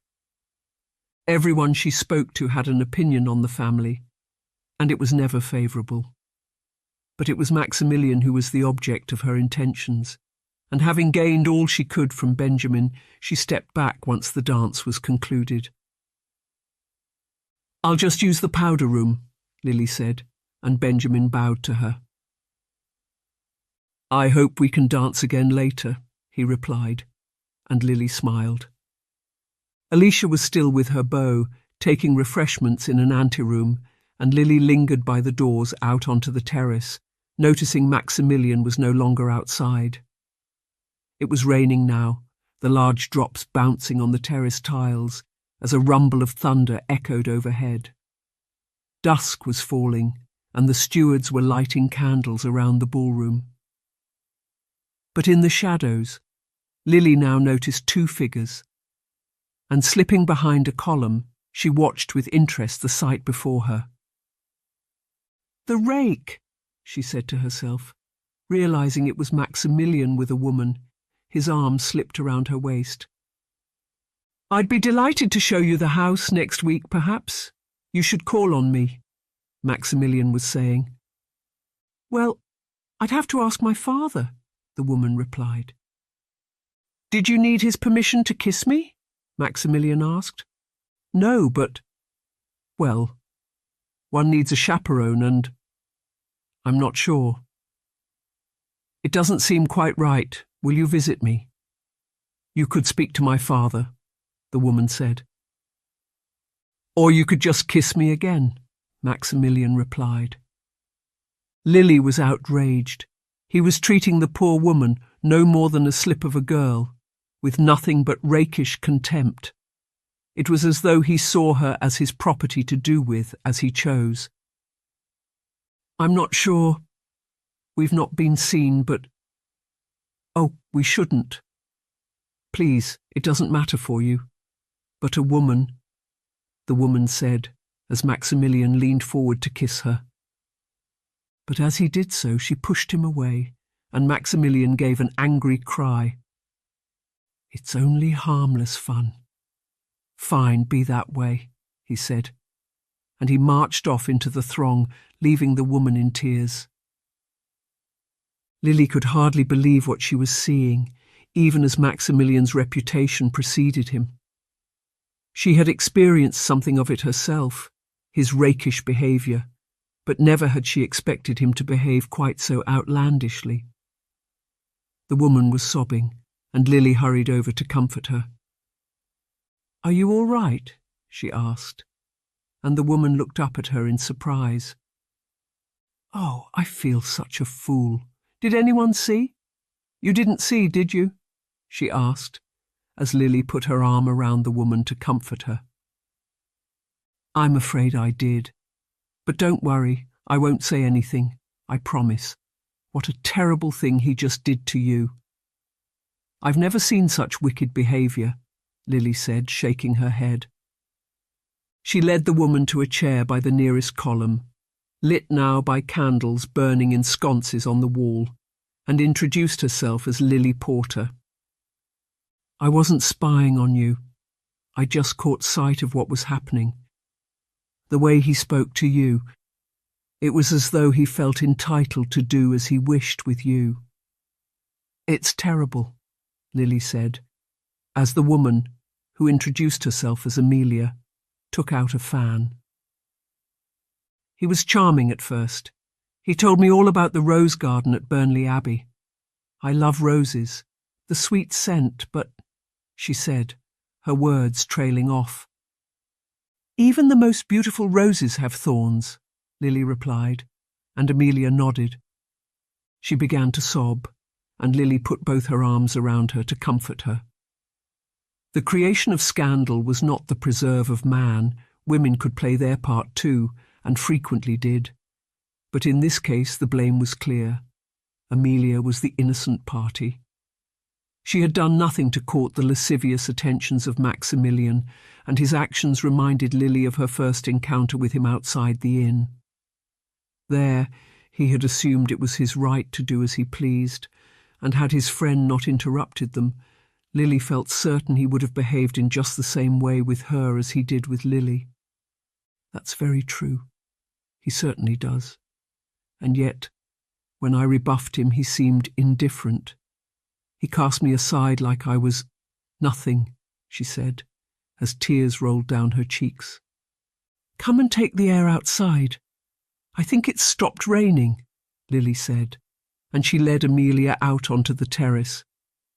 It was wet underfoot, but the rain had stopped, and the last of the day's light was lingering on the horizon.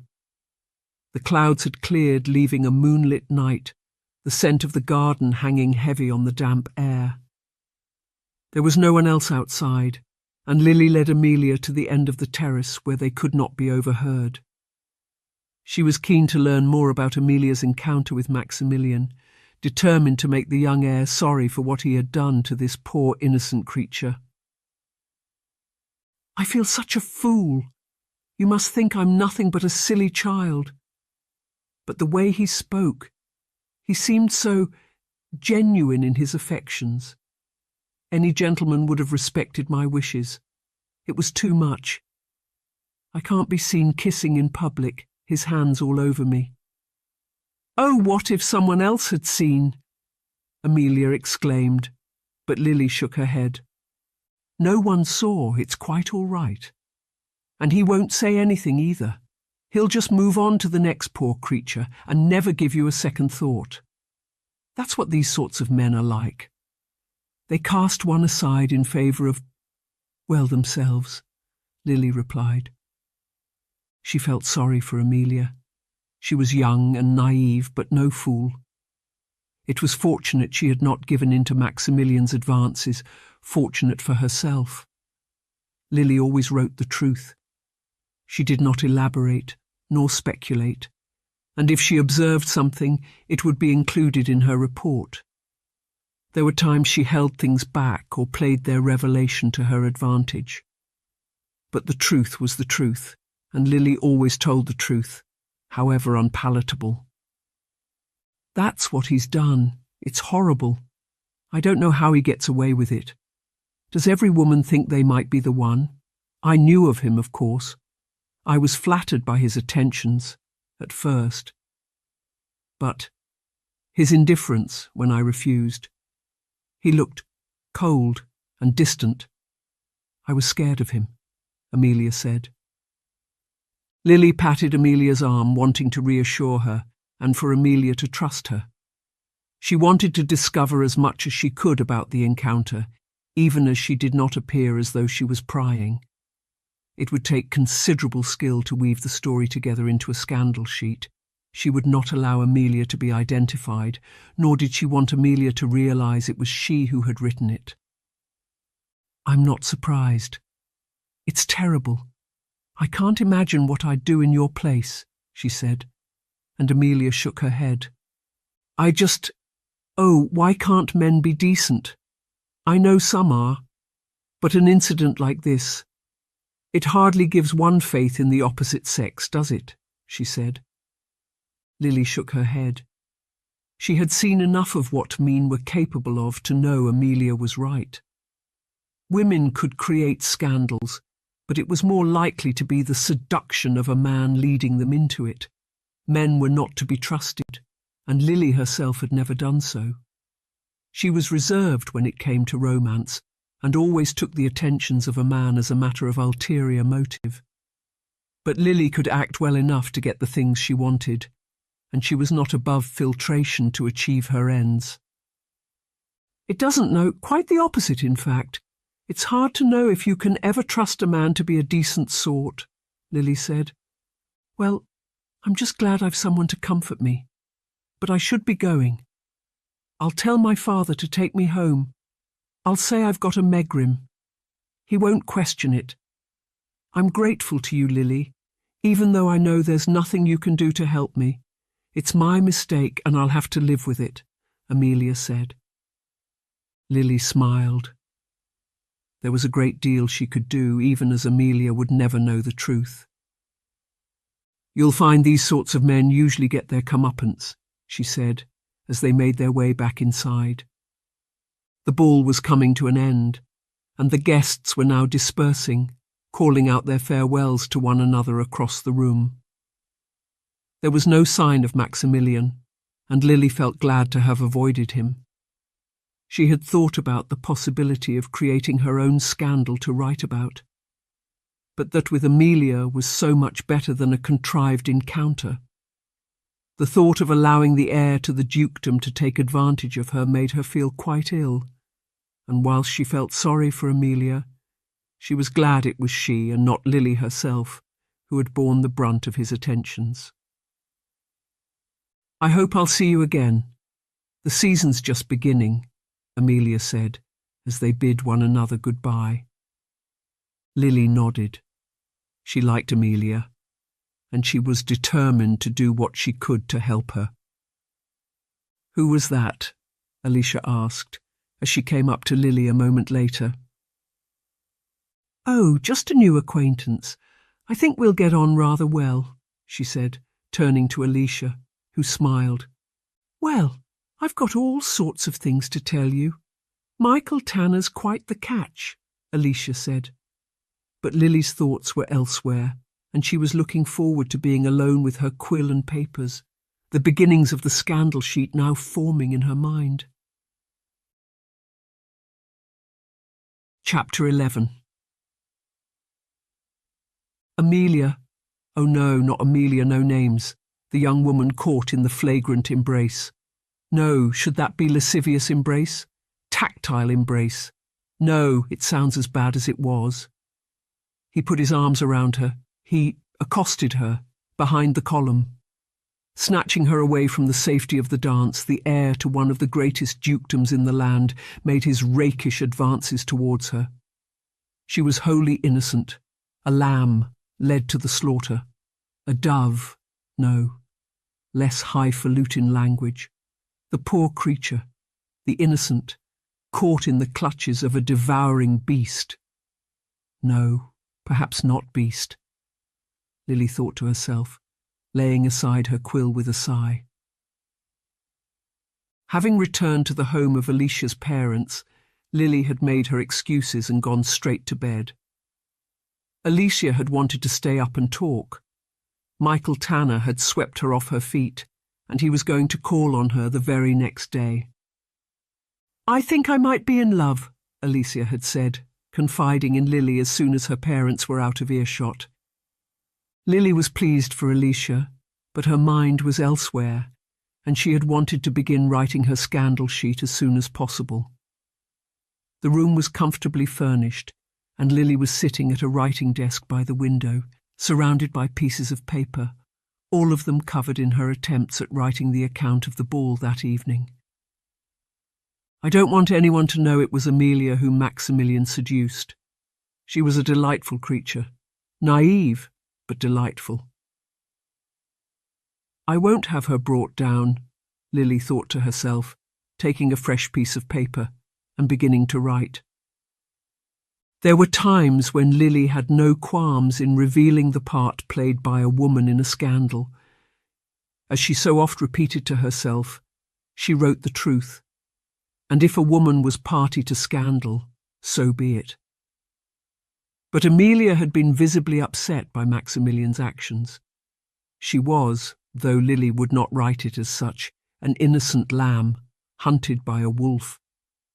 It was that wolf Lily intended to slay, and not the lambs on which it preyed.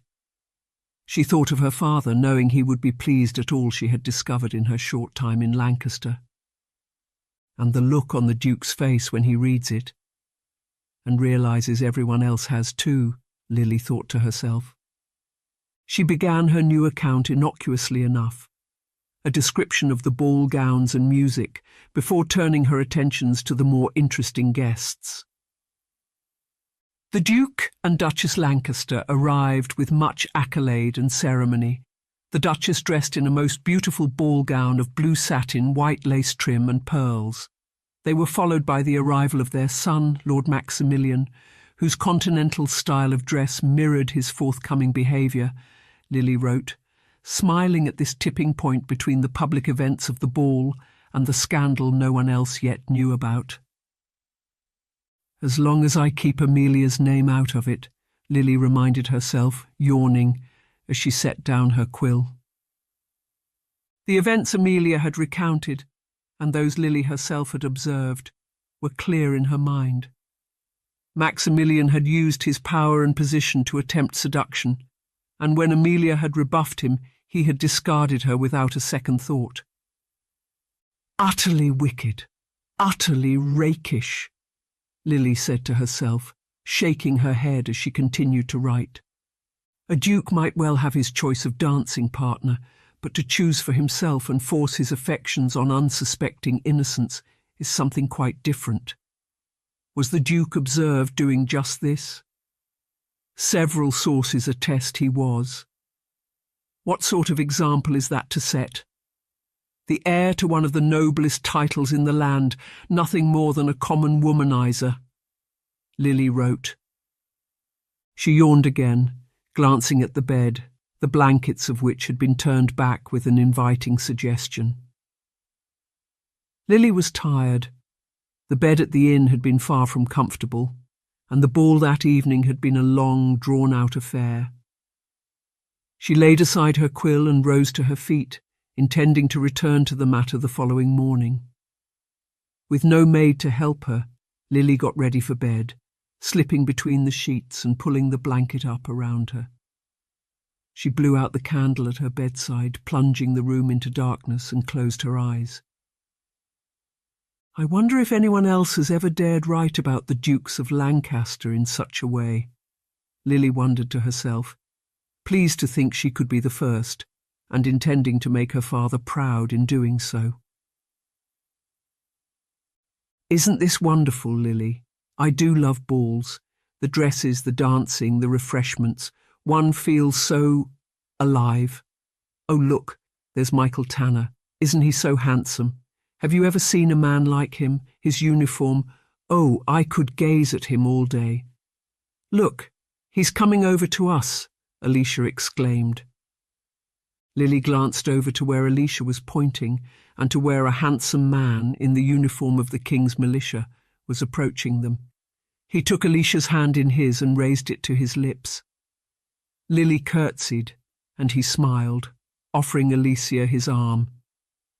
I'm sorry if I'm about to take away your friend, miss, he asked, turning to Alicia, who smiled. This is my friend Lily. She's come from London for the season.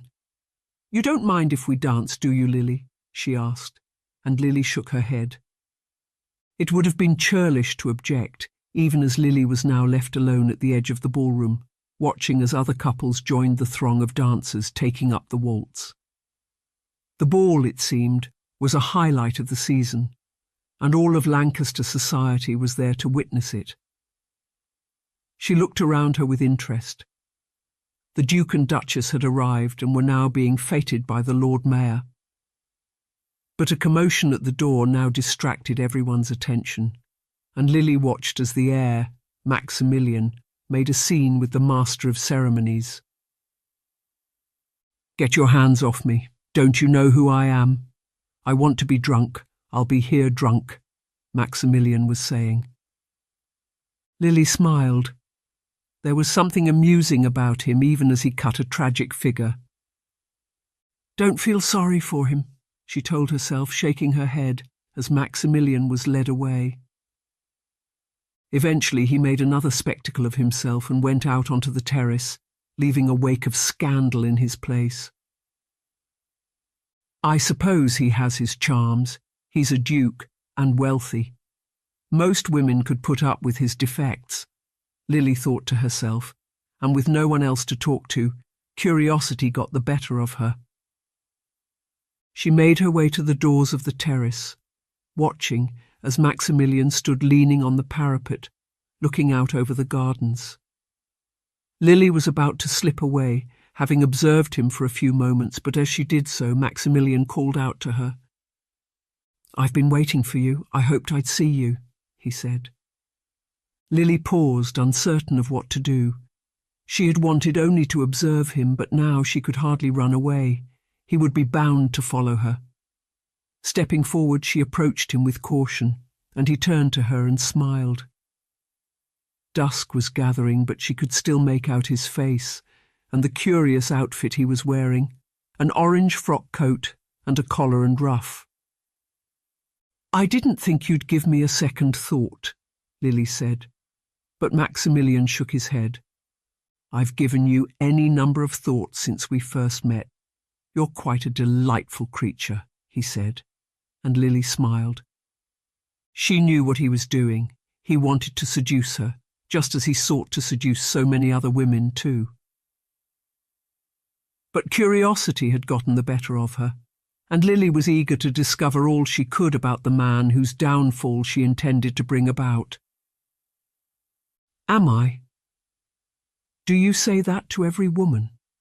she asked, and to her surprise, Maximilian sighed. "Not every woman, no, not most, in fact. That's what they'd like to think, of course. It's what my reputation says of me. I play up to it, of course. But then, I don't know anything different. That's my problem. Why should a leopard change its spots, or is it stripes? I can never remember.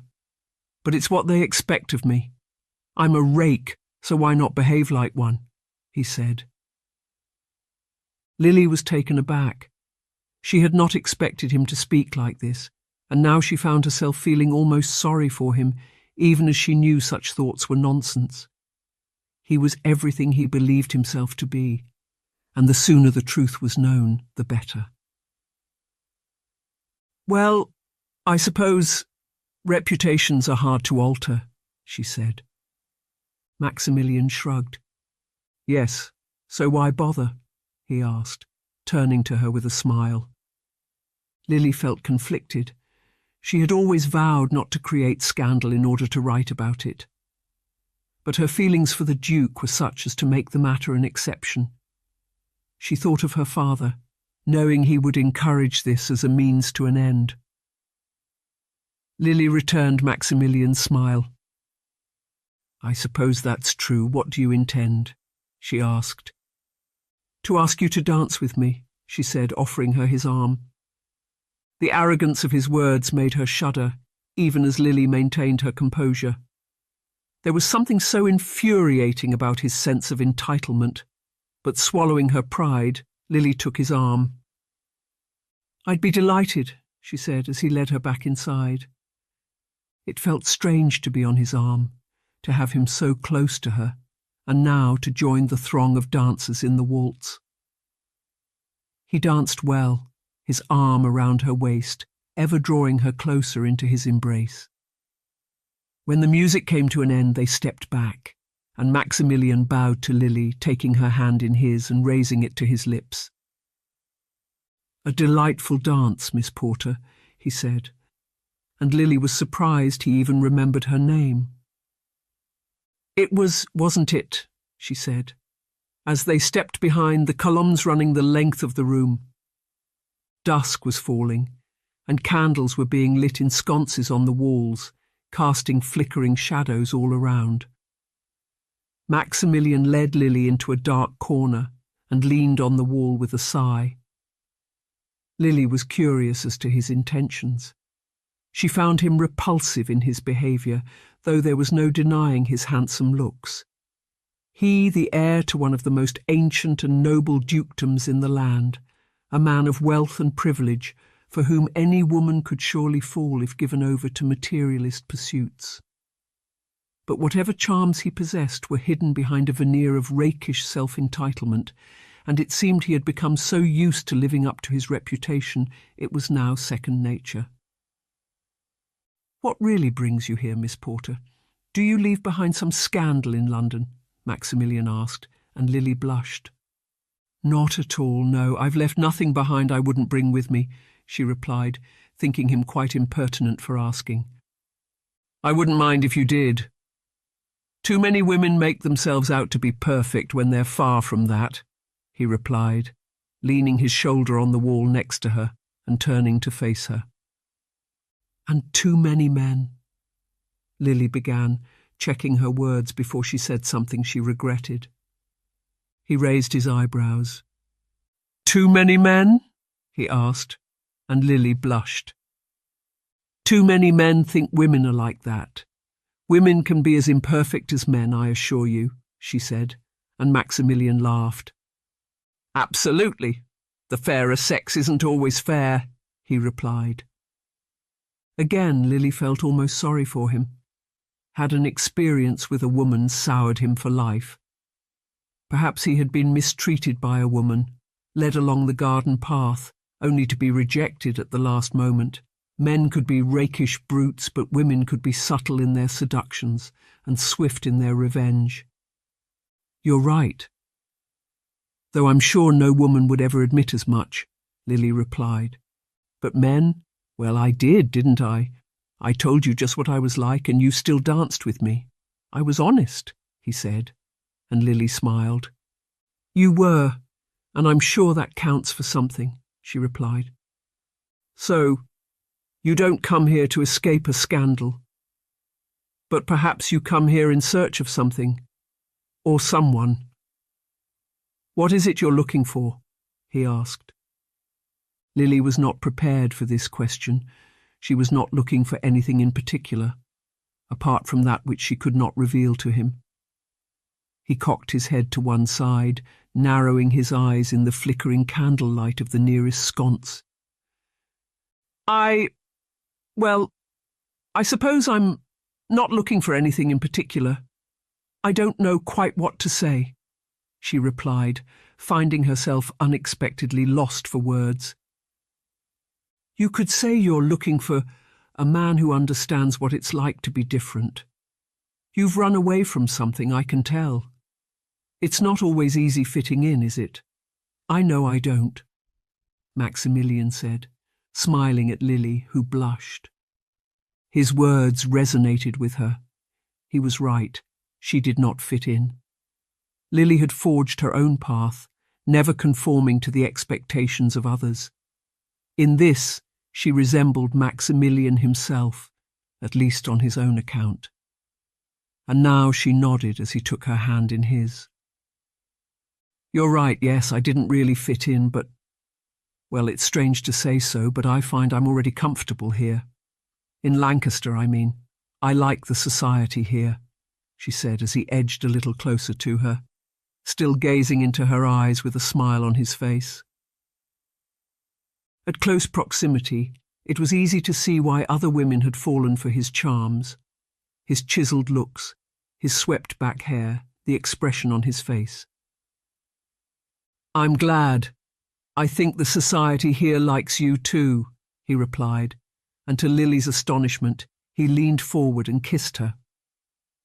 But it was her own reaction she found most remarkable, for instead of pushing him away, she kissed him back. As their lips parted, he smiled, resting his forehead against hers, his arms around her waist. Lily stammered, for nothing about her encounter with Maximilian had been expected. You didn't resist, he said, smiling at her. Lily realized what she had done, horrified by how easily she had been seduced. She stared up at him with fearful eyes, as now he laughed and attempted to kiss her again. No, you mustn't. I won't. I can't, she said, and Maximilian looked at her curiously. Very well, if that's how you feel, he said, turning. He made to leave. She caught his arm, confused as to her feelings for him, feelings she hardly dared admit to, even as they felt very real. But I don't know. We shouldn't have. I'm not, she stammered, but he waved his hand dismissively. Not like that, I know. That's what they all say. They lay the blame on me, and that's that. You'll speak about it, I'm sure. The rakish heir to the dukedom, snatching a kiss from you. But your own kiss was just as passionate, he said, and without waiting for her reply, he slipped between the columns and out into the throng of dancers, leaving Lily hurt and confused. What happened? She exclaimed out loud, opening her eyes and sitting bolt upright in bed. It had all been a dream, but what a remarkable dream it had been, those same feelings lingering in a most unexpected manner. Chapter 12. The orange frock coat lay discarded on the floor, and the lion head clips and ruff were lying next it, the detritus of the previous night scattered across Maximilian's bedroom. He had only just woken up and had rolled onto his side, groaning at the memories of the previous evening. The ball had been just as Maximilian had feared, dull, and had done nothing to improve his reputation, even as Maximilian had made no attempt to use it to his advantage. The carriage ride home had passed in silence, and his parents had remained pursed-lipped, even as Maximilian had tried to lighten the mood. "Better to leave sober than drunk," he had said, but his father had merely scowled at him and shook his head. Maximilian knew they were disappointed in him, but he was past caring, and now his thoughts turned to the foolish girl he had kissed. What was her name? Amelia Fox, that's right, the son of Sir Christopher Fox. If she tells her father, he'll make a fuss, Maximilian said out loud, rolling out of bed onto the floor and lying on his back, staring up at the ceiling and laughing. It had all been a marvellous joke, and the thought of the look on Amelia's face after he had kissed her was priceless. "What did she expect?" he said out loud, rising to his feet and inspecting the mess around his room. He picked a few things up, shaking his head at the outrageously coloured frock coat, ordered especially from a French merchant in Liverpool. "What was I thinking?" he said out loud, just as a knock came at the door. "I've brought your morning tea, my lord," the voice of one of the maids called out. "Leave it outside, I'm just getting dressed," Maximilian replied. He opened the door a moment later, finding the steaming cup of tea on a tray, along with the morning's periodicals. There was the Lancaster Observer, the Northern Call, and the latest offering from the broker press. Maximilian always enjoyed reading the outlandish claims of Mr. Broker, conspiracies, plots, exposure of secret societies, the list went on, and the broker press specialised in the reporting of those things no respectable outlet would dream of printing, and it was always the first periodical Maximilian would open. "Look at this. What nonsense. Overthrowing the government, a popish plot here in Lancashire, the discovery of a well built by fairies." "Oh, really?" Maximilian said to himself, rolling his eyes as he sipped his tea and flicked idly through the periodical. But to his astonishment, a separate piece of paper fluttered from between the pages, its headline immediately grabbing his attention. "Behind the columns with Lord Maximilian," Maximilian read. He set down his cup, snatching up the paper and beginning to read. It was an account of the ball at the Assembly Rooms. It began innocuously enough, with a description of the setting, the colours of the dresses, and the music played. But when the guests had been listed, attention was turned to Maximilian himself, and what he read next astonished him. The heir to the dukedom took to his liking innocent woman on the very day of her debut. She was easily led astray, caught up in his charms and seduced by his promises.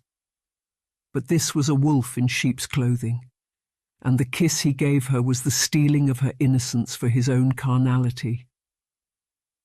Maximilian read, his eyes growing wide at the details of the encounter between himself and Amelia, even as she herself was never named. It was extraordinary, and Maximilian could hardly believe himself to be the subject of such a scandalous description.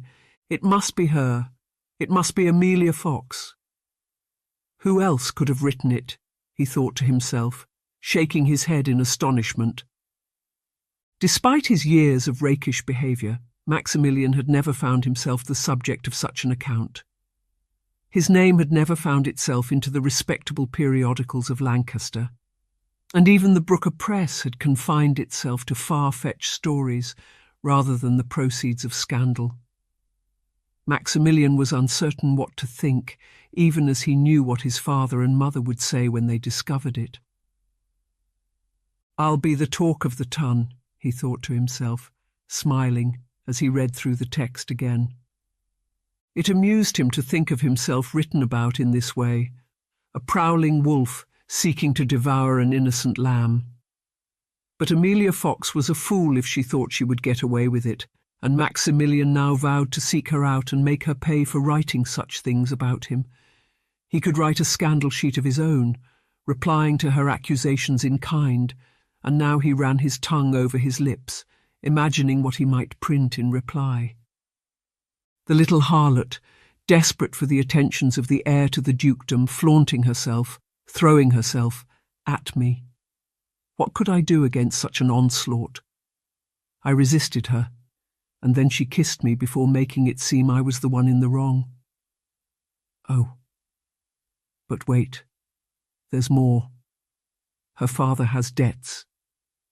Yes, terrible debts, and so she attempts to hold me to ransom to save her family, but I refuse, noble to the last. I won't give in. And so she publishes these lies about me. Dreadful lies, he thought to himself, smiling as he realized he could destroy Amelia's reputation, just as she was attempting to destroy his too. Having finished his tea and examined the other periodicals briefly, Maximilian dressed and made his way downstairs. He planned to spend what was left of the morning in the rose garden, hardly caring about the contents of the scandal sheet, and wanting only to have fun with the foolish woman who had dared print such slander. But as he came to the bottom of the stairs, the door to his father's study opened, and the Duke stood before him with an angry expression on his face. "What's the meaning of this, Maximilian?" he said, holding up the scandal sheet, even as Maximilian waved his hand dismissively. "Oh, that? It's nothing. Just a lot of lies and silly talk. I never thought I'd see the like here. You hear of them in London, of course, but," he said, as now his father advanced towards him. "Don't laugh it off, Maximilian. I won't have it. I won't have this. You've gone too far this time," the Duke exclaimed. Maximilian rolled his eyes. It was hardly his fault. A silly, childish girl had printed something outlandish. The salons and drawing rooms of the county would digest it, then move on to something else. It hardly mattered, even as Maximilian had every intention of responding to it. "Have I? And do you believe everything you read in the broker press? Last month that old fool was telling everyone we'd soon be sending messages across the Atlantic. He called it a telegram. Did you believe that?" Maximilian asked. His father's eyes narrowed. "I don't like our name being dragged through the mud, Maximilian. It worries me. What else will they write about you?" he asked. Maximilian shrugged. He did not know what else there was to write about him. The story was always the same, and any number of women could offer their grievances if they wished. The matter would soon blow over, even as Maximilian had no intention of forgetting what Amelia had done. They can write what they like. No one reads those things anyway, Maximilian said, waving his hand dismissively. But even as he spoke, two of the maids appeared from the drawing room, carrying coal scuttles. They were whispering to one another, and had not seen Maximilian and his father standing by the study door. And when Mr. Gregson read out the bit about him kissing her behind the columns, I nearly shrieked with laughter. It was the way it was described, calling him a lech and a womanizer. "He is, though, isn't he?" one of them said. The other was about to respond when Maximilian cleared his throat, and the two maids looked up in horror. "You were saying?" his father asked, looking pointedly at Maximilian, even as the two maids began apologizing profusely. "I beg your pardon, my lord, we were just— It's not—" she stammered. Maximilian sighed. "You were just repeating what Mr. Gregson read to you. Yes, I'm sure," Maximilian replied, and the two maids hurried off, red in the face with embarrassment. The Duke shook his head. "You humiliated us last night, Maximilian. I'm the Duke of Lancaster. I'm expected to behave in a certain way, and my family is too. You made a fool of me, and you shamed your poor mother. And now this. Am I to read of my son's exploits on a weekly basis at the courtesy of Mr. Broker? It doesn't matter if it's true or not, the point is he publishes it. That's all that matters. Was it the girl who wrote it? Who is she?" he asked. "Amelia Fox, Sir Christopher Fox's daughter. Yes, she wrote it. I'm certain of it. No one else could have known the details," he said. The Duke pondered for a moment. "I wonder, perhaps there's a way to have her retract her words. It won't be easy, though. I just can't believe—" "Oh, I wish you'd be—" he began, but Maximilian finished the sentence for him. "More like William?" "Yes, I know that's what you think. William doesn't have scandal sheets printed about him.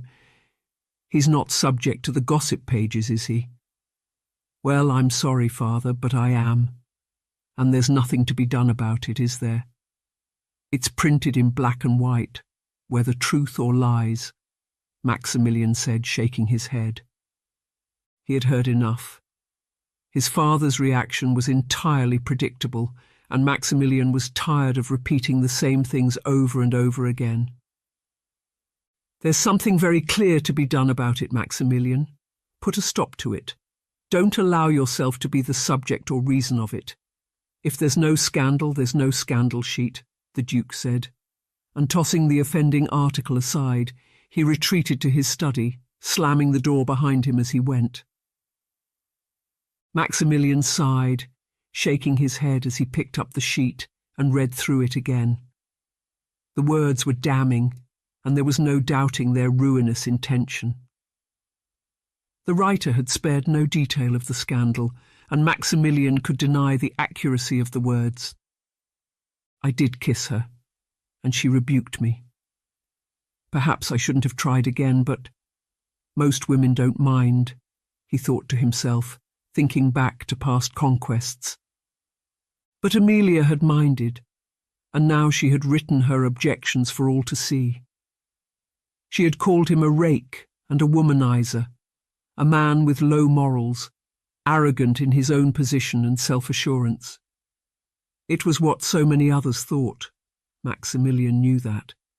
But to see it written in black and white for all to see— "It's pretty damning, isn't it?" he thought to himself, as he made his way out into the rose garden, where the perfumed scent of the blooms hung on the warm afternoon breeze. He had promised to show Amelia the rose garden, but now he would be glad if no woman, except perhaps his mother and Anne, ever set eyes on such beauty. They were not worthy of it, and as he retreated into the refuge of the rose garden, he wondered if perhaps his time had run out. I suppose it was to be expected, he thought to himself, as he began to prune a large rose bush growing on the wall at the back of the garden. It had peach-coloured flowers and a heady scent, sweet and intoxicating. Like the allure of so many women, Maximilian thought to himself. He did not know why he behaved as he did. Such rakish behaviour did not come naturally to him, or rather it was not the way he had been raised. But Maximilian was rebellious, and there was something about his actions he found pleasing, his father's anger notwithstanding. He enjoyed the exhilaration of the act, the filtration, the possibility of the kiss. Women were alluringly attractive, and Maximilian knew he would not so easily change his ways. And what comes next? William, with his moralizing. My mother, with her look of disappointment. Another scandal sheet, he wondered. The thought came to him suddenly, causing his stomach to churn. If one woman could write such damning things about him, why not all the rest?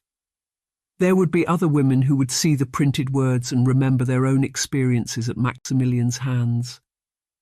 Emily, Susan, Rebecca, Charlotte, Louisa. The names rolled off his tongue even as the details were obscured. A kiss, an embrace, a brief liaison in the dark corner of a ballroom or salon. It was all there, waiting to be exposed. Maximilian sighed. Then we await the onslaught, he told himself, even as he felt tired of forever being thought of as a rake. But to change his ways would not be easy, and even if he did, would anyone believe he had done so? Maximilian could change. He could deny himself those pleasures he had long since indulged in, but would it really make any difference to his reputation? Not one bit, he said to himself as he continued with his pruning. Chapter 13. The heir to the dukedom took to his liking an innocent woman on the very day of her debut. She was easily led astray, caught up in his charms and seduced by his promises. But this was a wolf in sheep's clothing, and the kiss he gave her was the stealing of her innocence for his own carnality. His behaviour was shocking, and he showed little regard as he cast off the poor creature, having satiated his lust. Oh, really, have you seen this, Lily? Who writes these kinds of things? It's extraordinary, Alicia exclaimed, as the two of them sat at luncheon the day after the ball at the Assembly Rooms. Lily smiled, looking across the table with an innocent expression on her face. "Oh, what is it?" she asked, as Alicia handed over the offending article, tutting and shaking her head. "It's one of those scandal sheets. You see them in London, but I didn't think I'd ever see one here in Lancaster. It's just terrible. I don't know why Mother takes such things. She's always reading these odd tracts and pamphlets. The Broker Press, I think it's called, last week some odd description of the stars aligning as a sign of impending doom, then wild claims about the Regent being a French spy, and now it seems they've turned their attention to scandal-mongering. It's so distasteful, she said, even as Lily smiled to think her friend had read the whole thing, whether finding it distasteful or not. Lily, of course, knew all the details. She had risen early, finished her piece about the ball, and her description of Maximilian's rakish behaviour before slipping out and making her way to the Broker Press. Mr. Broker had been only too glad to see her, and he had been impressed by what she had written, setting it to print at once. Even now copies were being distributed across Lancaster and further afield, so that there would soon not be a drawing-room or salon without an account of the happening at last night's ball. "It's quite extraordinary, isn't it?"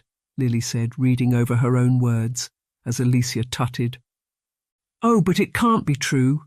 They'll print anything, won't they? It titillates, of course. But for the subject, well, he's the heir to dukedom. I've heard rumours about him, of course, but, well, it can't be true, can it?" Alicia said, shaking her head.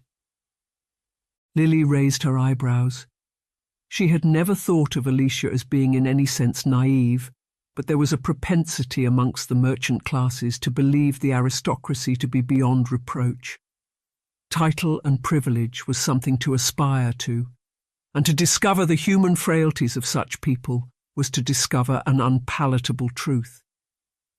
Why not? Didn't you see the way he behaved when he arrived? He was already drunk and making a scene. Why not another? And why not with another? Lily replied. Alicia furrowed her brow. Well, it just seems very far-fetched. And where's the right to reply? Doesn't Maximilian have the right to defend himself? She asked. Lily did not think so. She had simply laid down the facts as she had observed them. If Lily had learned anything from her years of writing such scandal sheets, it was that reporting the facts was a certain way of ensuring there could be no defence. What Maximilian had done was wrong, and it was Amelia Fox who had borne the brunt of it. "And if it's true, if he's done these things, what do you think of him then?" Lily asked, fixing Alicia with a pointed expression. Her friend looked at her in confusion. "I don't understand why you're defending it so. I was merely passing a comment. I just think, well, it seems terribly unfair on the Duke's heir. Anyone could write anything about him. Still, if he's guilty of it—" "I suppose it's justified," she said, and Lily nodded.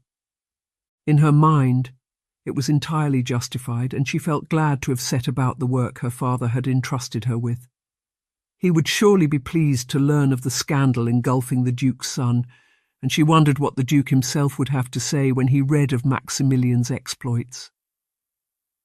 "I think it is, yes. If a man or a woman behaves like that, they deserve everything that comes of it," Lily replied. "But you don't think the woman here is to blame? Perhaps she seduced him, or perhaps she was out to entrap him. You hear of such things, the seductress. Women aren't always wholly innocent, are they?" Alicia said. Lily's instinct was to defend Amelia. She was the innocent party, and to have any suggestion as to the contrary was wrong. But Lily could not do so without revealing herself as the author of the scandal sheet, and given Alicia's reaction to it, she feared her friend would not understand anything of her motives. "Women are capable of causing scandal just as men are," Lily replied. "But not in this case. Did you see anything? I was dancing with Michael Tanner the whole evening." "Oh, I hope he calls on me. Do you think he will?" Alicia asked. Lily was glad of the change in conversation, and it was not difficult to now steer Alicia away from the subject of the scandal sheets and onto thoughts of a more romantic nature. "Do you think he's the one for you?" Lily asked, after Alicia had swooned over Michael's attentions to her at the ball. They had left the dining room and were sitting out in the garden. Alicia's parents' house, let for the season, was a handsome dwelling, set on the road leading to the Burnley Abbey estate. It had a walled garden, where an ancient orchard grew, the fruit trees now in blossom, and with views across the countryside to the grand edifice of the abbey beyond. Lily's parents had gone out for the day, and it was pleasant to sit together in the garden talking as young women do. "Well, I hope so, but I don't know. He's charming, and I want him to call on me. But do you think I'm rather caught up in the romance of it all?" Alicia asked. Lily smiled. She knew little of romance, at least in her own experience, but she had observed a great deal of what others called romance, but what often descended merely into scandal. "There's nothing wrong with falling in love," she said, and Alicia smiled. "No, you're right. There's nothing wrong with it at all. It's entirely natural, but I'm not sure if my parents approve or not. They've got aspirations, you see. Michael's a man of business, but he's hardly at the upper end of society," Alicia said. Lily smiled. "But would they really want you to marry a man who is? You read that scandal sheet. Isn't Maximilian Oakley at the very heights of societal expectation? Any mother would be delighted to think of her daughter marrying the heir to one of the noblest and wealthiest dukedoms in the country, until she read the scandal papers, of course. All that glitters isn't gold," Lily said, raising her eyebrows. She had a healthy distrust of the aristocracy, born of her experiences with the scandal papers. Lily knew too much about such people to accept them as they presented themselves. Behind the masquerades, scandal lurked, and it was only a matter of teasing it out. Alicia nodded. "Yes, there's that, I suppose. Michael seems a perfectly respectable choice." He's got good prospects, and I wonder sometimes. Well, I think my father thinks more of us than others do. He's a merchant, albeit a successful one. But we don't have true wealth or title, she said. Then you've answered your own question. If you're in love with Michael Tanner, so be it, Lily replied. But that's just the point. I don't know if I am. It's all so confusing. Anyway, it doesn't matter, does it? If it's meant to be, it'll be. You were dancing with a rather nice gentleman. Benjamin, wasn't it? Alicia asked. In her hurry to write the scandal paper, and after all she had observed at the ball, Lily had forgotten her brief dance with the gentleman named Benjamin Attlee. Oh, him? Yes, he was charming, Lily said, and Alicia raised her eyebrows. You never give much away, Lily. I never really know what you're thinking. Do you like him? Do you hope he'll call? My parents wouldn't mind if he did, she said, but Lily shook her head. She had no intention of receiving any gentleman callers during her time in Lancaster. She had come to the north with the sole intention of discovering the scandal now unfolding before her eyes. If anything, it had been far too easy. Maximilian had presented himself to her on her arrival, and since that moment he had done nothing but provide precisely the sort of scandal she desired to write about. But as for what came next, Lily was uncertain. When a scandal sheet was written, it was launched into calm seas with the hope of creating a storm.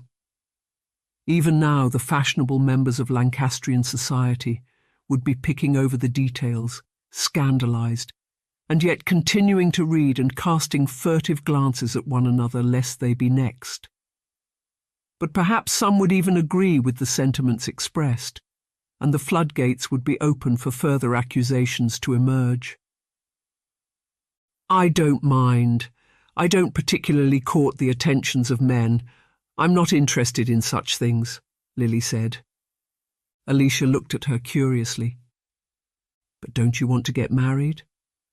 I'm sure your mother wants you to, she said, and Lily laughed. Her mother did want to see her married, but she also wanted to see her stop writing scandal sheets and distance herself from her father.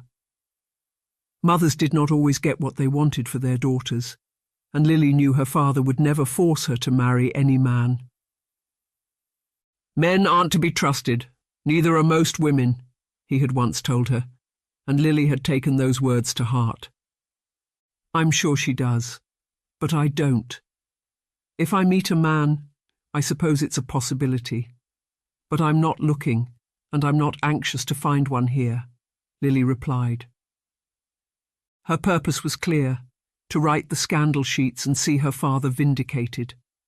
But in truth, Lily did not know what her publication would bring about. It was clear Maximilian had a reputation, and what was written about him would surely come as no surprise to many members of the ton. But would it encourage further revelations, or would it simply be forgotten?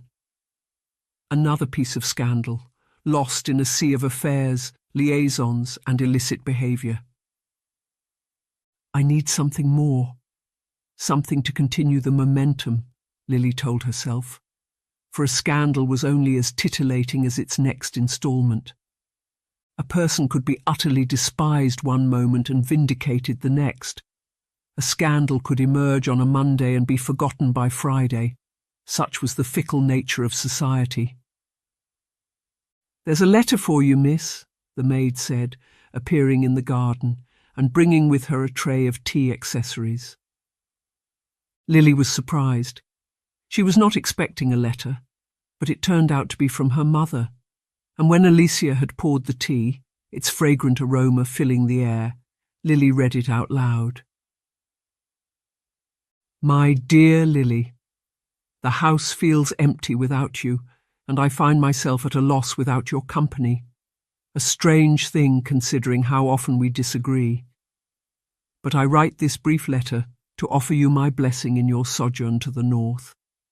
I have written to Alicia's parents too, thanking them for their kindness to you. I was ever so worried when you upped and left without an escort or a chaperone, but I have every confidence you will be well taken care of. Alicia is such a sensible young lady, and I hope you will find in her the example of one who is settling down. Despite missing you dreadfully, I can only be pleased to think of you away from London and—" Lily read, pausing here, for the next part of the letter made reference to the writing of the scandal sheets. Alicia looked up. "Why is she pleased you're away from London?" "I think we're going to be terribly bored by the end of the season," Alicia said. "Oh, only because she thinks my father's a bad influence on me. That's all," Lily replied, folding the letter and placing it in her pocket. "Your poor father, the things you told me about him. It's such an injustice," Alicia said, for she had been lodging with Alicia and her mother during Lily's father's trial, and Lily had told her many of the details as to why her father's imprisonment was unjust. Lily nodded. Her father was the reason why she was doing as she was doing. He was innocent. But whilst the Duke of Lancaster resided in his handsome dwelling, surrounded by servants, and with all the trappings of wealth and privilege, her own father languished at the pleasure of the regent in a grim penitentiary. There was no justice in that, and the thought of it alone was enough to spurn Lily on in her resolve to see Maximilian brought to ruin.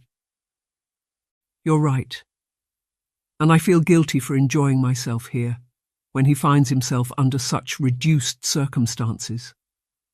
Still, I know he'd want me to be happy," Lily said, and Alicia nodded. "He would, and I hope you are.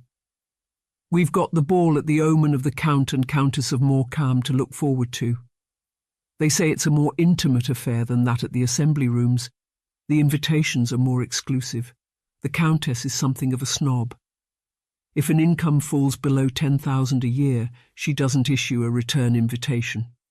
But fortunately for us, Father's income is far above that." "Will you wear that pretty pink dress again?" Alicia asked, and Lily nodded. "I will do, yes," she said, hoping the ball would be another opportunity to observe Maximilian and see his downfall continue. Chapter 14. "She's a frightful old bore, and a complete snob too. I wouldn't mind telling it to her face. Don't you remember last year? She had the Marchioness of Halifax thrown out because of her affair with the Duke of Glyndebourne. I can't stand the woman, and I know just what she'll think of me too. I'm sure she's an avid reader," Maximilian said, as his mother looked at him imploringly. "Oh, please, Maximilian, just for once won't you do as you're told?" the Duchess said, and Maximilian sighed. They were sitting in the drawing-room. His mother was drinking tea, and Maximilian was drinking brandy, despite it being only 3 o'clock in the afternoon. It was the day of the ball held by the Count and Countess of Morecambe, and Maximilian's mother was trying to persuade him to go. "It's not a matter of doing what I'm told, Mother. I know I won't be welcome there, not after what was written in that damn scandal paper," Maximilian replied. His feelings towards the broker press had verged from initial amusement to a realization of just what such words could do to his reputation. It was one thing for others to gossip behind his back, but to have his deeds appear in black and white was something else. Maximilian was no fool, and whilst he had resigned himself to always being a rake, the fact of his actions now confronting him in this way had given him pause for thought. Then all the more reason to attend the ball. The Countess won't say anything. Your father has patronage over her husband's estate. She's not going to cause a scene. Why can't you go to the ball and behave properly, Maximilian? Show the world you can change. You'll be forgiven for your past misdemeanours, she said. But Maximilian shook his head. He knew the ways of the tongue well enough to know they were slow to forgive or forget. Scandals came and went, but memories were long, and his many faults would not be easily laid aside in favour of a restoration of his reputation. "You're looking at me through a mother's eyes," he said, and the Duchess smiled. "That's how it is, Maximilian. I can't see you in any other way. Try not to worry about what others might think. But don't give rise to any further scandal. If you don't, it won't be printed, will it?" she said. In this, Maximilian thought his mother somewhat naive. To the people who wrote such things, the truth hardly mattered. It was the story that counted, whether made up or not. Maximilian could spend the rest of his life pruning roses and never speaking to another woman ever again. And still the words would be written, and his reputation tarnished. Better to just get on and do it, he thought to himself, for if the truth did not matter, what reason would there be to attempt to save his own reputation? "Please come to the ball, Maximilian. It's expected of you. Don't upset your father any more. He loves you, and he only wants you to learn from your mistakes," the Duchess said. Maximilian rolled his eyes. It was certainly not as easy as that. His father wanted far more. He wanted Maximilian to be like William. That was the fact of the matter, and as long as that possibility went unrealised, Maximilian would continue to be a disappointment. "And if I don't learn from them?" Maximilian asked, finishing his glass of brandy and rising to his feet. His mother looked at him sadly. "Well, then I don't know what's going to happen," she replied. "What a fine house," Lily said, peering out of the carriage window, and she and Alicia, along with Alicia's parents, drew up outside the home of the Count and Countess of Morecambe. It was meant to be the dower house for Burnley Abbey, but the previous Duchess refused to live in it. She wanted to stay at the Abbey, so it was given over to the Count and Countess, Alicia's father said. The house was built of red brick, with tall chimneys rising from a steeply inclined roof. It was covered in ivy, with a large portico and steps running up to open doors, where liveried footmen stood in attendance on either side. Several other carriages were drawn up, their occupants emerging in a flurry of fascinators and silk. "I wonder if the Duke and Duchess will be here this evening," Lily said, glancing at Alicia, who shook her head. "I can't imagine they will be, not after what was written about their son." "Could you imagine daring to show your face after such scandalous things were written?" Alicia replied. Her mother shook her head. "I think it's quite terrible. One wonders who writes these things. What do they gain from it? It only causes trouble for all involved," she said, shaking her head. Lily smiled, maintaining her composure with an innocent look on her face. "I couldn't possibly imagine. I suppose there are benefits to revealing such things," she said, as a footman now opened the carriage door to them. "The aristocracy. It's not all to be admired," Alicia's father said, shaking his head. They climbed down from the carriage, but as they did so another carriage drew up, and Alicia pointed to the crest on the side. "Oh, look, it's them. It's the Duke and Duchess and— oh, he's here too," she exclaimed. Lily watched as the carriage drew up at the bottom of the steps, and the footman hurried to open the compartment door, standing at attention as the occupants climbed out. There was the Duke and Duchess, and following them was Maximilian. He was dressed far more conservatively in a black frock coat, matching his father's, and blue breeches, with a white shirt and yellow cravat at the neck. He looks almost ordinary, as though nothing happened the other night. "He's got quite a nerve," Lily whispered, and around them similar sentiments were expressed behind fluttering fans.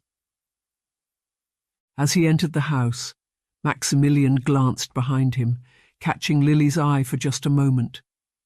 She held his gaze, wondering what he was thinking. Did he even remember her? It seemed extraordinary for him to appear at the ball given what she had written about him. But in Lily's experience there were two responses to the scandal sheets.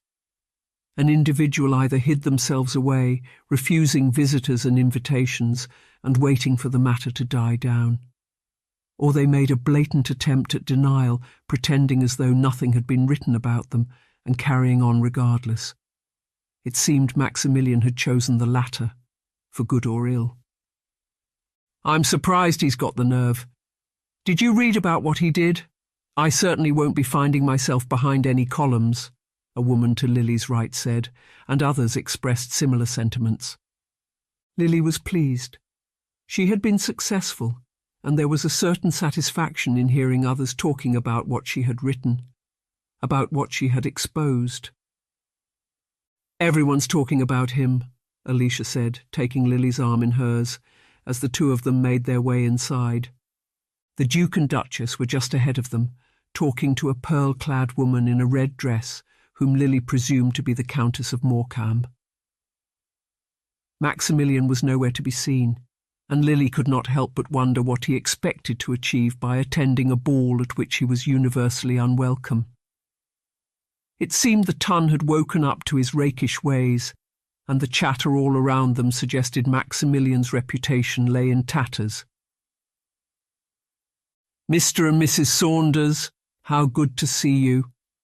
And with Alicia and Miss Porter," the Countess said, as the Master of Ceremonies announced their arrival. Lily took the Countess's hand and smiled. "It's a pleasure to be here, my lady," she said, curtsying to the Countess, who seemed to approve. "We like to encourage men of business in the county, and of course our cellars are well stocked, thanks to your excellent recommendations, Mr. Saunders," the Countess said.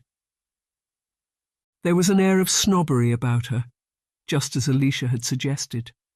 But Mr. Saunders was more than capable of holding his own, and he complimented the Countess on her home, thanking her for the graciousness of her invitation.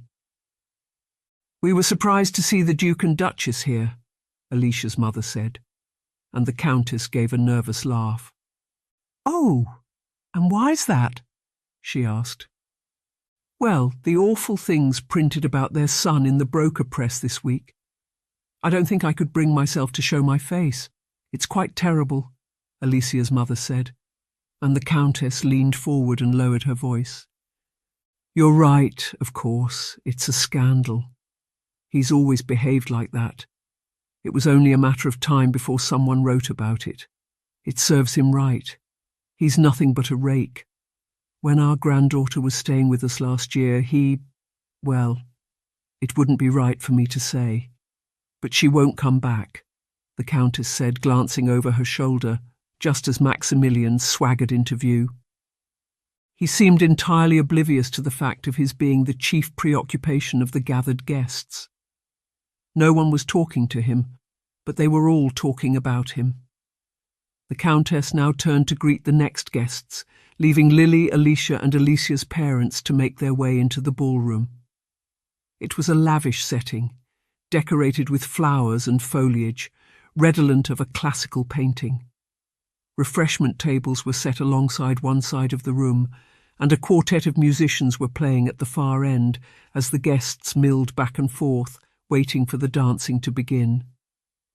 "Is Michael Tanner going to be here?" Lily asked as she and Alicia helped themselves to punch from an ornate glass bowl. "No, he's not rich enough for the Countess," Alicia said, looking somewhat disappointed. "Then who else is here?" "Do you know anyone?" Lily asked, for she was keen to learn as much about the society she now inhabited as possible. Alicia looked around the room, nodding, before pointing discreetly to a couple sitting together against the far wall. "I don't know many people by sight, but that's surely the Duke and Duchess of Crawshaw. He's blind, you know. Can you see the way he's sitting? It's as though he's staring out at nothing," she whispered. Lily looked with interest at the couple. They were perhaps the same age as the Duke and Duchess of Lancaster. He was greying but with a handsome face, even as his eyes were blank. She was a pretty creature, dressed in blue, and with a fascinator of wax fruits and feathers on her head. "How extraordinary. One can't imagine being blind," Lily said. "They have a son too, I believe. Ernest, that's his name. I've heard my mother talk about him, but I don't know much more about them than that. As for everyone else, well, I don't really know anyone by sight. Apart from Maximilian, of course," Alicia replied. Lily glanced around her, looking to catch sight of the errant heir. She saw him by the refreshment table, helping himself to punch. He had an arrogant look about him, and still appeared entirely oblivious to the fact he was the centre of everyone's attention. "Look at him! He's quite ridiculous, isn't he? Swaggering around without a care in the world," Lily said. She could feel her anger towards Maximilian growing. She resented him, for he represented everything her father had lost. Maximilian deserved none of the trappings of wealth and privilege he enjoyed, and yet he was handed it on a silver platter, whilst her father languished in the jail.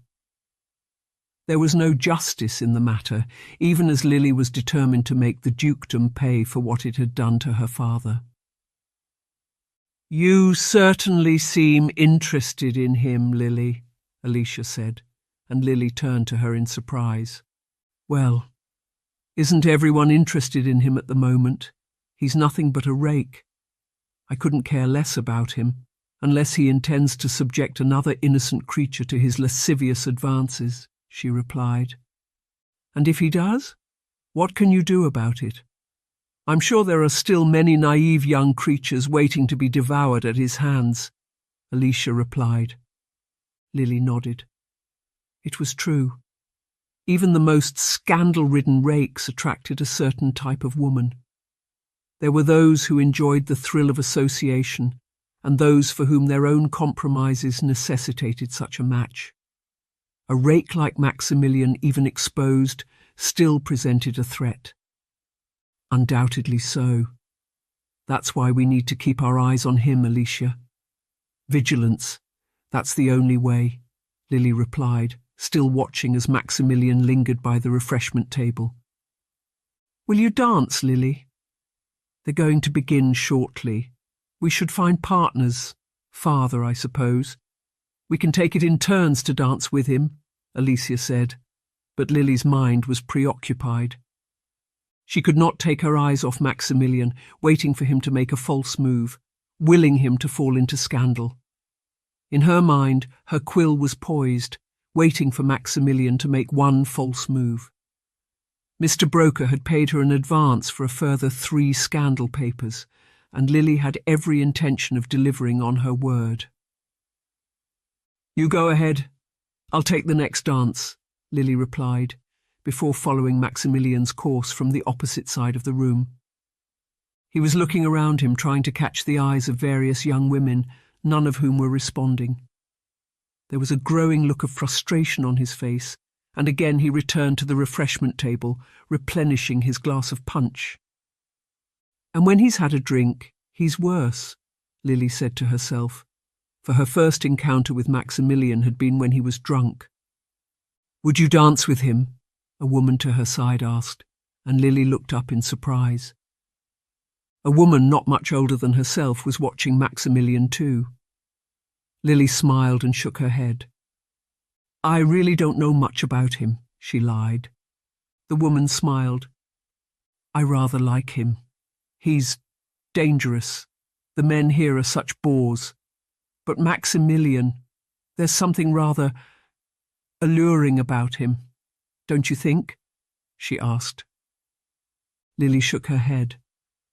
"I couldn't possibly say," she replied, glancing again at Maximilian, who was now speaking to a pair of giggling young women who appeared oblivious to his reputation. "I might take the risk. You never know. Isn't it worth it to be a duchess?" she said, before slipping off into the throng and making her way towards where Maximilian had now been rebuffed. Lily could not take her eyes off the Duke's heir. She was fascinated by him.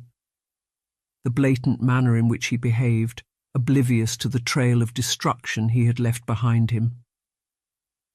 There was no shame in him, and that was what really angered Lily. He had no conscience, or so it seemed, as to those things he had done, and the women he had hurt. Lily could only imagine how Amelia was feeling now, and whilst she had been careful to avoid identifying the object of Maximilian's scandal, she knew Amelia would realise someone had been watching them. "Are you going to stare at him all evening?" Alicia asked, as she returned from dancing with her father. Lily turned to her friend and blushed. "I wasn't staring at him," she said, glancing again at Maximilian, who was now dancing with the woman who had seemed so keen to gain his attention. "You've done nothing but look at him all evening. Why are you so interested in him?" Alicia asked. But Lily dismissed her with a wave of her hand, not wishing for Alicia to pry too closely into the reasons for her close observation of Maximilian. "Oh, Alicia, it's nothing. He just interests me, that's all," Lily said, turning away, even as she had already gathered much information for her next scandal paper.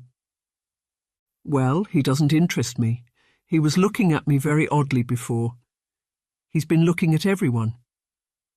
I wonder who he suspects of writing about him." "I hope he doesn't think it's me," Alicia replied, and Lily smiled. There were dozens of suspects, and Lily rather liked the thought of being hidden in plain sight. "Oh, I'm sure he's got his ideas," Lily replied, glancing again at Maximilian, who was even now leading the woman he had danced with into a darkened corner of the room. Chapter 15. It came as no surprise to Maximilian when he was rudely awakened the following morning, or was it afternoon, by a loud knocking at his bedroom door, and the sound of his father's angry voice coming from outside. "Get up, Maximilian. I want you to see this. I want you to see the things they've written about you, again," the Duke exclaimed, hammering louder on the door as Maximilian threw back the covers and rose from his bed. He could remember few details about the previous evening, even as it seemed he was about to be reminded of them by the words written in the scandal papers. Opening his bedroom door, he found his father standing there, red-faced and angry. He was holding the offending document in his hand, his eyes ablaze, as he thrust it towards Maximilian, who took it and began to read. "The antics of the itinerant heir know no bounds. Not content with his conquest at the assembly rooms, Maximilian sought out a new flesh-pot at the home of the Count and Countess of Morecambe. Oblivious to the feelings against him, he preyed on yet another unsuspecting victim, dancing with her, before retreating to the recesses of the anteroom, where he—" Maximilian read, his eyes growing wide at the lurid description of an act for which he had little or no recollection.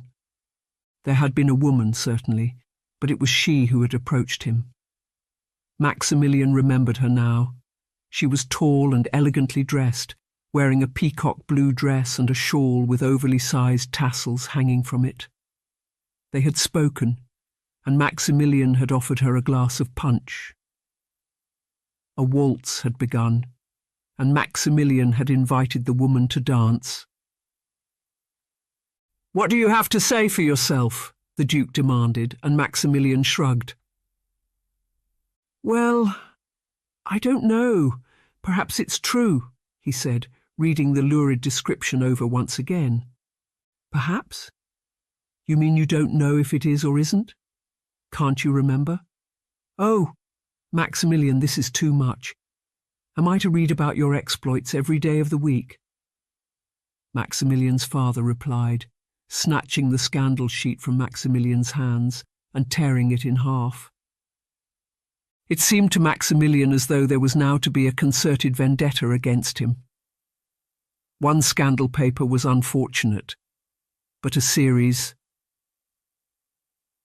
"Someone has it in for me," he thought to himself, and now he pondered who could be responsible for writing such things about him. It would have to be someone in attendance at both the Assembly Room ball and that held by the Count and Countess of Morecambe. Only actual observation would allow for such facts to be known. The Countess was a snob, and only invited those with title and money, or one or the other, to her balls. That meant most of the guests at the Assembly Rooms could be discounted. The author would not be a simple artisan or member of the middle classes. Besides, despite its subject matter, there was a certain flair to the writing, suggestive of education. "Not every day, I hope," Maximilian replied. His father gave him a withering look. "Why can't you just be like William? I doubt anyone could find anything worth writing about him, do you?" the Duke exclaimed. Maximilian was in no mood to argue. His father was right. William was faultless, as was Anne. Only he, the Duke's heir, would find himself the subject of further copies, and it seemed whoever was writing the scandal sheets had no intention of stopping. "No, because he lives a perfectly dull existence, entirely at your bidding, father," Maximilian retorted.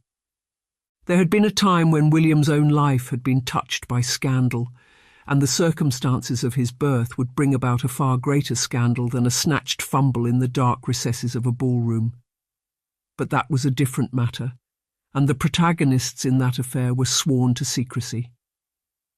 Maximilian would not betray his family, despite the constant berating of him. "Maximilian, I don't want to say this, but I'm beginning to think you might be better off somewhere else.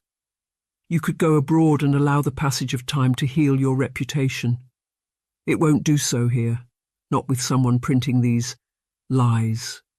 Well, no, truths about you," the Duke said, shaking his head. Maximilian sighed. He did not want to be sent abroad, and he felt certain his life would be little different whether in Florence, Paris, or Lancaster.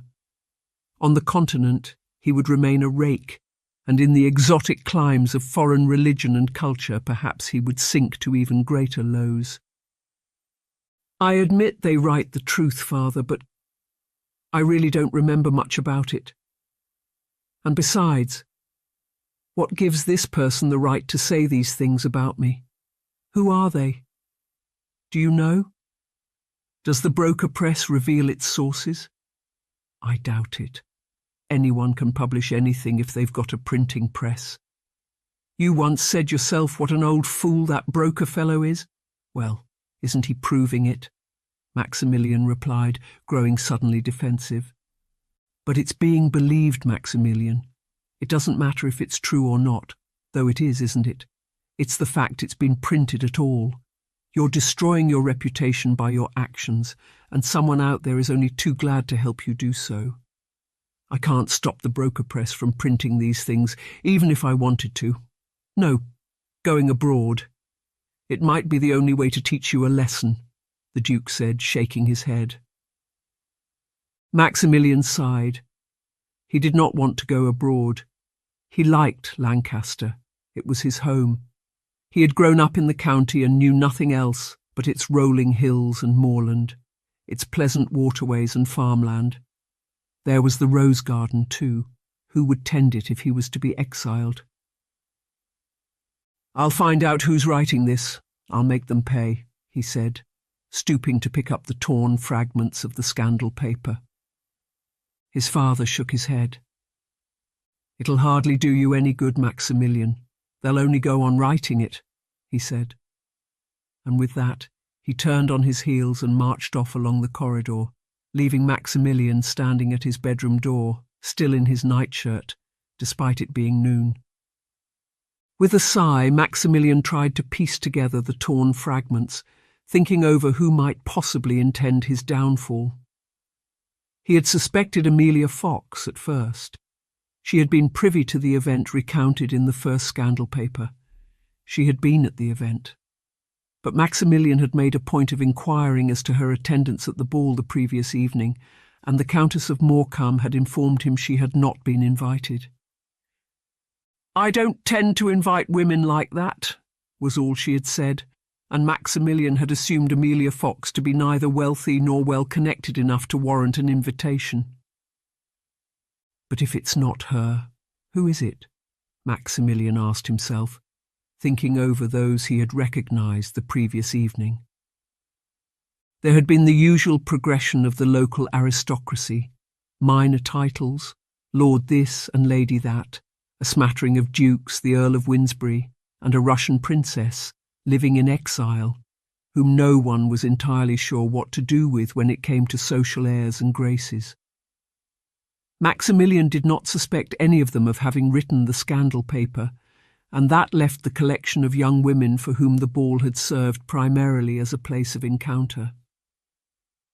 That merchant girl, Saunders, she was there, and at the assembly rooms, and she had a friend with her too.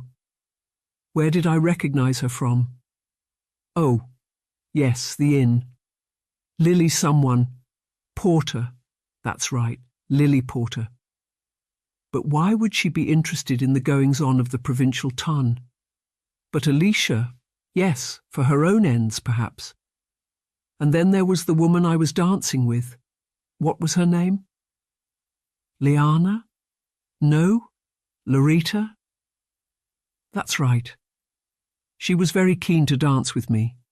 Perhaps she's creating her own scandal so as to write about it. Maximilian thought to himself, and he continued in this way for much of the rest of the day, as he went about his pruning in the rose garden, pondering who could hate him so much as to desire nothing but his downfall. "You weren't seen, were you?" the printer asked as he ushered Lily into the disused watermill. It was early in the morning, and Lily had slipped out before the rest of the household was awake, bringing with her another scandal paper for the broker press. "There was a tramp asleep in a ditch, but he didn't see me." "I was careful," Lily replied, handing over the piece of paper she had sat up all night to write. It contained details of some of Maximilian's exploits at Burnley Abbey.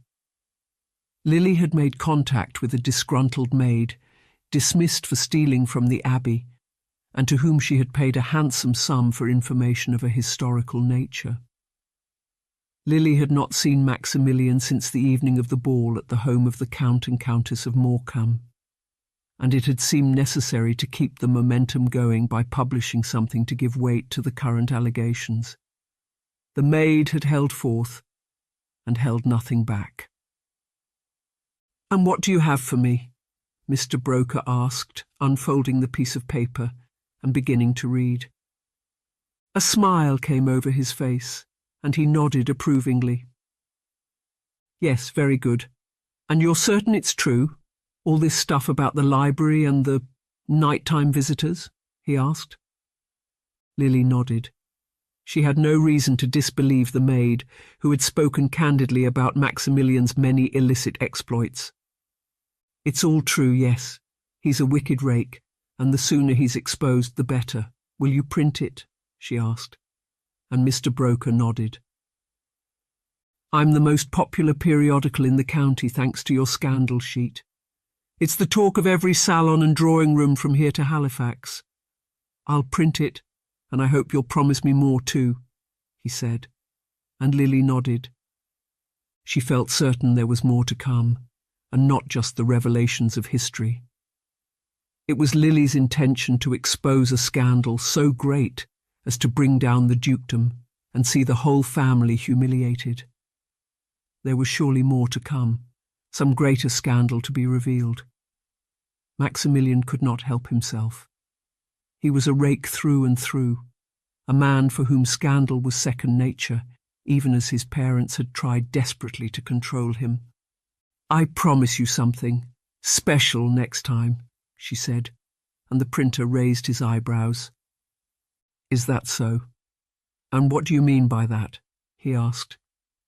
Lily was still not certain, even as she felt it necessary to promise something more than just the ordinary. The drawing rooms would soon grow tired of tittle-tattle over foolish women led into dark recesses and an errant air with lascivious tastes. What came next had to be something monumental. It had to be the difference between rise and fall, the very destruction of the dukedom itself. This was what she had promised her father, and now she promised Mr. Broker too.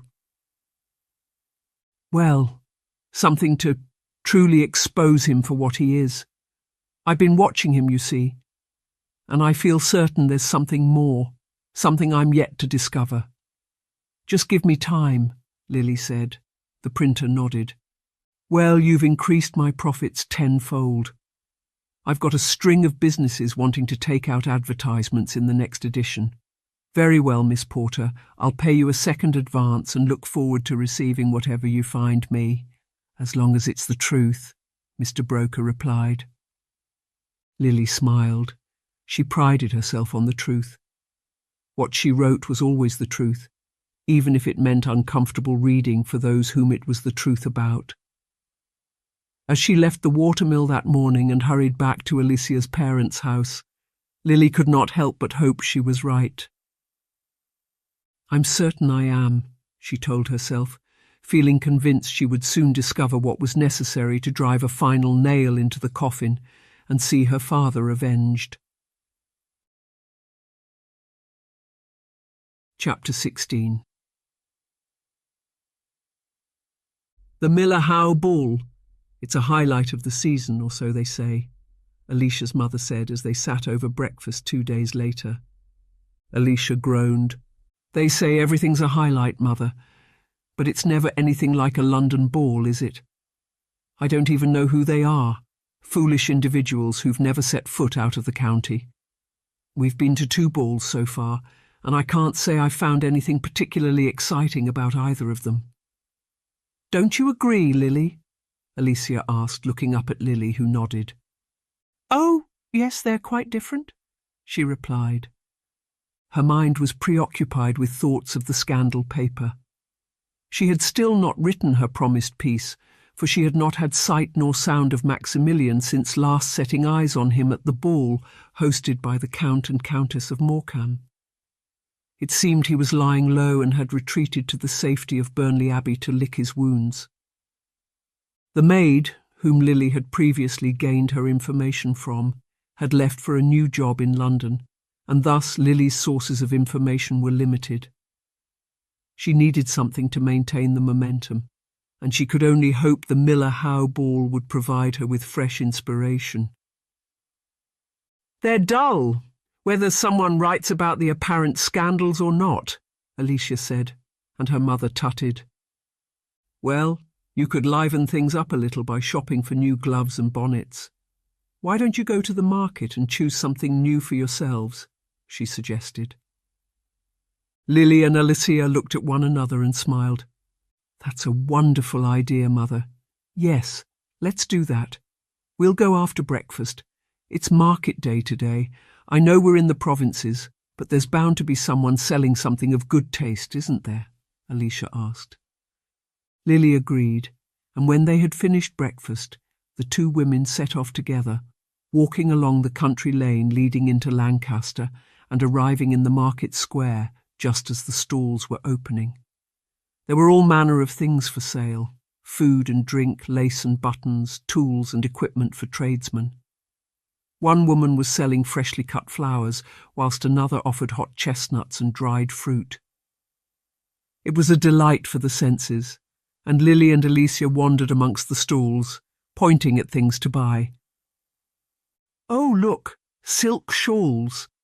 They're really rather nice, Lily said, as they paused at a stall where a wizened old woman was embroidering a flower onto the edge of one of the shawls. Something for the Miller Howe Ball, is it? She asked, and Lily nodded. That's right, but it's gloves we're looking for, she said, and the woman nodded. My sister sells beautiful gloves. You'll find her stall in front of the town hall, she said, pointing across the market square. And thanking the woman, Lily and Alicia made their way to the other stall, finding all manner of gloves neatly laid out. "These are very pretty," Alicia said, trying on a pair of lace-trimmed mittens and holding them up for Lily to see. "Oh, yes, very pretty, but I want something more delicate." "Ah, here we are," she said, taking up a pair of gloves made of silk and coming in 3 different colours. The proprietress, who resembled the wizened old woman exactly, nodded to them. "You'll not find finer gloves than these," she said as Lily tried on several pairs. "I think I'll take the white ones. They'll go nicely with a pink dress I've got," she said, and Alicia chose a pair in blue. "A new hat, I think. We might as well treat ourselves. I haven't been shopping at an absolute age. It's fun, isn't it?" Alicia said, and Lily smiled. She was glad to have Alicia's company. She was a dear friend to her, and the 2 of them acted as one another's chaperones. This was Lily's greatest advantage when it came to observing Maximilian. No one thought her out of place or questioned why she was there. In Lancaster, Lily was Alicia's companion, and there was respectability in that, along with the reassuring presence of Alicia's parents. But as they made their way towards a stall selling hats, Lily could not help but notice the number of women, and some men, with their heads buried in the latest edition from the broker press. "I just can't wait to read what's published next about him. Can you believe it?" one woman was saying, and others too expressed similar sentiments. "He's a disaster waiting to happen. Can you imagine him as the Duke of Lancaster? Impossible. He'd be nothing like his father. It would be far better to make the Baron of Mowbray Duke in his place. He's such a delightful man," another replied. As they approached the millinery stall, with its impressive array of headpieces, it was clear as to the general consensus concerning Maximilian and the scandal sheets. Lily's words had been believed, and the heir to the dukedom was humiliated. One more paper, one more scandal. That was all it would take to bring down the dukedom and see her father avenged. "Everyone's talking about the scandal papers. It's become a complete obsession," Alicia said, shaking her head and tutting. "I suppose people believe what they read," Lily replied. They had come to the stall now, and the 2 of them were set to try on new hats and bonnets. There were hats for every occasion, from flamboyant headpieces covered in wax fruit to tasteful arrangements of feathers and lace. Bonnets for mourning, hats for church, and those more suited to celebratory occasions. It was fun to try them on, and both Lily and Alicia chose new pieces of millinery to complement their gloves. "You look very pretty, Lily. You always do in hats. They suit you so well," Alicia said, as the milliner held up a mirror for them.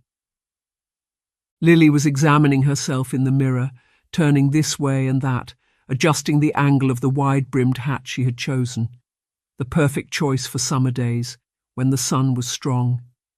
Thank you for watching. Before we continue into the story, do us a favor. Hit the subscribe button. This way we will be able to create more audiobooks for free for you. Thank you again. Now, back to our story. But as she tilted her head, a sight in the mirror caused her to startle. There, reflected in the glass, was Maximilian. He was watching them, and now he strode forward, as Lily's eyes grew wide with trepidation. "Look, Alicia, look who's coming towards us!" Lily exclaimed, her heart racing at the sight of Maximilian approaching.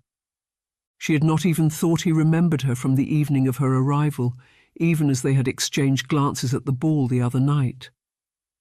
Alicia too looked anxious, and the pair of them turned, still with the hats they were yet to buy on their heads. Maximilian looked them up and down and smiled. Again, he seemed oblivious to the fact of his being the centre of attention, and now he smirked as Lily and Alicia hurriedly removed their hats. "I thought they rather suited you both," he said, as Lily and Alicia stood meekly before him. For all her bravado, Lily was not prepared to face him as she was. She conducted her affairs on her own terms and had not intended to approach him until the Miller Howe ball. She wondered now if he suspected something and was about to accuse her of being the author of the scandal sheets. "We were just trying them on. We haven't made a decision yet," Lily replied, and Maximilian smiled. "Is that so? Well, let me make it for you. The wide-brimmed one for you, Miss Porter, and the less gregarious one for Miss Saunders," he replied. Lily was surprised. She had not expected him to remember her name. The shock was evidently clear on her face as Maximilian laughed. I hadn't thought," she said, but he waved his hand dismissively. "I make it my business to know those with whom I'm to share the season. You were both at the assembly rooms, weren't you? And then at the ball given by the Count and Countess of Morecambe, both quite interminable affairs, though few were unfortunate enough to attend both." "But you two were," he said, raising his eyebrows and fixing his gaze accusingly on Alicia, who appeared terribly uncomfortable under his unflinching stare. "We were there, yes, as were so many others, your parents included," Lily retorted. Maximilian looked again at her and smiled. "Yes, and I suppose you've read all about me in the scandal sheets. They're everywhere. I've seen at least a dozen people reading them today. It's quite extraordinary. They seem to grip their readers with the force of their sensation." "One wonders what they'll publish next," he said, glancing again at Alicia, as though he suspected her of being the author. "We've certainly read about you, yes. That doesn't mean we've formed an opinion," Lily said, attempting to draw Maximilian away from the possibility of one of them being responsible for the authorship. Lily knew she could not afford to make any mistakes in this unexpected encounter. He had taken them by surprise and was using it to his advantage. But to her surprise, Lily found herself thinking back to the strange events of her dream, of finding herself in the place of Amelia, seduced by Maximilian, and even enjoying it. "He is handsome, I suppose," she thought to herself, as Maximilian continued to complain about what had been written about him. "I'm defenceless, of course. There's no right of reply in any of this. They could write anything they wanted, whether it be the truth or not. It's quite terrible. My reputation's in tatters, though it was already, I suppose. I'm a laughing-stock. I'm surprised you're even talking to me," he said, raising his eyebrows. Lily smiled. "Like I said, we've not yet made our minds up about you. I hardly know you. We have scandal sheets in London. I don't pay any attention to them," she said, still attempting to deflect his suspicion. "Oh, but I'm sure you do. You've already formed your opinion of me, Miss Porter. For example, I'm certain you won't dance with me at the Miller Howe ball," he said, looking pointedly at Lily. Her heart skipped a beat. She had not been expecting him to be so forward. Was he baiting her? Was this a test? Lily was used to maintaining her composure, giving nothing away, and now she smiled at him, realizing this may also be the perfect opportunity to secure the information she needed. "I'd be delighted," she said, and Alicia caught her by the arm. "Lily, what are you doing?" she hissed. Maximilian, too, looked somewhat surprised at this agreement, appearing he had expected an immediate rebuttal. "Ah, well, I'm glad to hear it. I'll be there then, and I'm sure you'll look very pretty in your new hat and gloves," he said, giving Lily a curt bow and glancing at Alicia as he slipped away into the crowd. "What were you thinking? You can't dance with him. No, he'll do something awful with you. You know what he's like. You've read the scandal sheets. Why do you think it'll be any different with you? I knew you were looking at him. You like him, don't you? You think there's something to him. Handsome looks, wealth, and title." "Well, if that's all it takes to sway you," Alicia exclaimed. Lily might have reminded her friend as to how many women had been easily swayed by just those things, but instead she shook her head and smiled. "I'm willing to give him a chance. Don't you think I can take care of myself, Alicia? I'm not some innocent lamb waiting to be devoured by the wolf. I know just what he's like. Besides, it's only a dance," Lily replied, even as she knew she was stepping into the lion's den. She had not intended to make herself the subject of the scandal. That was one of her rules, to observe at a distance and never interfere. But this was different, or so she told herself, and the end would justify the means. Maximilian had presented her with a possibility, one she could hardly refuse. Lily had promised the broker press her copy. It could not just be a regurgitation of past events, as intriguing as they might be, but had to be of such proportions as to entirely ruin those about whom it was written. She would not lie, but by making herself the centre of attention, Lily knew she could write an account which would spell the end of Maximilian and his family. Only a dance? And what then? He'll expect more of you. I saw the way he looked at us. It was as though he thought us easy prey for his attentions. Oh, it makes me shudder to think of him. And yet you seemed entirely at ease with the prospect of finding yourself in his arms, Alicia said, shaking her head. They paid for their new hats, and having made a tour of the remaining stalls, purchasing new handkerchiefs and ribbons, they made their way back to Alicia's parents' house. Lily knew Alicia was entirely against her intention to dance with Maximilian. She could not understand it, and said as much when her mother asked if they had enjoyed themselves at the market. "I think Lily's enjoying herself too much. She's only agreed to dance with Maximilian Oakley," Alicia exclaimed, tutting and shaking her head. Mrs. Saunders, too, looked somewhat perturbed, raising her eyebrows as she sipped her post-luncheon coffee in the drawing-room. "Really, Lily? I'm not sure about that. I know he's the son of a duke, but one only has to read of his reputation," she said, glancing at the pile of periodicals on a table in the corner of the room. Lily was well aware of the risks, even as Alicia and her mother knew nothing as to the truth of her motivation. She was taking a great personal risk, more so than she had ever done before. In the past, Lily had merely been a passive observer in the downfall of others. She had documented it, being careful to ascertain only the truth from her sources. She was always one step removed, and never directly involved. But this was different. It was the Duke of Lancaster who had ruined her father. He and his family were responsible for her father's incarceration and humiliation. It was personal, and thus her approach was entirely justified. "Well, I see no reason to believe the scandal sheets. Perhaps they're wrong about Maximilian. I prefer to make up my own mind rather than reading what someone else writes," Lily said, knowing just how hypocritical she was being. Alicia's mother looked perturbed, and Alicia too shook her head. "It's not a good idea, Lily," Alicia said. "It's only a dance, and if he behaves inappropriately, I'll stamp on his foot," Lily said. Alicia smiled. "I suppose, if anyone's going to be a match for him, it's you, Lily," she replied, and Lily nodded.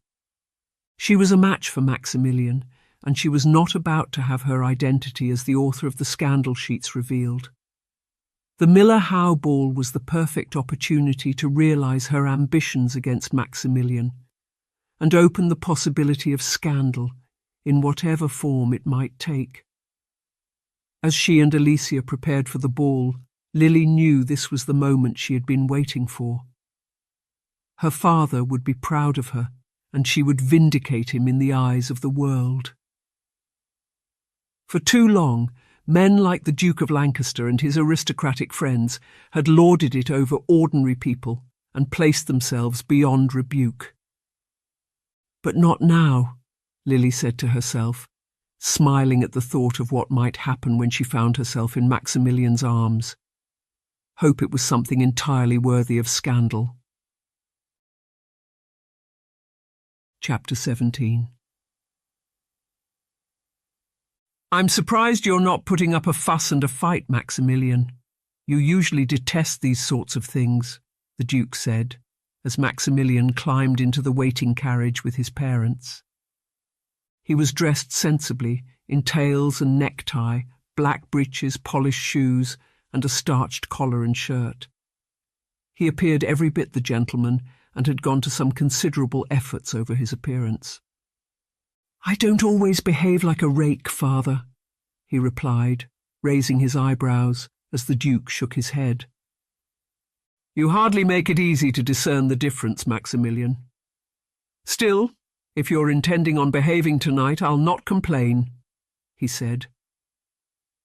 Maximilian was not doing any of this for his father, but he had promised his mother the Miller Howe ball would be different. He would be a gentleman, or at least give the appearance of being one.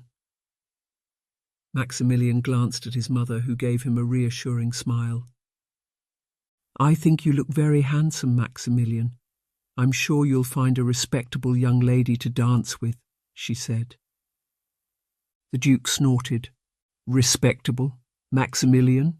I doubt it, he said, but Maximilian already had his trump card, and smiling he addressed his father directly. Actually, she's very respectable. It's all arranged, father, he said. And the Duke looked at him in surprise, as did his mother, though she tried to hide it behind her fan. You've arranged to dance with someone, he said, raising his eyebrows, and Maximilian nodded. Yes, she's a friend of the daughter of the merchant, Timothy Saunders. Doesn't he sell you wine, father? We met at the market yesterday. She and her friend were buying new gloves and bonnets. A charming creature. We got talking and I asked if she'd be at the ball this evening. She said yes, and the arrangement was made, Maximilian replied. He liked the fact of his father's surprise. Lily Porter was no foolish slip of a girl, nor did she come from a dubious background, even as Maximilian was uncertain as to precisely what that background was. Nevertheless, she was certainly respectable, and whilst she was not possessed of title, she was well connected to the up-and-coming classes, evident in her friendship with the merchant's daughter. The Duke looked pleased. Well, I can only applaud you, Maximilian. The Saunders are a respectable couple. The daughter's called Alicia, I believe. I must say I'm a little surprised, but pleasantly so. If this is what you intend, so be it. You have my blessing, he said. Maximilian had not realized just how much such words would mean. He was taken aback by them, for he could not remember the last time his father had admitted he was pleased with him. The Duchess, too, smiled, holding out her hand to Maximilian, who took it and smiled back at her. You see, it's not so difficult after all, is it, Maximilian? She said, and Maximilian shook his head. I don't know why you're both so surprised, he said, as the carriage now drew up outside the imposing facade of Miller Howe. It was a handsome house, built only in the past 20 years, pleasingly symmetrical in a classical style of red brick, with a large wisteria growing across the front and spreading its way over the portico. Liveried footmen stood stiffly on either side of the steps, where burning torches created a dramatic welcome. The sound of music was coming from inside, and a steady stream of guests, in both modest and gaudy attire, were making their way inside. We're pleased, Maximilian's mother said, looking pointedly at the Duke, who nodded. Yes, very pleased, he said, as Maximilian spotted Lily and Alicia standing below the portico. They both looked very pretty, but Lily in particular. She was dressed in a pink gown, with the white gloves he had seen at the market pulled at the length of her arms, and with a fascinator of peacock feathers on her head. Pointing out of the carriage window, he turned to his parents and smiled, There she is, he said, feeling oddly proud at having secured a dance with a woman who seemed entirely respectable and had been willing to see past his previous faults. I still don't understand why you're doing this, Alicia said, as she and Lily stood beneath the portico outside Miller Howe. Because he intrigues me, Lily replied. She was not about to tell Alicia the real reason for her acceptance of Maximilian's invitation to dance. But Lily's resolve was strong, and now she intended to create a situation such as to ensure the downfall not only of Maximilian, but of the Duke too. Alicia tutted. Well, on your head be it. He's here now. You can't escape him. I just hope you know what you're doing, that's all, she said, and Lily nodded. I know precisely what I'm doing, she replied as Maximilian approached. He was respectably dressed and had combed his hair and washed his face. There was a pleasing scent to him, and with a curt bow he took Lily's hand in his and raised it to his lips. Miss Porter, what a pleasure it is to see you again. And how beautiful you look, he said, raising his eyes to her and smiling. Lily had not known what to expect, a drunkard or a gentleman. But she knew enough about the rakish ways of men to know how easily a mask could be donned and an act performed. If charm was Maximilian's weapon, Lily was ready to defend herself. You flatter me, sir, Lily said, glancing at Alicia, who rolled her eyes. I'm going to get some punch, she said, following her parents into the house. Lily was left alone with Maximilian, who offered her his arm and sighed. I don't think she likes me very much, he said, but Lily shook her head. I'm sure she's just... Read the scandal sheets, she said, as now they made their way inside. Lily wanted to push him. She was curious to know his true feelings. Did he believe he had been treated unjustly? At the mention of the broker press, Maximilian raised his eyebrows, as now the master of ceremonies came to greet them. Lord Maximilian Oakley and Miss Lily Porter, he announced, and as they stepped into the ballroom, heads turned and fans rustled. A whispering sweep of murmurs ran through the room, and for a moment they were the very centre of attention. I think they all read the scandal sheets, Maximilian whispered, steering Lily towards the refreshment table. For a moment, Lily had experienced what it was like to be at the centre of a scandal, to have all eyes on her and know she was being judged. It unsettled her, and she was glad when the musicians struck up a tune and the dancing began. But still she was curious. But is it true? Is what they write about you true? The way you treat women as objects for your pleasure, she said. Maximilian smiled, offering her a glass of punch from an ornate glass bowl. He shrugged and shook his head. I have a reputation and it's not undeserved. But doesn't a kiss take two? Doesn't a scandal always involve another person? Those women aren't wholly innocent, I assure you. But it's easy to paint the man as a devil and a rake. I admit I'm no saint, but what man really is? Everyone has their secrets, he said, taking a sip of punch and smiling at her. Lily had not known what to expect of Maximilian. At close quarters he seemed different, even as she thought back to their first encounter on the night of her arrival in Lancaster. He had been drunk then, and Lily had feared just what he might have done had they not been interrupted. But now, dressed in such a regal manner and displaying only the epitome of good manners, Lily could not help but see a different side to the man she so despised. That's very true, she said, thinking back to all the scandal sheets she had written and all the secrets she had exposed.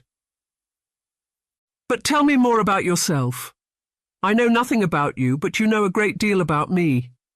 If the writer of the scandal papers has me accurately, that is, he said, raising his eyebrows. Well, I come from London. I'm the only daughter of a land agent. My parents are respectable, though not wealthy by your standards.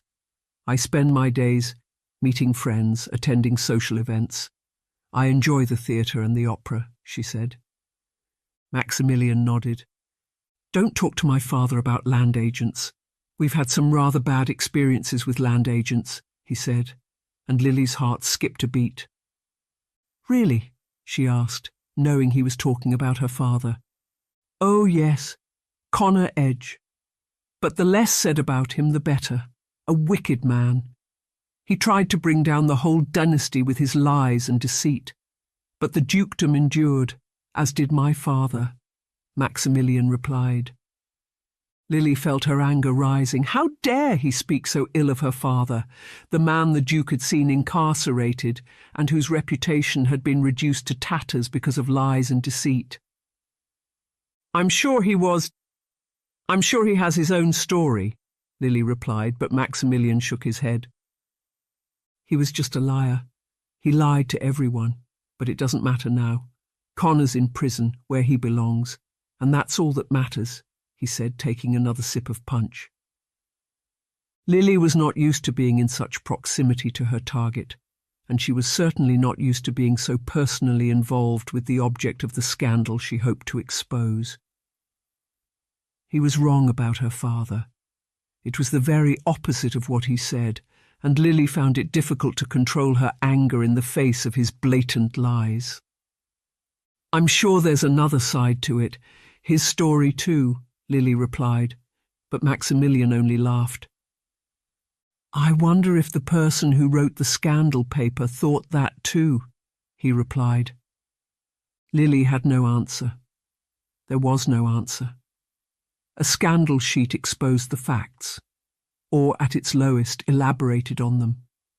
But as for a right to reply, I suppose they didn't, she said, and Maximilian nodded. I rest my case, he said, as the music came to an end, and a throng of dancers approached the refreshment table. Will we dance? She asked, but Maximilian shook his head. I'd far rather find a quiet corner and talk, he replied. Lily nodded. This was it. This was the moment she had been waiting for. It was just the same as she had observed Maximilian behave with Amelia. He wanted her alone, and then... I'd be delighted, Lily said, and taking his arm, the two of them retreated from the hustle and bustle of the ballroom to a quieter recess, where the light of the hundreds of candles lit around the room failed to penetrate. Miller Howe's interiors were as handsome as its facade, an homage to glittering continental baroque.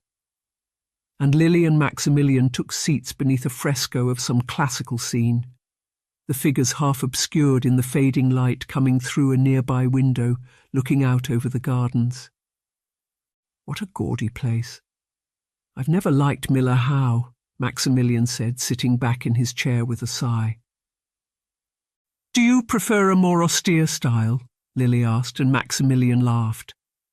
I could hardly be called austere, but I don't care much for being inside, except when I'm asleep. At Burnley Abbey I have a rose garden. It's beautiful, and I spend most of my time there, he said. Amelia had told Lily of this ploy, how he made mention of the rose garden and offered to show her it. But where was the scandal? So far Maximilian had done nothing but talk. He had not even slipped his arm around Lily's waist or leaned forward with a suggestive expression on his face. If anything, he was rather dull. It sounds idyllic, Lily said. She loved roses, even as she knew they hid thorns. It is. I'd be pleased to show you, but, well, all that's behind me, he said. Lily was confused as to what he meant. What was behind him? I don't understand, she replied, and he looked at her with a wearisome expression. Oh, all of it. I should be married by now, the respectable heir to the Duke of Lancaster, but I'm far from that. I've got a terrible reputation, only made worse by those scandal papers. But the problem with them is there's no sense of redemption. A person can be written about, and then, that's that. An opinion's formed. There's no escaping it. I could give my whole fortune away to charitable causes, renounce my title, and enter a religious order, and I'd still be considered nothing more than a rake and a devil, he said, shaking his head. Lily would not feel guilty, nor would she feel sorry for him, and yet there was truth in his words. A reputation could take a lifetime to build, and a moment to destroy. She could think of no one about whom she had written who had suitably redeemed themselves. The only sensible course of action for such a person was to enter relative obscurity and live out their days keeping away from scandal. "Then what are you going to do?" Lily asked. Maximilian thought for a moment, a smile coming over his face. "As I see it, I've only got one choice, but because of what's been written about me, that choice isn't one I can pursue. I need to get married, and quickly. That way I can assuage any doubts as to my current behaviour," he said. In that moment, Lily made a bold decision. It seemed he was not about to create a scandal where she was concerned, and yet there was a necessity in discovering one if she was to supply the broker press with the desired scandal sheet and see her father avenged.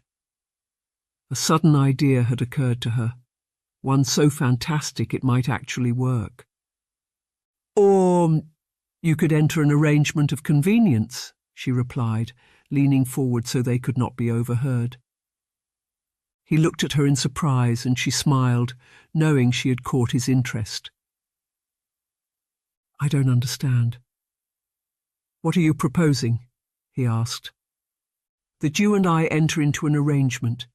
My parents hoped a season in the north might open further possibilities for me. London's so full of admirable young ladies as to make one feel quite like a competitor in a ghastly agricultural show, parading, pruning, longing. No, they wanted me to find a respectable match, a merchant, they said. But I'm sure the heir to a dukedom would suit them far better. And you know, Mr. and Mrs. Saunders, they won't object," Lily said, warming to the idea, and Maximilian nodded. He seemed taken with the idea, nodding, as a smile came over his face. "Well, Miss Porter, you've made me an attractive proposition. I didn't really want to marry, if truth be told, but the illusion of it, yes, that would help my cause no end. It seems we're in agreement," he replied, raising his punch glass to her with a smile. Chapter 18. Dearly beloved, we are gathered together here in the sight of God and in the face of this congregation to join together this man and this woman in holy matrimony, which is an honourable estate, instituted of God in the time of man's innocency, signifying unto us the mystical union that is betwixt Christ and his church. A distant voice was saying. Where was she? There was a congregation, and a minister, and a church, and Lily was hidden behind a veil, unable to see clearly, even as the words echoed around her. I require and charge you both, as you will answer at the dreadful day of judgment, when the secrets of all hearts shall be disclosed, that if either of you know any impediment, why ye may not be lawfully joined together in matrimony, ye do now confess it. The distant voice said again, and in a sudden moment of realization, Lily knew where she was. In the church, no, but, she stammered, as a hand slipped into hers. Just listen to the words, my dear. It'll soon be time to answer, a voice whispered to her, and Lily turned to find a shadowy figure standing next to her. She tried to raise her veil, but her hands would not move, and as she tried to move her feet, they felt like lead weights. Lily, wilt thou have this man to thy wedded husband, to live together after God's ordinance in the holy estate of matrimony? Wilt thou obey him, and serve him, love, honour, and keep him, in sickness and in health?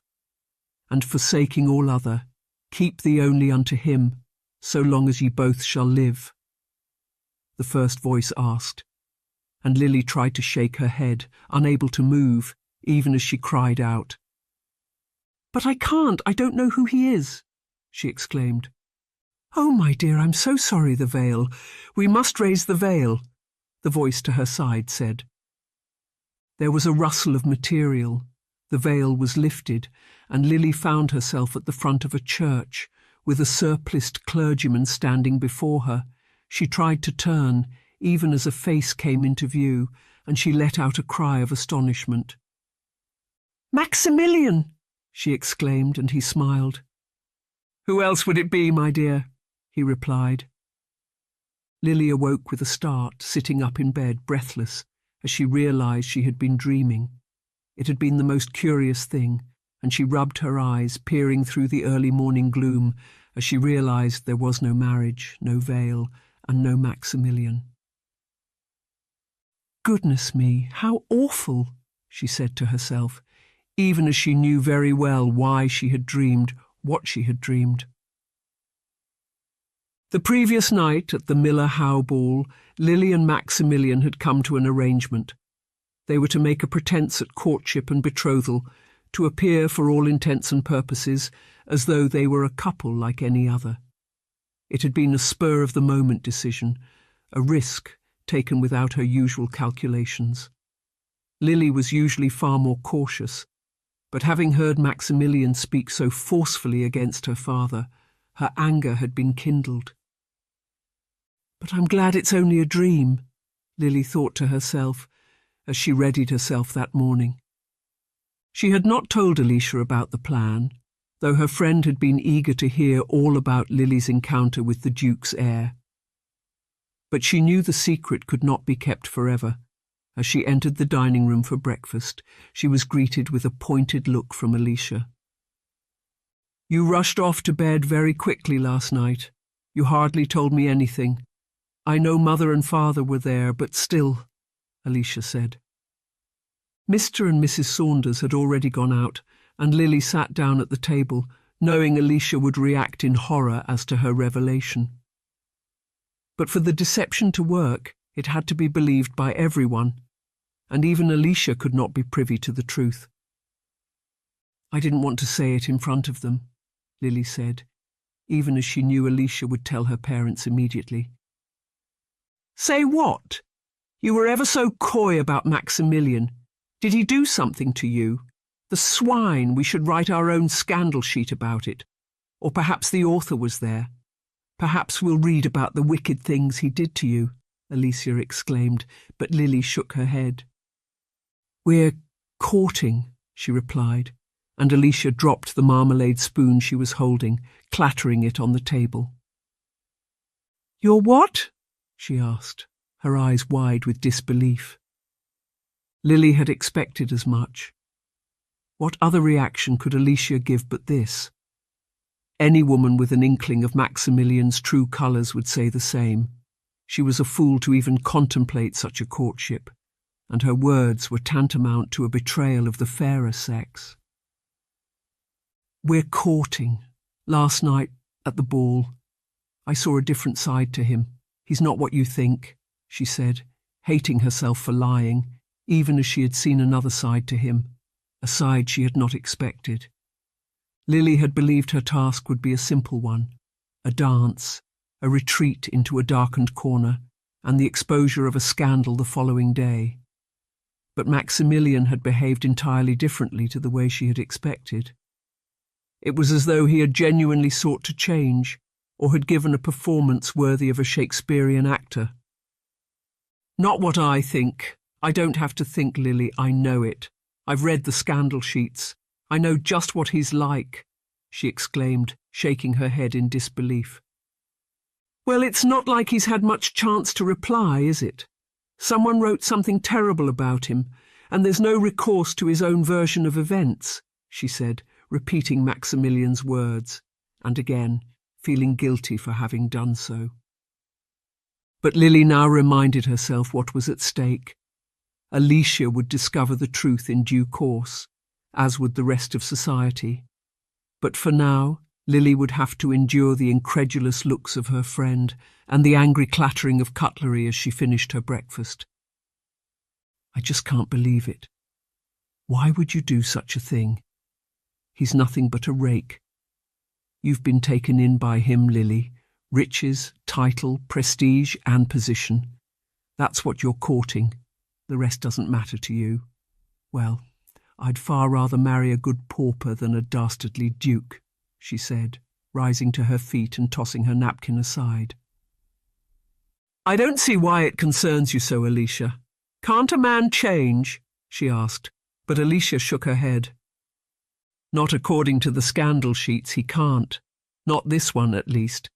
You're entering the lion's den, Lily. I hope you can run quickly," she said. She was about to leave the room, but the butler now entered, bowing to them both and announcing a visitor. "Lord Maximilian Oakley, miss," he said, and Alicia gasped. "He's here? Oh, what are we to do?" she cried, staring at Lily, who could not help but feel unsettled by this unexpected arrival. She had not believed Maximilian would take the arrangement seriously. It had seemed an excellent way of getting close to him, and to the Duke and Duchess. She had hoped to discover more about the mystery surrounding her father's past dealings with them, but the arrival of Maximilian suggested he was taking the matter seriously, if only in appearance. "Will you show him in?" Lily said, and Alicia made a face. You can't be alone with him," she hissed as the butler stepped out of the room. "You can be our chaperone.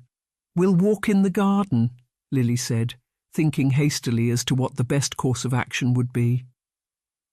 Alicia had no time to answer, as Maximilian himself now entered the room. He looked almost nervous and carried in his hand a single rose, with the most beautiful peach-coloured flower Lily had ever seen. "For the lady," he said, handing it over with a flourish. Lily blushed. He was certainly keeping up appearances, and she took the flower, holding it to her nose and savouring its sweet, sickly scent.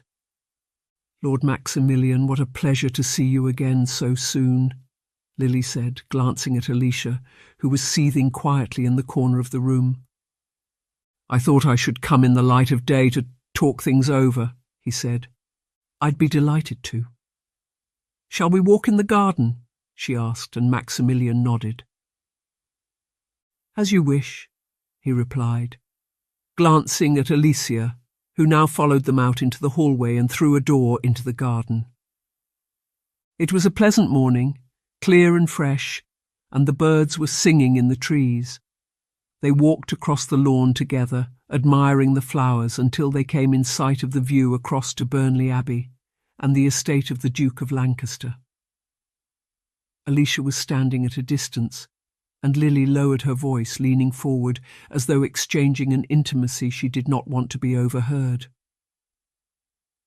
"You still agree to the plan, then?" she asked, and he nodded.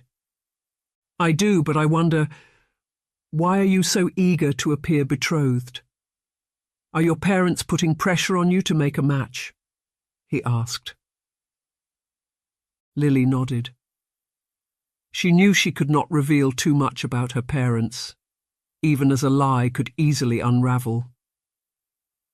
"Well, as I said, they've sent me north to make the pool less deep," she said, laughing as Maximilian smiled. "But you're very pretty. I don't see why any man wouldn't show an interest in you," he replied. Lily blushed. She could not tell if this was part of his act or a genuine attempt to charm her. The arrangement was a practical one, but if Maximilian was to develop feelings for her, things might become more complicated. "It's very kind of you to say so, but many young ladies are pretty and of far higher class and rank than I," she replied. "Then what of your father? Is he a merchant like Mr. Saunders?" "Oh, no, forgive me, you told me he was a land agent. Is it a great estate he manages?" he asked. This was the point where Lily would have to lie and remember the details of her lie too. She thought for a moment, hoping to sound vague in her response. Oh, I always forget the name. Is it Lord Derby? Or is it the Baron of Repton? My father never remains long in one position, she said, and Maximilian smiled. The Baron of Mowbray acts as the agent for Burnley Abbey. He's my father's godson. We work closely together, Maximilian said, turning his head away and clearing his throat. Lily was curious. He had been about to say something else, but had checked himself, even as Lily felt certain he had almost said the word cousin. But the Baron of Mowbray could not be Maximilian's cousin. It simply wasn't possible, and she pushed the thought aside, hoping he would not mention her father again, for fear of her anger rising against him. "And he'll continue when you inherit the title?" she asked. Maximilian shrugged. "I don't know. I don't think much about it. My father's in rude health. I doubt I'll inherit for many years yet. Not that he wants me to, of course. They'll be surprised when they discover I'm betrothed. Pleasantly, I hope. I just need to convince them I can be a different man to the one they've read about so often in these wicked scandal sheets. I can turn over a new leaf." "I know it," he said. "And you've no idea who's writing these things about you?" Lily asked. To her surprise, Maximilian glanced over his shoulder to where Alicia was standing beneath the boughs of a weeping willow, watching their every move. But he shook his head and shrugged. "It could be anyone. Someone with a vendetta against me, man or woman. I'm not a bad man, Lily, but I don't always behave well. Women are my downfall. I see a pretty face, and after a glass of brandy, well, I want to kiss her," Maximilian said, shrugging, as he turned back to look across the rolling landscape towards Burnley Abbey. When put like that, Lily could almost have sympathy for Maximilian, though she hurriedly banished such thoughts, knowing she had seen a far darker side than that. But as for changing his ways, it seemed Maximilian was at least making some effort to do so. He was completely sober, and the rose had been a kind and thoughtful gesture, albeit for show. "And what happens when your reputation's restored?" Lily asked. Maximilian smiled. "I suppose I could marry someone. We could go our separate ways under amicable circumstances and use the time together to seek those matches we might wish to pursue. I expect nothing of you, and you should expect nothing of me, and we make good on the deception together," he replied. Lily nodded. She had not entirely expected him to behave as such, or to allow her carte blanche in determining future romance. He was not seeking to control her, nor did it seem he intended to use her for pleasure during the course of their deception. The matter was a mutual benefit, one they could part from at a mutually agreed moment. But for Lily, this was not enough, for she could hardly write a scandal paper about a respectable courtship, albeit an entirely fabricated one. "Yes, I see what you mean," she said, feeling at a sudden loss as to how to create a scandal out of nothing. "Are you having second thoughts? Have I not behaved accordingly? Forgive me, it's hardly expected of me. I'm a thorn, not a rose," he said, cocking his head and looking at her questioningly. Lily sighed and shook her head. "No, not at all. It's the perfect arrangement," she said, and it would have been, had the subject behaved as she had expected. But Lily was used to biding her time. The trap was set, and everything was now in place for the enacting of what was yet to come. Lily could observe Maximilian at close quarters, and the reaction of those around him too. She was curious to know more about the Duke and Duchess, even as she knew the risk in doing so. "Then we'll make an announcement of sorts. I haven't told my parents, but by the looks she's giving me, I presume Alicia knows of our deception," he asked. "Not our deception. She thinks we're really courting," Lily replied, and Maximilian laughed. "Then I know precisely why she's looking at me like that," he replied, smiling and shaking his head. Chapter 19. Maximilian left the home of the Saunders in good spirits. He had not been surprised at Alicia's reaction to him, and he still suspected her of being the writer behind the scandal sheets. But Maximilian felt pleased with himself. He had done that which no one had believed he could. He had established a courtship with a respectable young woman, albeit entirely in jest. There was no courtship, but to all appearances there was, and it would buy him valuable time to mend his broken reputation. "And she's charming enough," he said to himself, as he walked across the parkland in the direction of Burnley Abbey. Maximilian had been surprised as to how easy Lily had been to talk to at the Miller Howe ball. He had found her company entirely conducive, and again that morning. It had been a long time since he had talked to any woman with anything but an ulterior motive, even as he felt surprised at how much he had enjoyed their conversation. Lily was a woman who could hold her own, and it was clear she was not intimidated by the opposite sex. A formidable woman, it seems, he thought to himself as he came to the steps of the house, intending to now inform his parents of this unexpected arrangement. They would be surprised to learn he was courting, and would no doubt accuse him of a flight of fancy.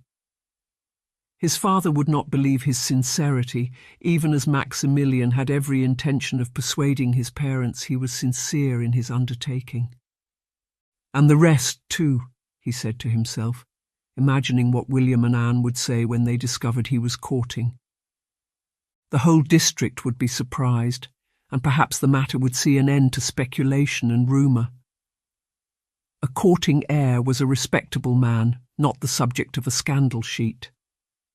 That was Maximilian's goal, to step back from society and its vicious rumours. He would no longer be the subject of other people's whisperings, and he felt grateful to Lily for helping him repair his reputation. "They'll all say I've changed, won't they?" he thought to himself, letting himself into the house and making his way to the morning room, where he hoped to find his parents taking coffee and refreshments. His mother was playing the pianoforte, the sound of which was drifting pleasantly along the corridor, and Maximilian took a deep breath, knocking at the door and opening it before an invitation was issued. The Duke was standing behind the Duchess, smiling as she played, but the two of them now looked up in surprise as Maximilian entered the room. "We missed you at breakfast, Maximilian. Where did you go? Or have you only just got up?" his father asked, with the slightest hint of a sneer in his voice. Maximilian held his gaze and smiled. "No, father. I've been out to see a woman," he replied. His parents exchanged nervous glances, fearing it seemed some fresh scandal and the possibility of its exposure by the broker press. "A woman?" his mother asked, replacing the lid of the pianoforte and looking concernedly at Maximilian, who nodded. "Yes, the woman I'm courting, mother. I told you I danced with a woman last night. The woman I met in the market, Miss Lily Porter. Well, I'm pleased to say we've agreed to a more formal arrangement. She's a delight, and I'm sure you'll agree when you meet her," he said. Maximilian was curious as to his parents' reaction. Would they be curious, angry, indifferent? The Duke and Duchess looked at one another, evidently taken by surprise at this unexpected revelation. "A woman? You're courting a woman? What's she like? Is she—" Maximilian's father began, but Maximilian interrupted him. "She's entirely respectable, yes, and don't for a minute think you can look down on her for not having a title, given you made a pauper and the son of a servant your godson and Baron of Mowbray," Maximilian replied. He already knew he could make adequate reply to any sense of snobbery on his father's part. His parents could not very well deny him a courtship with a commoner, when his own cousin was of far lower stock, and the result of a scandalous liaison. The Duke nodded. "Yes, Maximilian, I understand.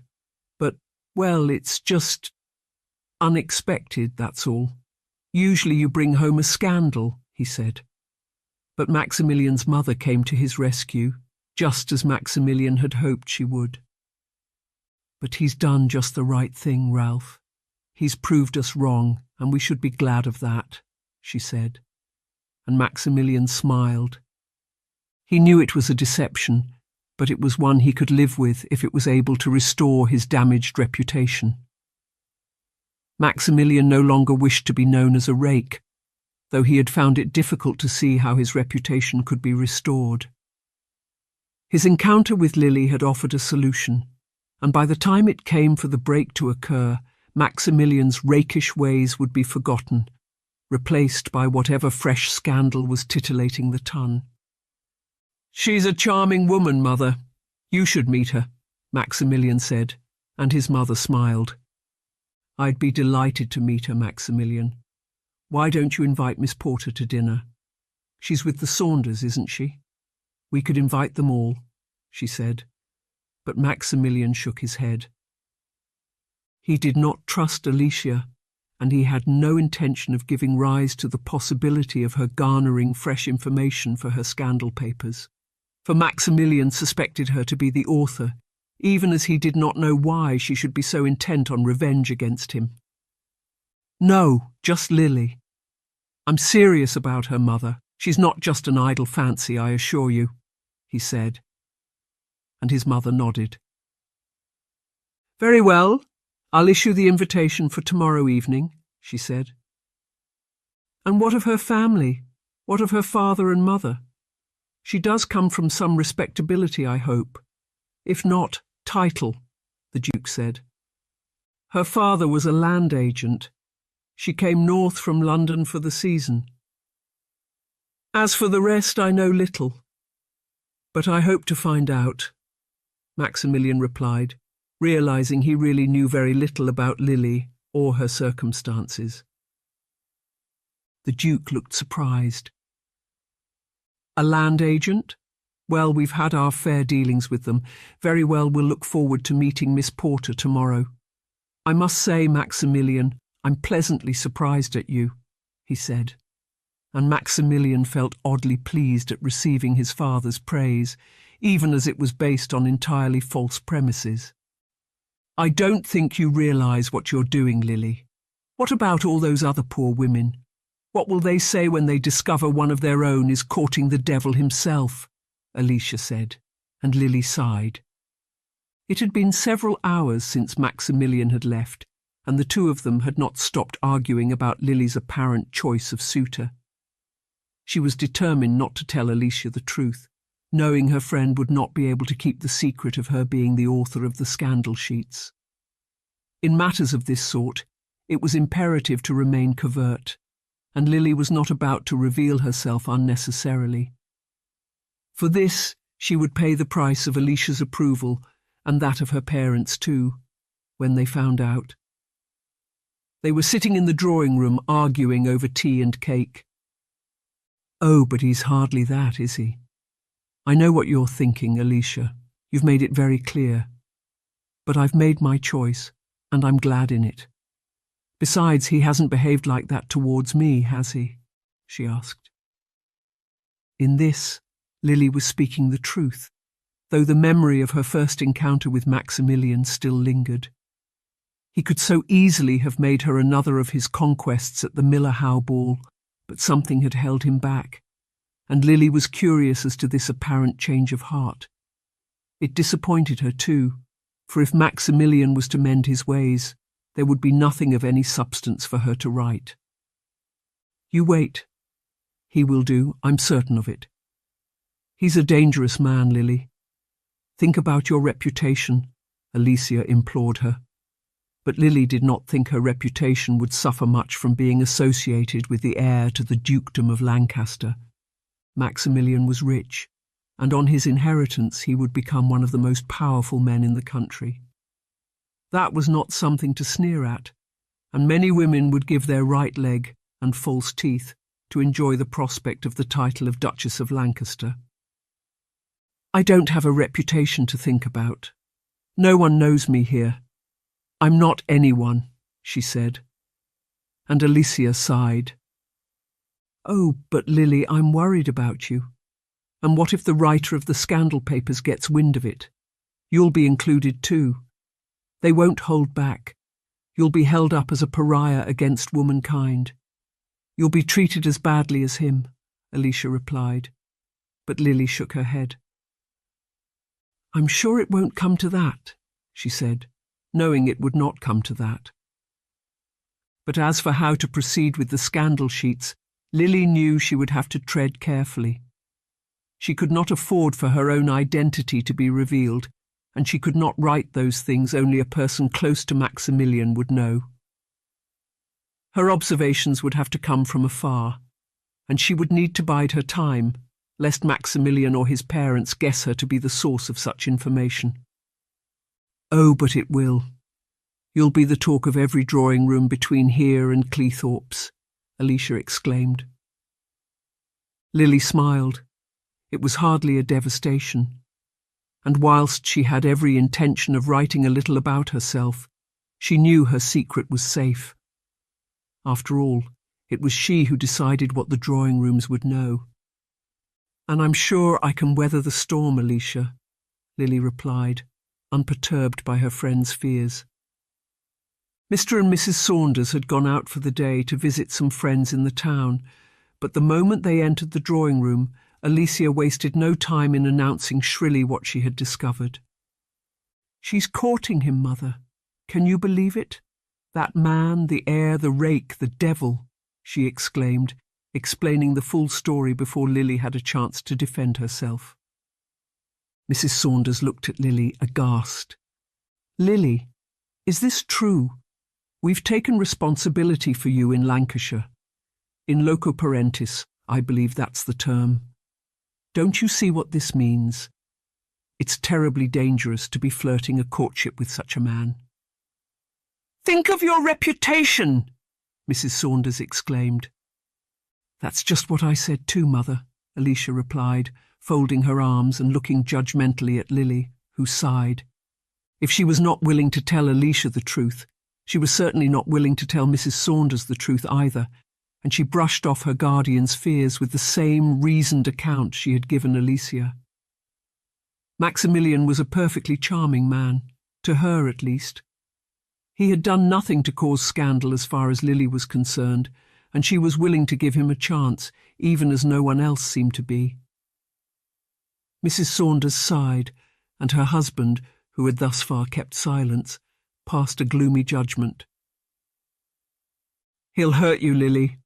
I can't see any good come out of it. None at all, he said, and it seemed that was his last word on the matter. When Alicia's parents had stepped out into the garden to take tea, Alicia looked pointedly at Lily with an expression of "I told you so" on her face. I don't care what you all say. I like him, and that's that, Lily replied, folding her arms. She could be stubborn, both in a lie and in getting what she wanted.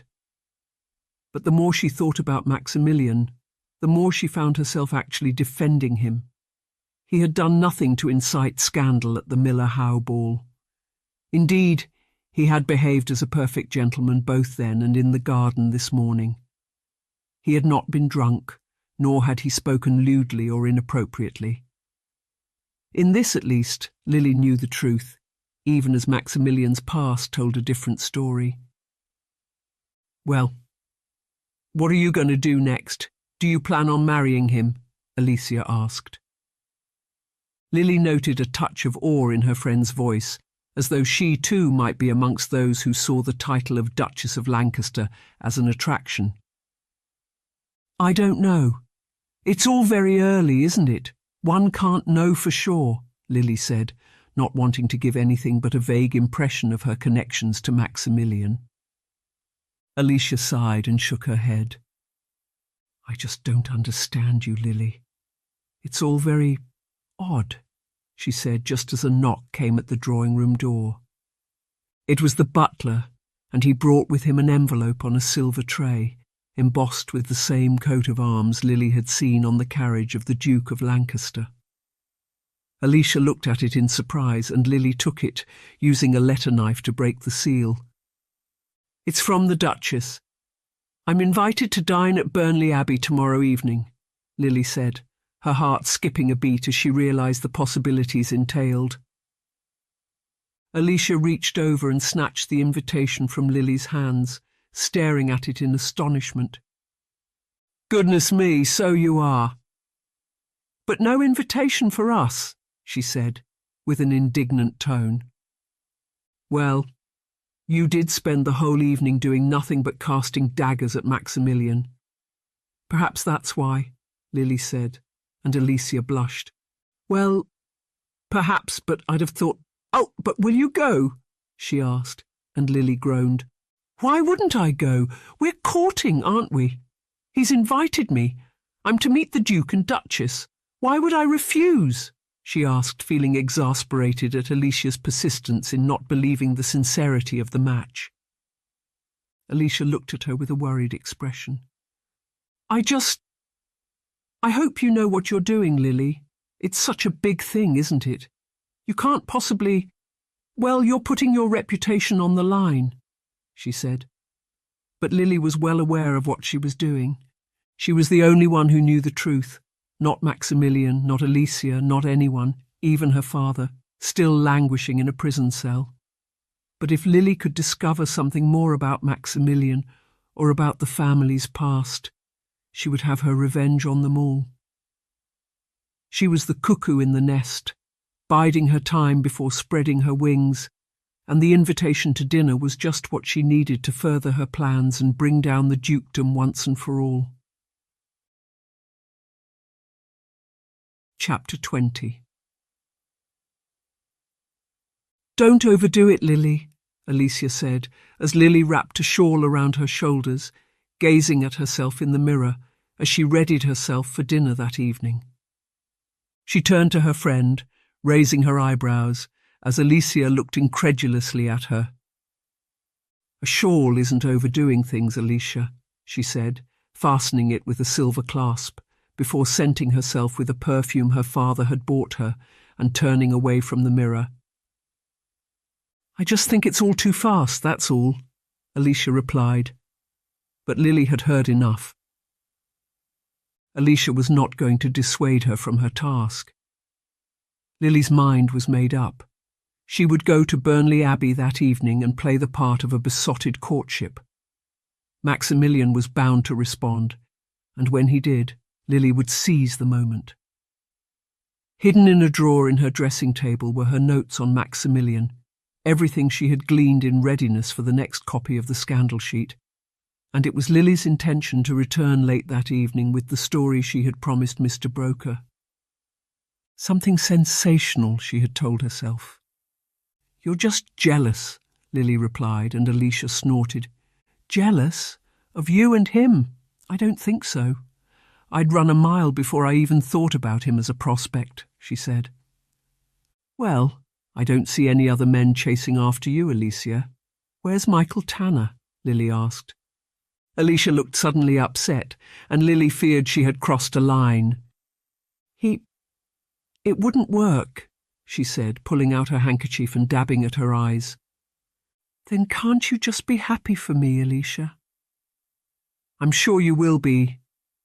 In time," Lily said. She had imagined the fall of the dukedom so often as for it to become mundane, but the fact of a final humiliation was tantalizingly close. All Lily had to do was hold her nerve. Her father would be delighted, as would Alicia and every woman ever wronged at Maximilian's hands. "Hadn't you better be going?"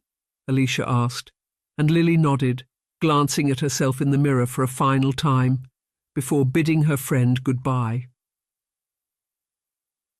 Alicia accompanied her to the door, where a carriage had been sent from Burnley Abbey to transport her to dinner. Lily felt suddenly very grand, as though she really was to be the Duchess of Lancaster, and as the carriage pulled away she allowed herself to imagine it was all real, at least for a moment. If only my father could see me now. He'd be so very proud of me, she told herself. For whenever she had her doubts, Lily always reminded herself of the goal in mind. Her father would be vindicated, and those who had wronged him would be brought down into the dust. Maximilian chief amongst them, she thought to herself. It was a pleasant evening, and the sun was casting its setting shadows over the parkland as the carriage pulled up at the door of Burnley Abbey. Lily had long wondered what it was like inside, and she was looking forward to being at the very heart of that which her father had once called his own. He had lived a very different life, a life she really knew little about. As a child she had often found him absent, and she was never privy to the places he went or the things he did. But he had told her enough for her to know it was here, in the beating heart of the dukedom, his downfall had played out. A shiver ran through her as she was welcomed by the butler, and Maximilian now appeared to welcome her, smiling as he made a pretence of greeting. "I'm so glad you could come." "You're not nervous, are you?" he asked, but Lily shook her head. "Why should I be nervous?" she asked, even as her heart was beating fast at the prospect of coming face to face with the players in her father's downfall. "You shouldn't be, but... well, it's not every day one meets the Duke and Duchess of Lancaster. They're perfectly amiable, though, my mother in particular. She's a darling," he said. Lily recalled a choicer word her father had used in his description of Miriam, Duchess of Lancaster, but now she was shown into the drawing-room, where the Duke and Duchess were drinking sherry with another couple, whom Lily could only assume were the Baron of Mowbray and his wife. They all looked up at Lily and smiled. "How pleased we are to welcome you," Maximilian's mother said, hurrying to Lily's side and putting her arm around her. The greeting was a warm one, and the Duke could not have been friendlier. "It's a pleasure to meet you, Miss Porter. I understand your father acts as a land agent." "William here, my godson, he's our agent, aren't you, William?" the Duke said, and the Baron nodded, explaining something of his responsibilities on the estate. The drawing-room was opulent, the dress of those gathered exquisite, and the drinks flowed freely before the gong sounded for dinner. "Will you take my arm?" Maximilian asked, and Lily smiled, taking his arm as they processed into the dining-room. Lily had never seen such a grand room. The table could easily have seated 40, and it was covered in the finest silverware, cutlery and glassware. Liveried footmen stood stiffly around the room, and a parade of dishes was now brought forth and placed on the sideboard. "This is extraordinary," Lily exclaimed, forgetting herself for a moment and feeling entirely caught up in the dream of what she was experiencing. Roasted game birds, whole fish, racks of lamb and sides of beef, raised pies, umpteen dishes of vegetables, and all manner of other good things to eat were served. It was an extraordinary sight, dish after dish brought forth, and Lily was at a loss to imagine how one group of people could possibly eat so much. "The servants finish what we don't, and we send the rest to the poorhouse on grand occasions such as this," the Duke said, as though discerning Lily's thoughts. She looked up and smiled, impressed by his philanthropy. An unexpected discovery indeed. "Oh, how kind of you," she said, glancing at Maximilian, who smiled. "It's important to take care of those under one's jurisdiction. Estate workers, farm labourers, those who rent cottages from us. We've always tried to maintain a philanthropic attitude," Maximilian said, and his father nodded. "Well said, Maximilian. You're quite right. What's the point in having money if you can't do some good with it? That's what I've always thought, at least," he said, and Lily nodded. "It's very admirable," she said, as the footman began to clear away the dishes. The Duke spoke eloquently about his plans for the estate, a school, a cottage hospital, and new housing to be built around a new farm, where apprentices would learn trades to assist in the running of the house and parkland. It's easy to rest on one's laurels, but we have a responsibility as members of the aristocracy. That's why I was so pleased when Maximilian announced your coming to dinner, Miss Porter. The heir of a dukedom needs stability in his life. He needs a—" he began, but the Duchess interrupted him. "I hardly think we need to speak of marriage just yet," she said, fixing the Duke with a pointed look. He smiled and nodded. "Of course, but I must admit we're very pleased at this unexpected turn of events," he said, glancing at Maximilian, who raised his glass. "I'd like to propose a toast to Miss Porter," he said, and the others raised their glasses to toast Lily, who suddenly felt somewhat overwhelmed. Her impression of the family had been that of an arrogant and haughty set of aristocrats, with no regard for the common man. But if their words were to be believed, and there was no reason not to, the Duke of Lancaster and his family were entirely concerned with philanthropy and the common good, a quality it seemed Maximilian possessed too. "It's very kind of you. I wonder, if you'll excuse me, I'd like to take the air for a few moments," she said, rising to her feet. She felt strangely conflicted, desiring their downfall, and yet realizing they were good and decent people. The Duke nodded, smiling at Lily, who now rose to her feet and hurried out of the room. A maid directed her to the terrace, and she stepped out into the moonlight, leaning on the parapet with a sigh. "They're nothing like I made them out to be. And even Maximilian." "Oh, it's hopeless," she exclaimed to herself, for Lily could not imagine what scandal she might discover, now the family's true colours were revealed. "Are you all right?" a voice behind her said, and Lily turned to find Maximilian standing by the door leading from the house. She smiled at him, feeling genuinely glad to see him, even as the feeling took her by surprise. "Oh yes, quite all right. I was just getting some air," she said, as he came to stand beside her. "It can get rather stuffy in the dining room. I hope they haven't bored you," he said, with a genuine note of concern in his voice. Lily shook her head. They were not boring her at all. On the contrary, she was surprised to find herself enjoying the evening immensely. She had come to Burnley Abbey with any number of preconceived expectations, and yet had been proved entirely wrong. Whatever she might have thought of the Duke and his family, she had seen a different side, one she could never have imagined from her father's descriptions. "Not at all. I was fascinated to hear about your father's philanthropic work. I never expected— well, one hears so many stories about the aristocracy," Lily said, and Maximilian laughed. "Yes, a lot of them printed in those awful scandal sheets. But it's not all true. One never really has the full story, not in that way. They give a one-sided account. But it hardly matters now, does it? I won't be appearing in one again. I've left all that behind. You've given me the chance to rebuild my reputation. We'll make an announcement about the courtship in due course, but my family won't stand in the way." "Will yours?" he asked, and Lily shook her head.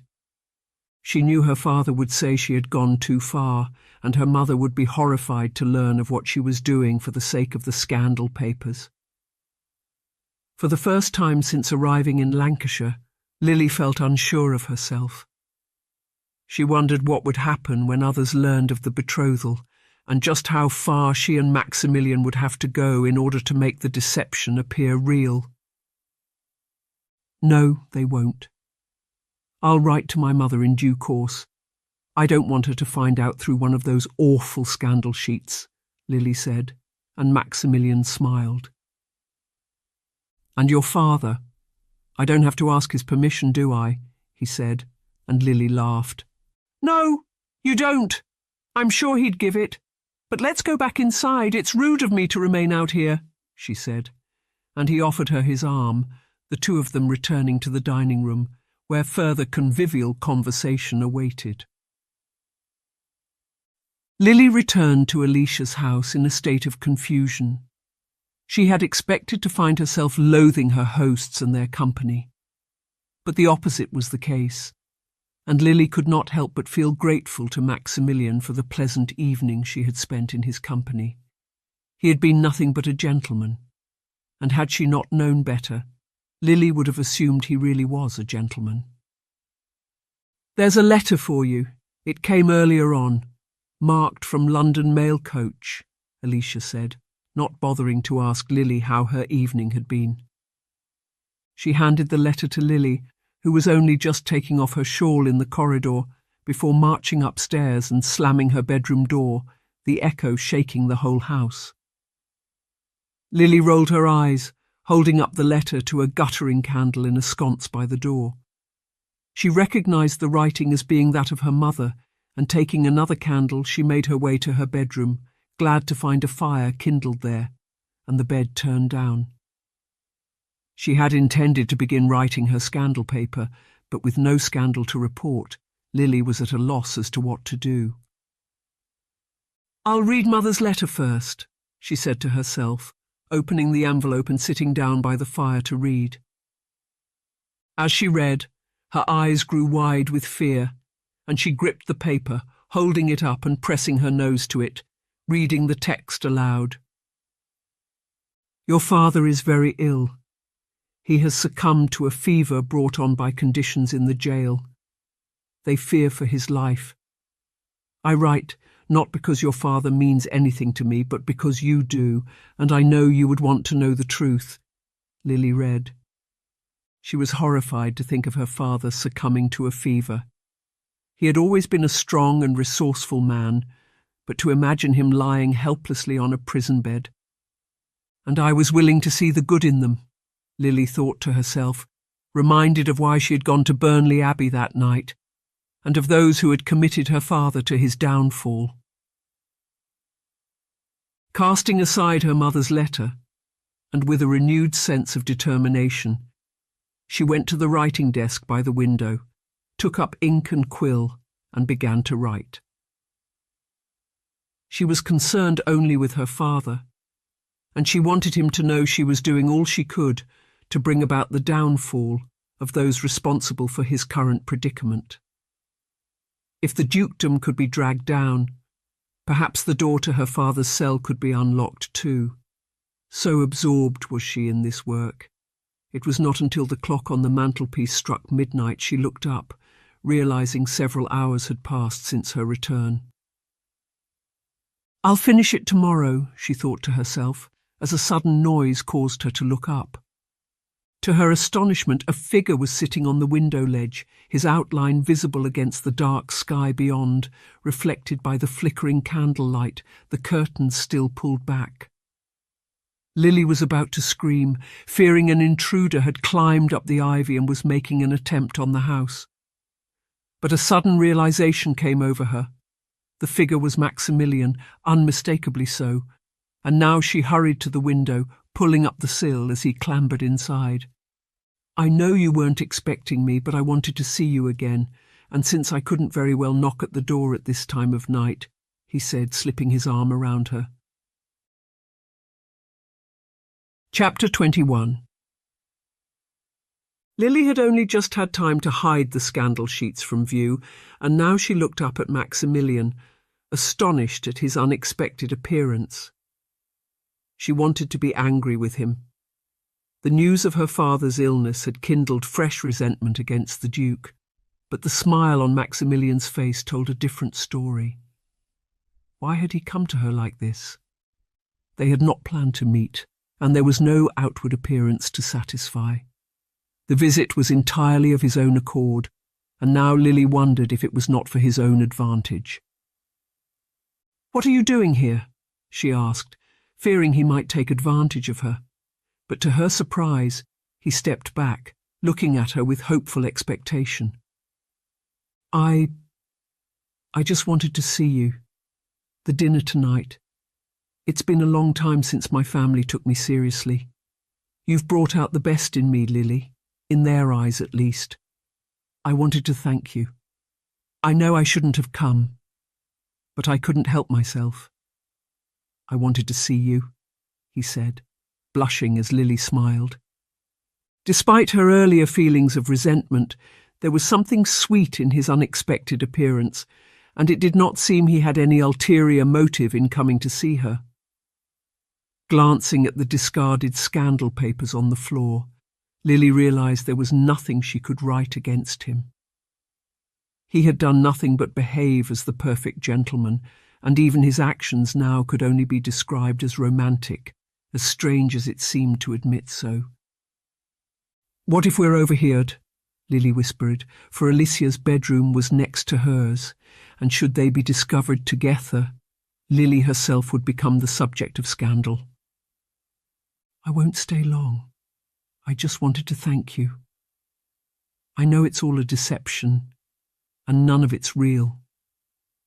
But for the first time in a long while, my family thinks I'm doing the right thing. My father even suggested I'd turned over a new leaf. It's what I want them to think of me. And you've helped me do so, Lily.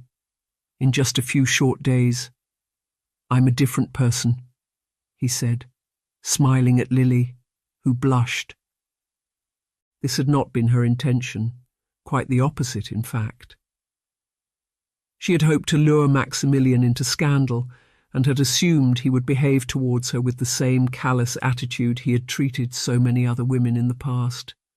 But it seemed he really did mean to change, and that meant Lily's hopes of bringing down the dukedom were over.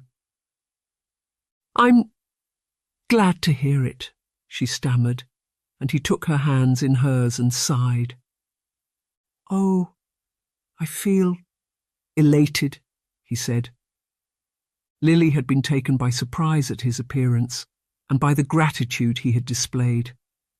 But now her mind was racing, and she realised she would need to do something if she was to help her father and see justice served.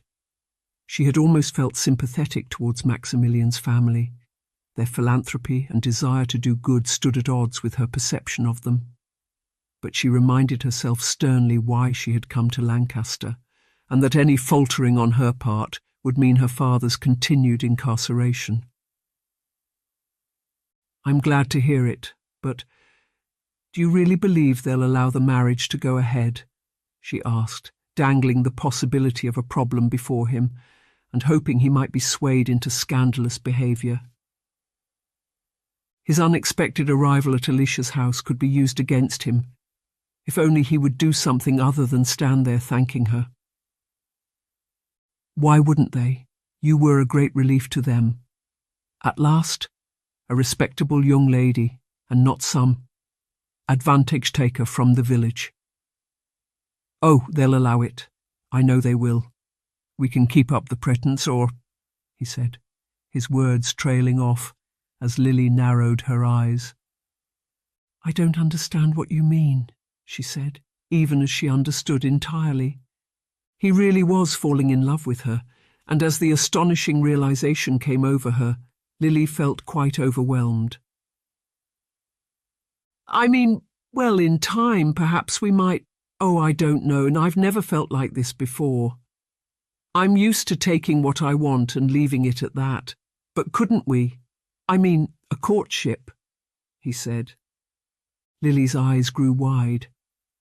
It was clear Maximilian was not good at this sort of thing.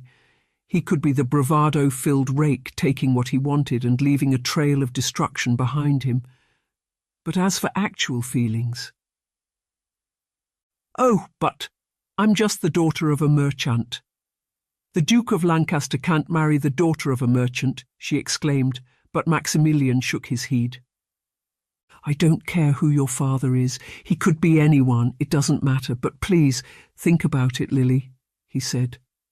"But your parents would. It's an impossible situation," Lily said. But Maximilian shook his head. "My father isn't like that. He has his faults. But, well, There are things in the past, things better left unspoken. None of that matters now, though. I just want you to think about it, he said. Lily nodded. She felt thoroughly confused. It was the strangest of feelings. Maximilian had behaved in exactly the opposite way to how she had expected. She had wanted scandal and to ruin him, and yet in coming close to him, Lily had discovered another side to him. He wanted to be loved, to be accepted, to leave the past behind. It was as though the scandal sheets had held up a mirror to him, and he had been shocked by his reflection. "I will," she said, astonished at his words, and yet unable to feel the anger and animosity she willed herself to feel against him. He raised her hand to his lips. His kiss was gentle, and Lily did not pull away. He looked at her and smiled. "I'll see you very soon tomorrow, I hope, but I should go. I'll send a carriage for you in the morning. We're to have a picnic on the moorland. There's an old house out there, Briar Heights. My parents knew it in their younger days." "I'd like you to see it," he said, and Lily nodded. He slipped back over the window ledge, clinging to the ivy and grinning at her. "Be careful," she whispered, and he nodded. "I will be. Good night, and thank you," he said, and with that he was gone. Lily sighed. She felt confused as to what had just passed between them, even as Maximilian's own feelings had seemed certain. It was the strangest of feelings, and she dismissed the idea of any emotional connection to him. "You hate him," she told herself, and yet she did not hate him. Quite the opposite, in fact. And as she lay down to sleep, Lily could not help but wonder what it would be to say yes to the unexpected feelings rising in her heart. "Lily, are you awake? Lily?" a voice above her said, and Lily opened her eyes to find Alicia looking down at her. She sat up with a start, remembering the events of the previous night, and wondering if Alicia suspected anything of her secret liaison. "Is it late?" Lily asked, for she did not know how long she had slept. Alicia rolled her eyes. "Late enough, yes. And look at the mess, all these papers lying around.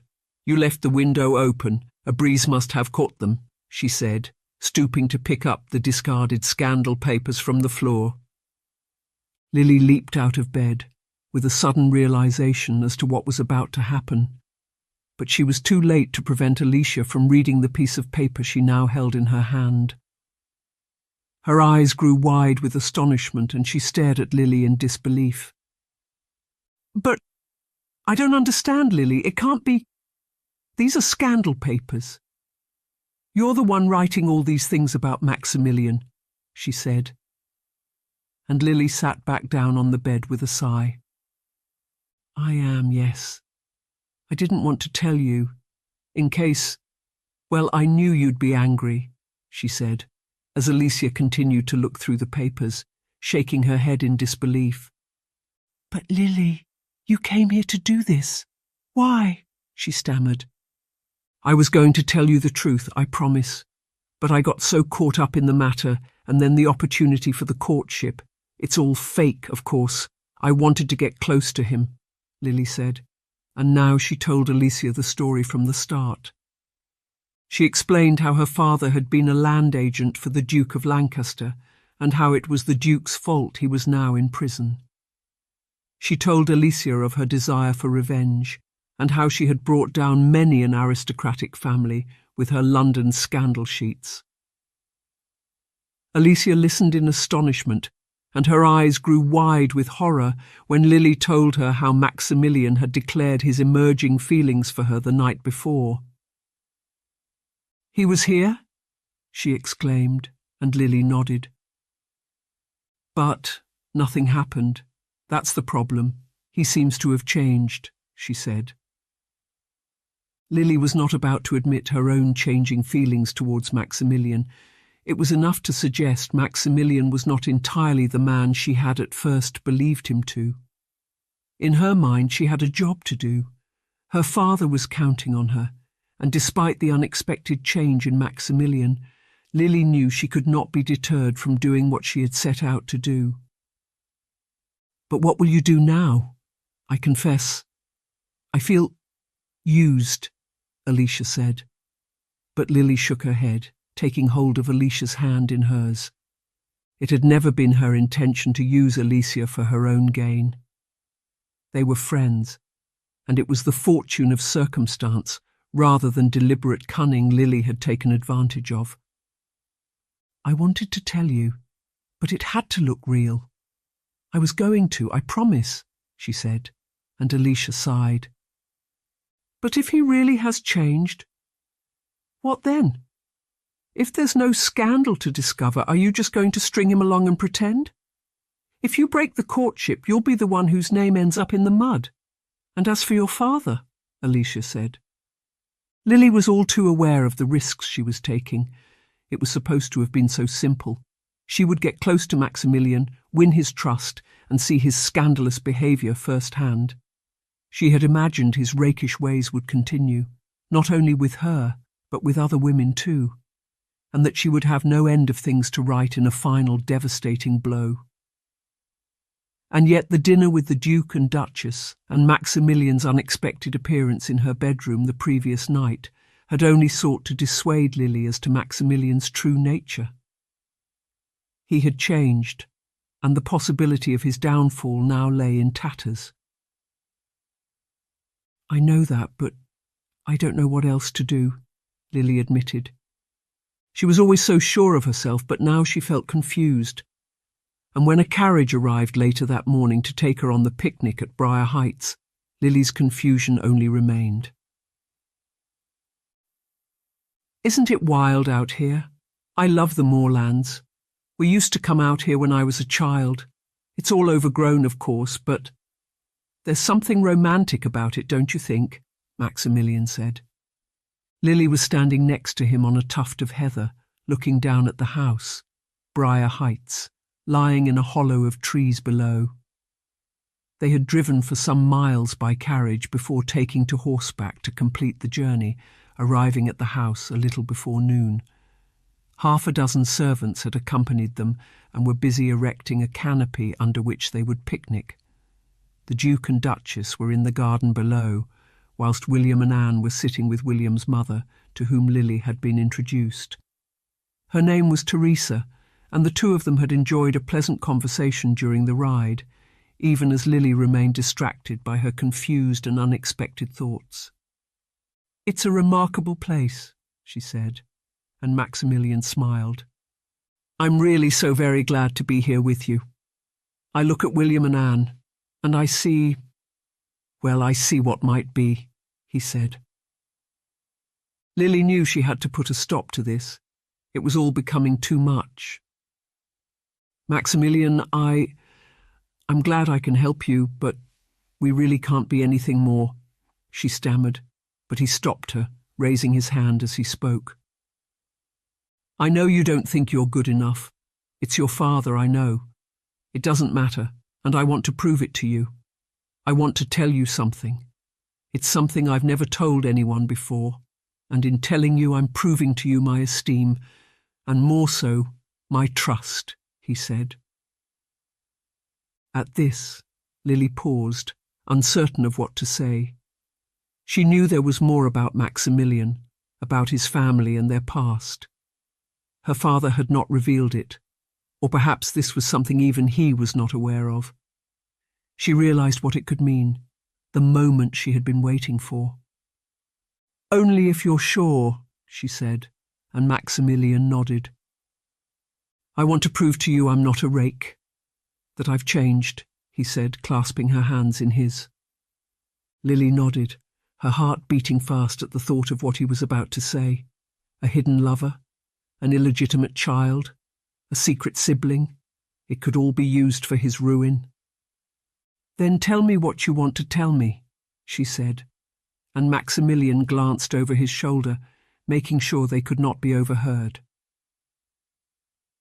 "William's my cousin, born out of wedlock.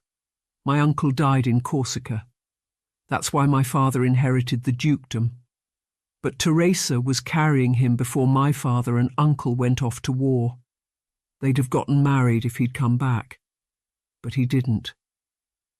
That's why father made William his godson and lavished so much care and attention on him. He set him up in business, gave him the barony, and treated him as the nephew he was, albeit without revealing the truth, Maximilian said. Lily gasped. It was an astonishing story, and in it was the possibility of a scandal so great as to bring down the dukedom itself. But that means... Does he have a claim over you? She asked, staring at Maximilian in disbelief. No, that's all been settled. I'm the heir to the dukedom. But you understand William's place now, he said, and Lily nodded. She understood it very well, and she understood its possibility too. Maximilian had trusted her with his darkest secret, and now it was up to Lily to decide what to do with it. Chapter 22. Lily now knew the truth of the scandal. The Duke's brother, the illegitimate son, the hiding in plain sight. And yet, somehow, it did not seem as grave a matter as she had imagined whatever truth was revealed to be.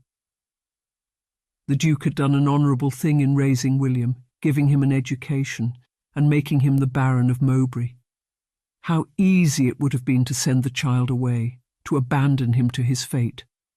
And yet Ralph and Miriam had proved themselves benevolent, and William had been offered all the advantages his father would have wanted. "And you've kept this secret all this time?" Lily asked, still staring at Maximilian in disbelief. He nodded. "I didn't know it as a child. It was only later I discovered the truth. The problem was always Connor Edge. He was the land agent, and he tried to blackmail everyone. My mother and father, William's mother, even William himself. He was poison, and I'm only glad he's locked away," Maximilian replied. Lily gasped. She had not understood her father's involvement. She had not known the truth, and now she realised there was no reason for Maximilian to lie. He was telling her the secret, the obstacle, as he saw it, between her accepting a genuine courtship between them. "Connor Edge, he tried to blackmail your parents?" she asked, and Maximilian nodded. "Oh yes, it was here at Briar Heights all those years ago. It was terrible," he said, shaking his head. Lily now realised just how little she knew about her father. He had always spoken so vaguely about his time in Lancaster, yet vehemently of his hatred for the Duke and Duchess. "And he's in prison for it?" she asked. "Officially for fixing cards and dice, but he was stealing money from the estate too, along with the attempted blackmail. My father was merciful to him the first time. My grandmother, God rest her soul, discovered what he'd been doing, and he was sent away with the threat of exposure should he return. He encountered William in London and manipulated him, turning him against my father before the truth was revealed," Maximilian continued. Lily's whole world was unravelling. The certainties in which she had built her hatred and vitriol for the Duke were tumbling around her. Things once confused now made sense, even as so many questions remained. She remembered William's time in London. Her father had told her he had encountered a young man to whom he was giving some assistance, though she had never met him, and as for the events all those years ago, it seemed her father's vagueness in recollection was the result of his being responsible for his own downfall. "It's extraordinary," Lily said, shaking her head, "and it means whatever you believe about yourself and your father is wrong. My parents don't care about class and wealth. They took in a servant, didn't they?" Maximilian said, glancing at where Teresa was sitting with William and Anne. Lily nodded. It would take some time to understand fully what she had been told, and the rest of the picnic passed in something of a daze. She had discovered the very secret she had desired, a secret she could use to expose a scandal at the heart of the dukedom, even as its protagonists had behaved with honour. But the tongue was fickle, and the bastard son of the dead duke would make a salacious morsel in the drawing-rooms and salons of the county. But despite having discovered her prize, Lily no longer wanted to use it, for she had discovered a great deal more too. And as they made their way home across the moorland, she felt thoroughly confused as to her feelings, both towards Maximilian and her father. "What happened? Have you got something to write about?" Alicia asked as she and Lily sat in the drawing-room later that evening drinking sherry before dinner. Lily shook her head. Alicia's parents were out and she was glad the two of them were alone, for she could not face the possibility of further explanations and confusion. She did not want to tell Alicia the truth, not about the scandal or about her father. The thought of writing the scandal sheet repulsed her, even as she had been entirely set on doing so up to that point. All her certainties were gone, replaced by the terrible thought her father was the one who had lied to her. "I don't want to talk about it. Maximilian isn't who I thought him to be," Lily replied, and Alicia rolled her eyes. "Don't say you're actually falling in love with him. Oh, Lily, I can't keep up with your changes of heart. It's all so confusing. Don't you want to ruin him?" "What about your father?" she asked, but Lily shook her head. "It doesn't matter any more," she replied, even as it mattered a great deal. The door of the drawing-room now opened, and the butler appeared, looking somewhat perturbed. "A visitor, Miss Saunders," she said, and Alicia looked up in surprise. "At this hour," she said, and the butler nodded. Lily suspected it would be the Duke, but to her utter astonishment, and before the butler could return with instructions to show him in, her father now appeared in the drawing-room. He smiled at her, holding out his arms as she rose to her feet, surprise etched on her face. "My darling child," he said, coming to embrace her. "Father, she stammered, uncertain what to say or do in the light of the revelations of that day and his unexpected appearance. "I've been granted a reprieve. My health was bad," he said, coughing slightly and smiling. Lily embraced him, though she felt somewhat odd in doing so, unable to rid herself of Maximilian's words and the knowledge of what her father had done. When last she had visited him, her determination to see him avenged was absolute, but now— "I didn't think I'd see you here. I thought—" she said, as Alicia discreetly left the room.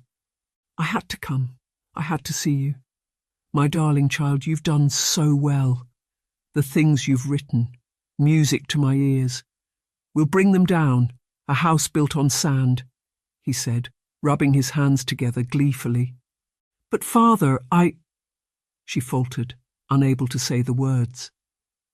He had lied to her. Everything had been a lie. There was no truth in anything he had ever told her about the Duke of Lancaster. He, not they, were responsible for his downfall, and if anything, the Duke had acted mercifully, even as there was no reason he should have done so. "What more do you know? Tell me everything," her father said, pouring himself a brandy Mr. Saunders decanter and settling himself down in a chair next to the pianoforte. "The last time I wrote, I told you I'd danced with Maximilian at the Miller Howe ball. That led to an invitation to dinner at Burnley Abbey and a picnic at a place called Briar Heights," Lily said, uncertain as to what her father now knew. "Ah, yes, Briar Heights, the scene of so much treachery," he exclaimed, with a gleeful expression on his face. He was waiting for her to reveal some scandal, lascivious gossip he could use, and yet Lily could not bring herself to say anything, for there was nothing to say. She felt torn, angry with her father for his lies and angry with herself for having believed them. "And Maximilian told me about William," she said, knowing she could not keep the matter a secret, Her father narrowed his eyes. Is that so? The bastard son. Then you know what to do, Lily. He's handed it to you on a silver platter, and along with everything else, you can write a scandal sheet of such devastation as to bring down the dukedom, he exclaimed. But Lily did not want to write such a scandal paper. In the past, it had been easy to destroy other people's lives. There had been a detachment in the matter, and without any personal involvement, the sweep of the pen had been without consequence. But this was different. Lily knew the Duke had done all he could for William, and that it was her own father who had tried to expose it. But I need more time, Lily said, even as her father dismissed the idea with a wave of his hand. You've got everything you need, Lily. You don't need any more time. You promised me, didn't you? Think of what I've suffered, he said, fixing her with an imploring look. But in that look, Lily saw a lifetime of lies. He was not looking at her with a father's love, but with the look of one who knows how to use others to their advantage. He had played the Duke and Duchess for fools, William too, and now... His own daughter, Lily told herself, even as she fought back the tears, not wanting to believe the truth before her. I'll write it, but it's not the right time, she said. And her father pointed to the writing desk in the corner of the room. It is the right time, Lily. If he hadn't told you it himself, I'd have done so, though. But it doesn't matter now. You know the truth for yourself. Think of it, Lily. They'll be ruined, he said, finishing his glass of brandy and pouring another. Lily went reluctantly to the writing table. A few days previously, she would have relished this task, but now, holding the quill in her hand, she found herself unable to summon the necessary powers required. She could not write a lie, even as her father stood over her. I can't, she said, and he placed his hand forcefully on her shoulder. You can, Lily. Start by reminding your readers about the past, the Duke's brother Max, his death in the war, the odd coincidence of a godson, then reveal the truth, he said. Lily knew she had no choice but to write. She could not tell her father what she knew. He would only deny it if she did. And what good would it do her? She needed more time, but as she wrote, Lily knew it was all a lie. She knew the truth, and it was not as her father had told her. Maximilian's here, Lily. He's waiting in the hallway for you. Mother just received him, Alicia said. It was the following morning, and Lily had only just come down to breakfast. The night had been long, and her father had kept her up until the small hours composing the scandal paper. He had returned to his lodgings, promising to visit her the next morning. And then deliver our offering to the printer, he had said, smiling unpleasantly as he had bid her farewell. Lily knew she should not have been surprised at Maximilian's arrival. They had entered a deeper intimacy, one where she now knew the truth of his family's past. It was clear he meant to pave the way for a courtship with honesty, even as Lily herself had been far from so. She found him in the hallway, bearing a large bunch of roses. "They're beautiful," she exclaimed, the sweet scent filling the air, and he slipped his arm around her and drew her into his embrace. "I've wanted to see you again since the moment we parted. I can't stop thinking about you, Lily," he exclaimed. Lily blushed. She was flattered by his words. They were entirely sincere. Gone was the rakish bravado, replaced with an endearing genuineness. Lily could not help but admit she had felt the same. "You're very kind," she said, smiling as she took the roses and feeling terribly guilty for having the newly written scandal sheet in her pocket. Her father had insisted they take it to the broker press that morning. He would be arriving any moment. "I want you to know how you've changed me. I just can't believe, well, the way I've behaved towards those other women. But it doesn't matter now, does it? I mean, it does matter, and I'm sorry for it. But I needed you, he said, and Lily sighed. She took the roses from him, a thorn digging into her finger as she did so. She too had been a thorn, even as it seemed Maximilian had become a rose. You're very kind, and it's just, there's more to me than you realize, Lily said. She knew she could not accept his advances. He could never know the truth. It doesn't matter. I'm used to family secrets. I don't need to know the truth, any of it. But I know you've changed me, Lily. You've made me into a far better man than I ever was before. I'm so grateful to you, he said, and he looked at her with such love as to make her feel quite overwhelmed. Well, that's very kind of you, but I don't know. Shouldn't we allow matters to play out a little longer? We still have the pretense of the courtship, don't we? There's no need to rush, she said, hoping to buy time, even just a few days. But the thought of the scandal paper was too dreadful. She could not see him destroyed, even as she knew her father would not rest until every drawing room and salon in the county knew the truth about William and the Duke. But why the need for a pretense? Don't we have it in full? I know you're doubtful, Lily, but please, see beyond my past. See the man I've become, the man I can be, he implored her. Lily did see. She saw it all, how a man can change and become better, leave the past behind and make a new beginning. Seized with a sudden guilt at her past, inability to forgive or recognize change, she felt entirely sorry for what she was about to do, but what she could still prevent if she made her mind up to do so. I do see it, Maximilian. I wasn't sure at first. Others warned me, but... She stammered, and he put his hands on her shoulders, gazing at her imploringly. Please, Lily, don't believe what Alicia wrote or whoever wrote it. Those scandal papers only tell one side of the story, not it all, he said. Lily was about to protest in defence of Alicia when the door of the house opened, and over Maximilian's shoulder she saw her father standing on the threshold. She stared at him in horror, even as Maximilian turned and let out a cry. You're supposed to be in prison, he exclaimed as Connor strode across the hallway. I was, but I could hardly keep away from my daughter, could I? Connor replied, and Maximilian stared at Alicia in horror. Chapter 23. Lily did not know what to say. Everything had unravelled, and Maximilian now backed away from her, staring in disbelief as Connor put his arm around her.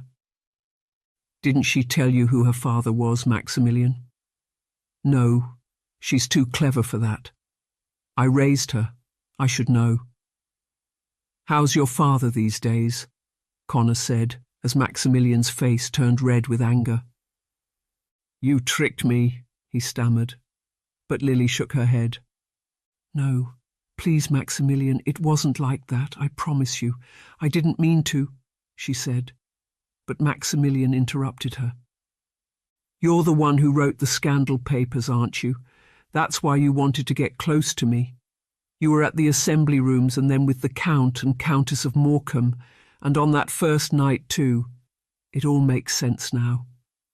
Oh, what have I done? He exclaimed, and it seemed the realization of his revelation had now occurred to him. Yes, quite the fool, Maximilian, Lily's father said. Maximilian cursed him, pointing his finger angrily at Lily and shaking his head. You wanted to destroy me, but you won't. I promise you that, he said, and with that he stormed out of the house, banging the door behind him. Lily stared up at her father with fury. He had a satisfied smirk on his face, the look of a man who knows victory is his. Father, she said, shaking her head. Pulling the scandal sheet from her pocket, she tore it in two and her father stared at her in astonishment, his expression turning to anger. "You believe him, don't you?" he snarled, and Lily faced him defiantly.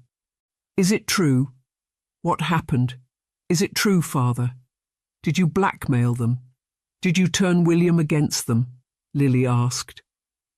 She wanted to hear him say it, to admit he had done those terrible things, even as he had tried to make himself the victim. "They put me in prison," he snarled. "You put yourself in prison, father. They forgave you. They sent you away, but you couldn't let it rest. You wanted revenge, and you've used me to get it," Lily stammered. She had always trusted her father. He had been her role model, and she had defended him against her mother's criticism. But now... "But don't you see it, Lily? Don't you see what they've done to me?" he exclaimed. But Lily had heard enough. Everything she had thought true was proved false. The Duke and Duchess were not the enemy. It was her father who was the villain in all of this, and Lily could only feel a terrible sense of shame in what she had done, and in what she had intended to do. So set had she been on taking revenge. She had failed to see the truth, and now she had lost everything. "I see what you've done to yourself, father. You used me to take revenge on people who weren't guilty. You wanted me to destroy them," Lily said, shaking her head. Her father reached out to her, but she shook his hand away, turning from him, as now he grew angry. "I'm your father, Lily. Do you really believe them over me?" he exclaimed. "But it's the truth, father. You blackmailed them, you lied, you cheated, and you wanted me to publish that," she said, pointing to the torn pages of the scandal sheet lying on the hallway floor. "I wanted you to show loyalty, Lily," he snarled. At that moment, Mr. and Mrs. Saunders appeared in the hallway. It seemed they had been listening from the drawing room, and now they appeared in the hallway accompanied by Alicia, who had an anxious look on her face. "Lily, are you all right?" she exclaimed as tears welled up in Lily's eyes. "I think you should go, Connor," Mr. Saunders said, shaking his head. Connor glared at him. "When it comes to my daughter, I won't be told what to do," he snarled, but Mr. Saunders pointed to the door. "From what I've heard, you've put yourself at odds with such a title. How could you use her like that? And for your own revenge. I knew you'd had dealings with the Duke of Lancaster, but this," he said, glancing at Lily, who was now being comforted by Alicia. "I did what I had to do," Connor snarled, but Lily could not bear to look at him. He had betrayed her. He had betrayed his own daughter, and Lily could feel nothing but sorrow for the way she had been used. Maximilian was lying on his bed, staring up at the ceiling. He had returned to Burnley Abbey in a fit of rage, but his anger had now turned to sadness. Even when he tried to do the right thing, he was thwarted.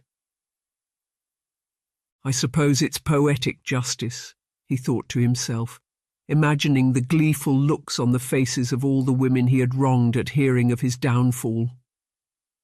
He felt an utter fool, and the thought of telling his parents what had happened filled him with dread. He had trusted Lily emphatically, trusted her with his family's darkest secret, and unbeknownst to him, he had fallen into a trap.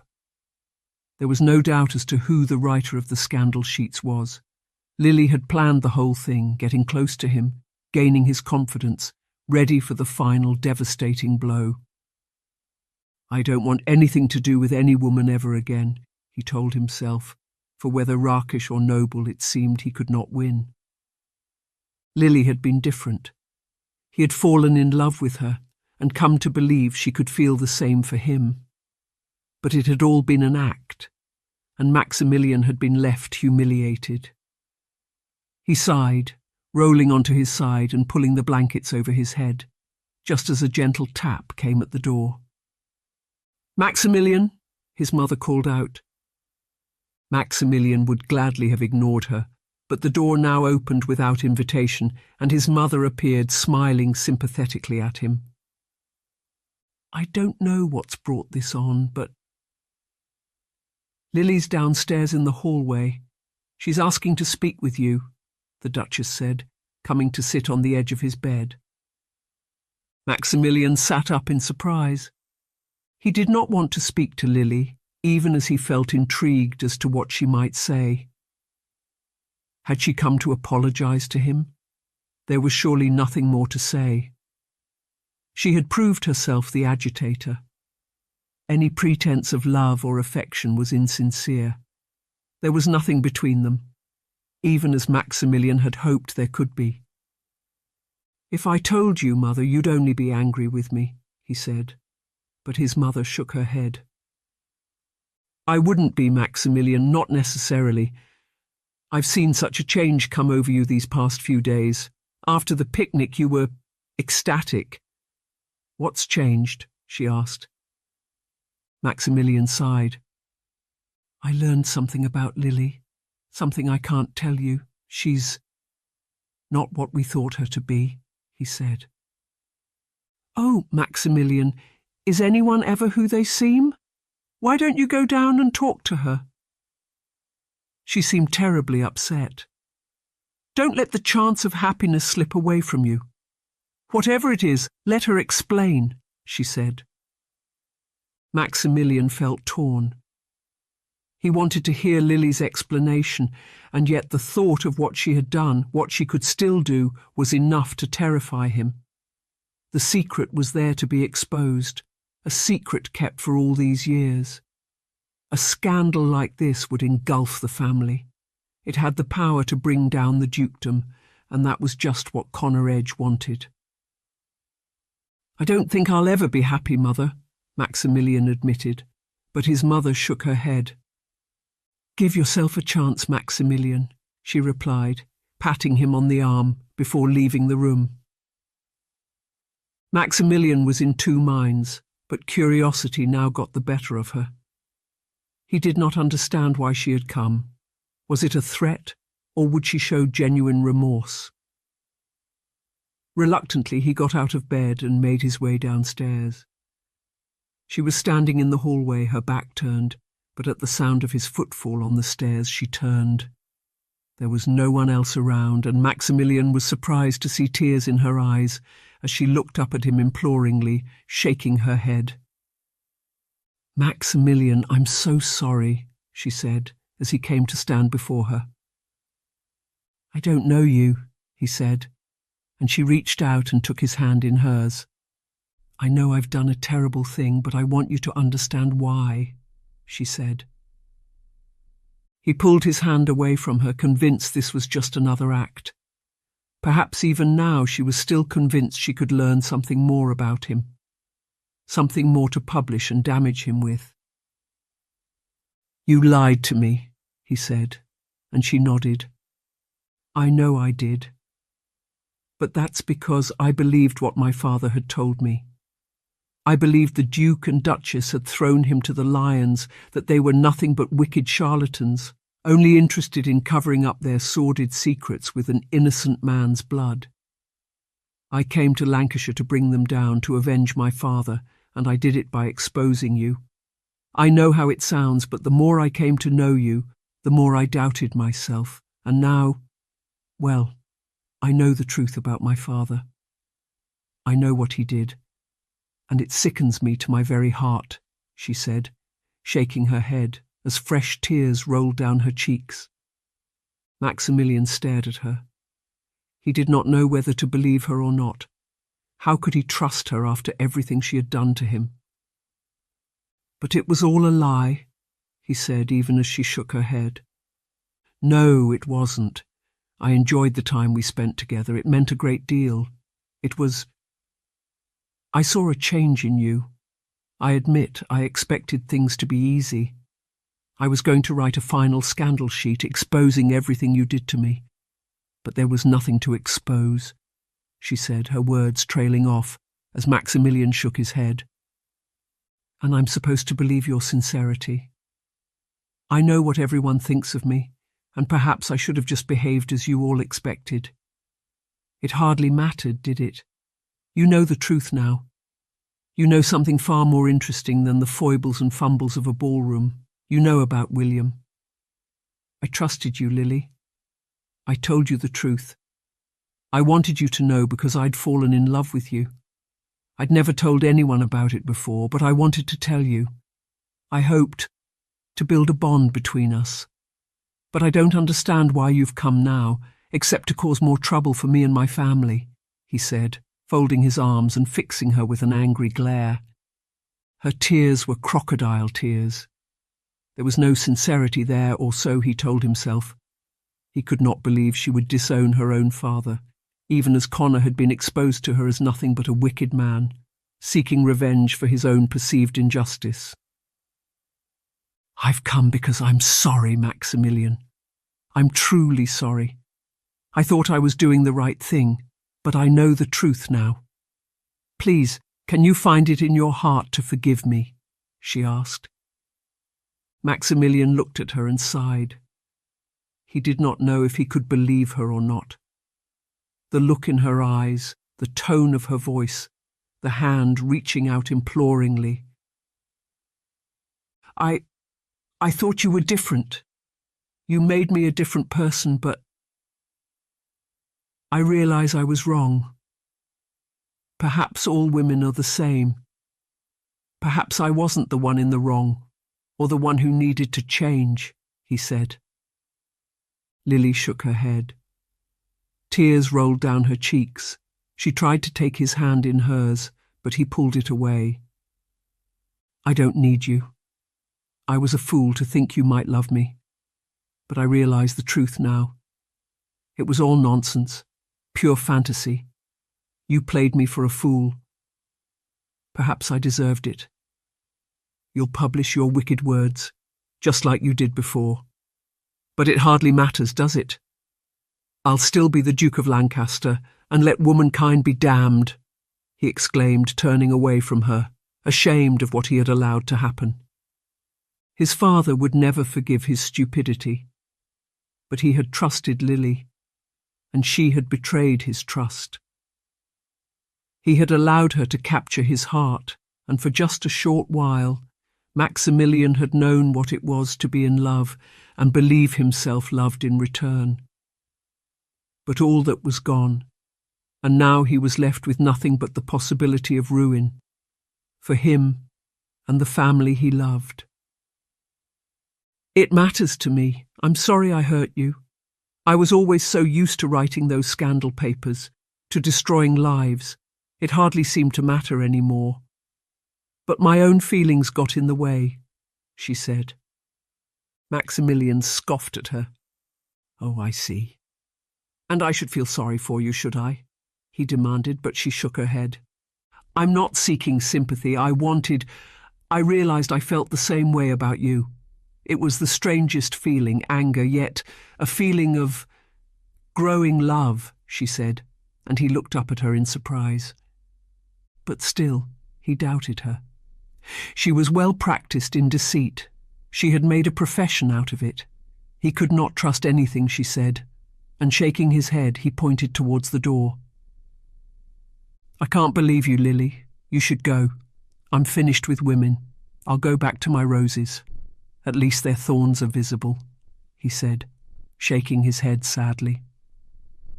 But as he turned to make his way back upstairs, the door from the servants' staircase opened and Connor himself appeared, his face set in anger.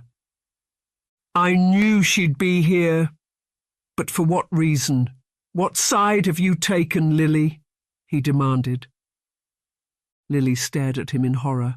I don't want anything to do with you, Father. You lied to me. You humiliated me. None of it was true, she exclaimed as Connor lunged forward. Instinctively, Maximilian stepped between them, protecting Lily, even as Connor now drew a dagger from his belt. Get out of my way! She's coming with me, he snarled. So you can continue to spread your lies, I suppose, Maximilian replied, holding Connor's gaze unflinchingly. Chapter 24. Lily was terrified. She had never seen her father so angry. The steel of the dagger glinted in the sunlight, coming through the hallway window, as Maximilian held out his arms, shielding Lily from the attack. "You're coming with me, Lily," her father snarled. "I'm not. I don't want to. I don't want anything to do with you," she cried, and Connor's eyes flashed with anger. It was always the same.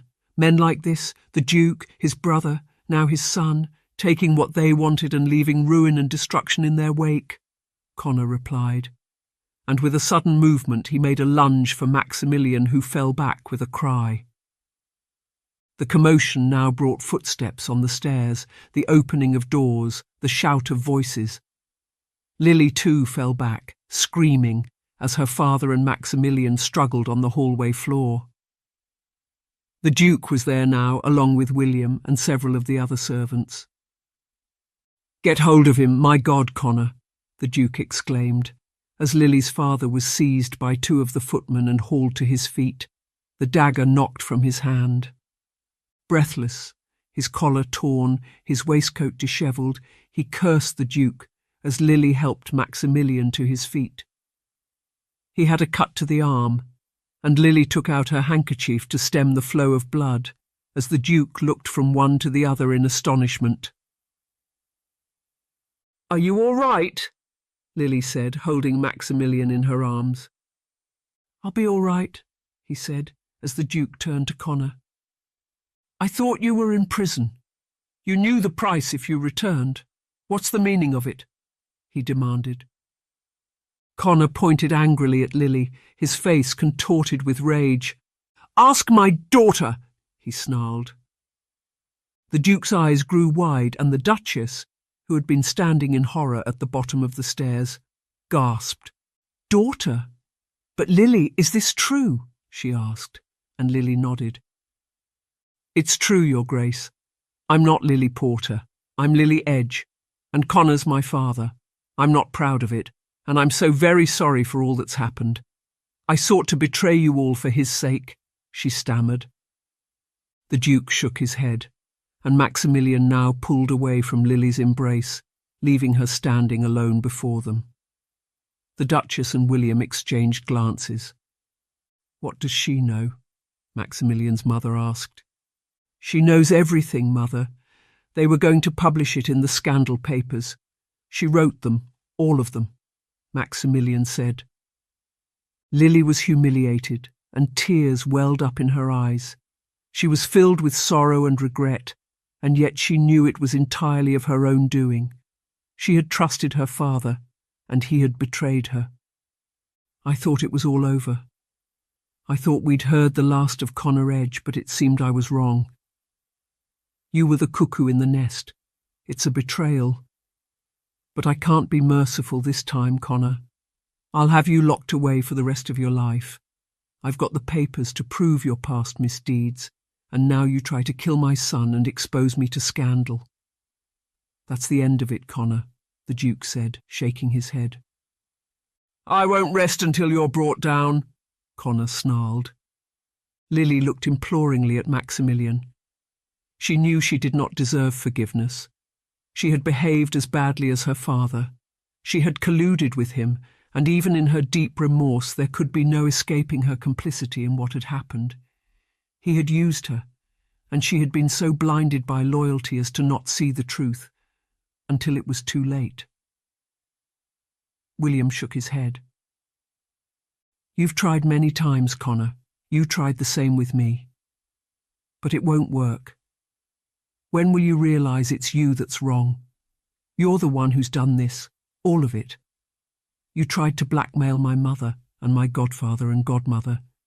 You drew me into your wicked schemes." "I trusted you too," he said, glancing at Lily, as though with a hint of understanding. "And you were a fool to believe their lies too," Connor exclaimed. But William shook his head. "There's only one fool here, Connor, and it's you. You're the one who deceived yourself. You were greedy and you wanted revenge, and now you've even used your own daughter to secure it.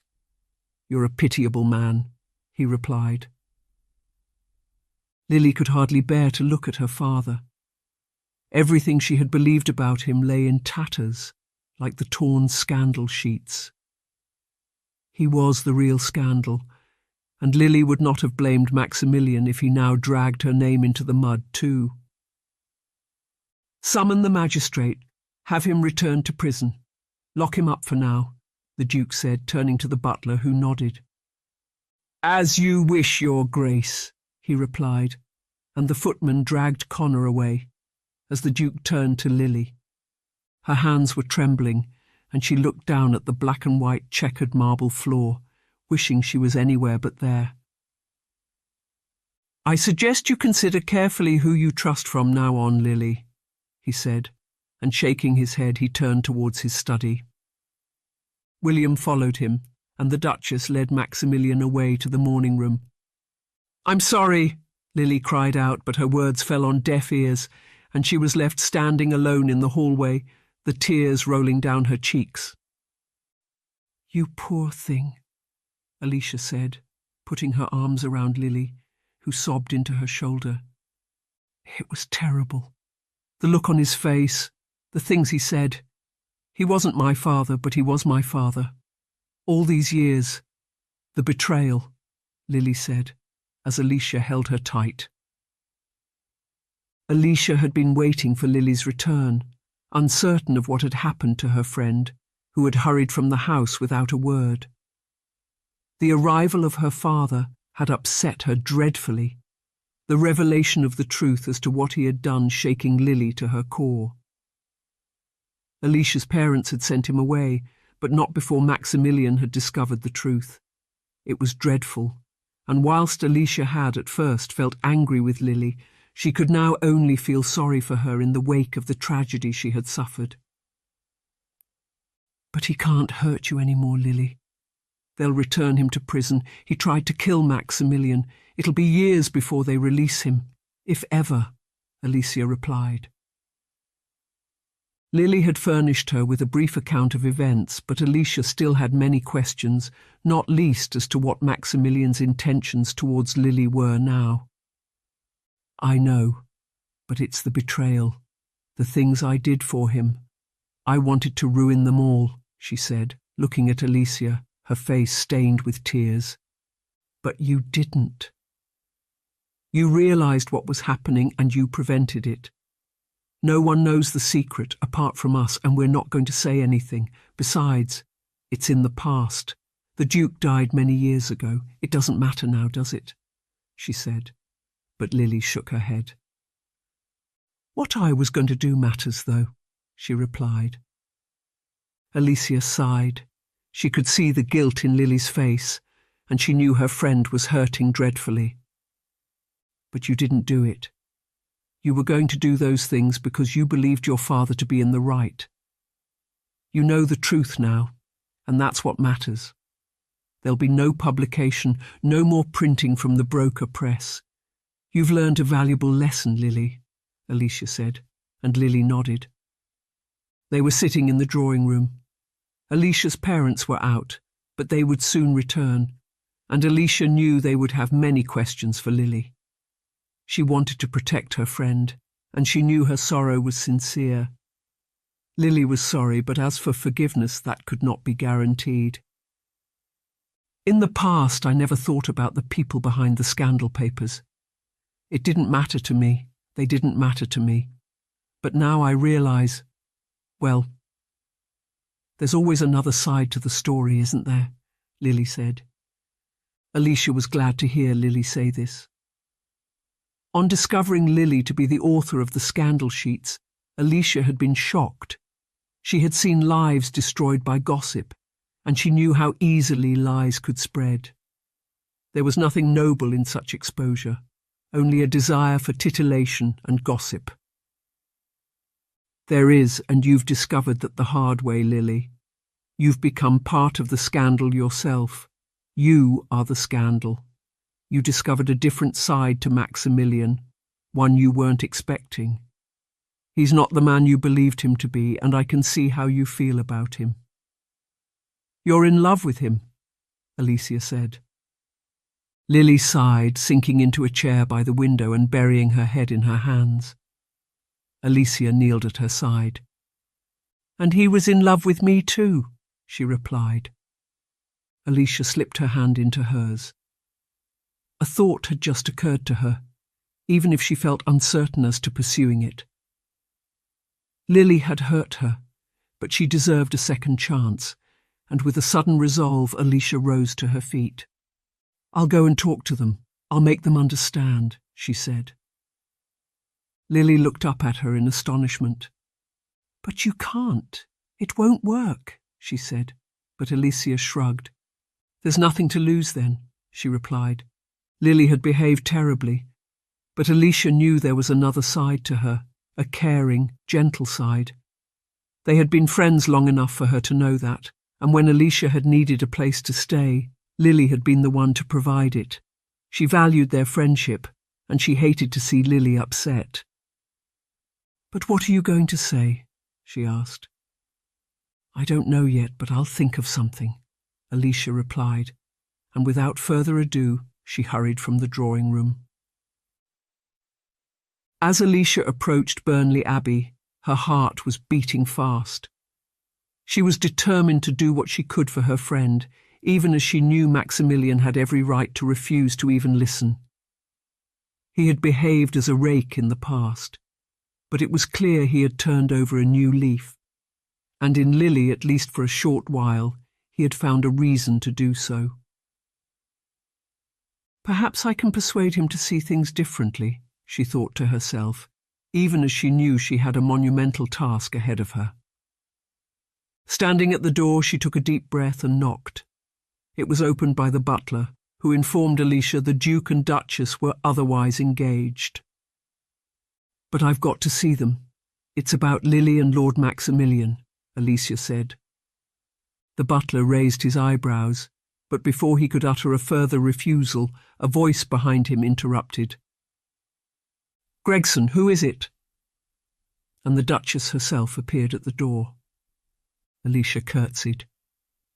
"Please, Your Grace, I must speak to you about Lily. She's terribly upset. She's not to blame for all of this. Well, some of it, perhaps. But her father...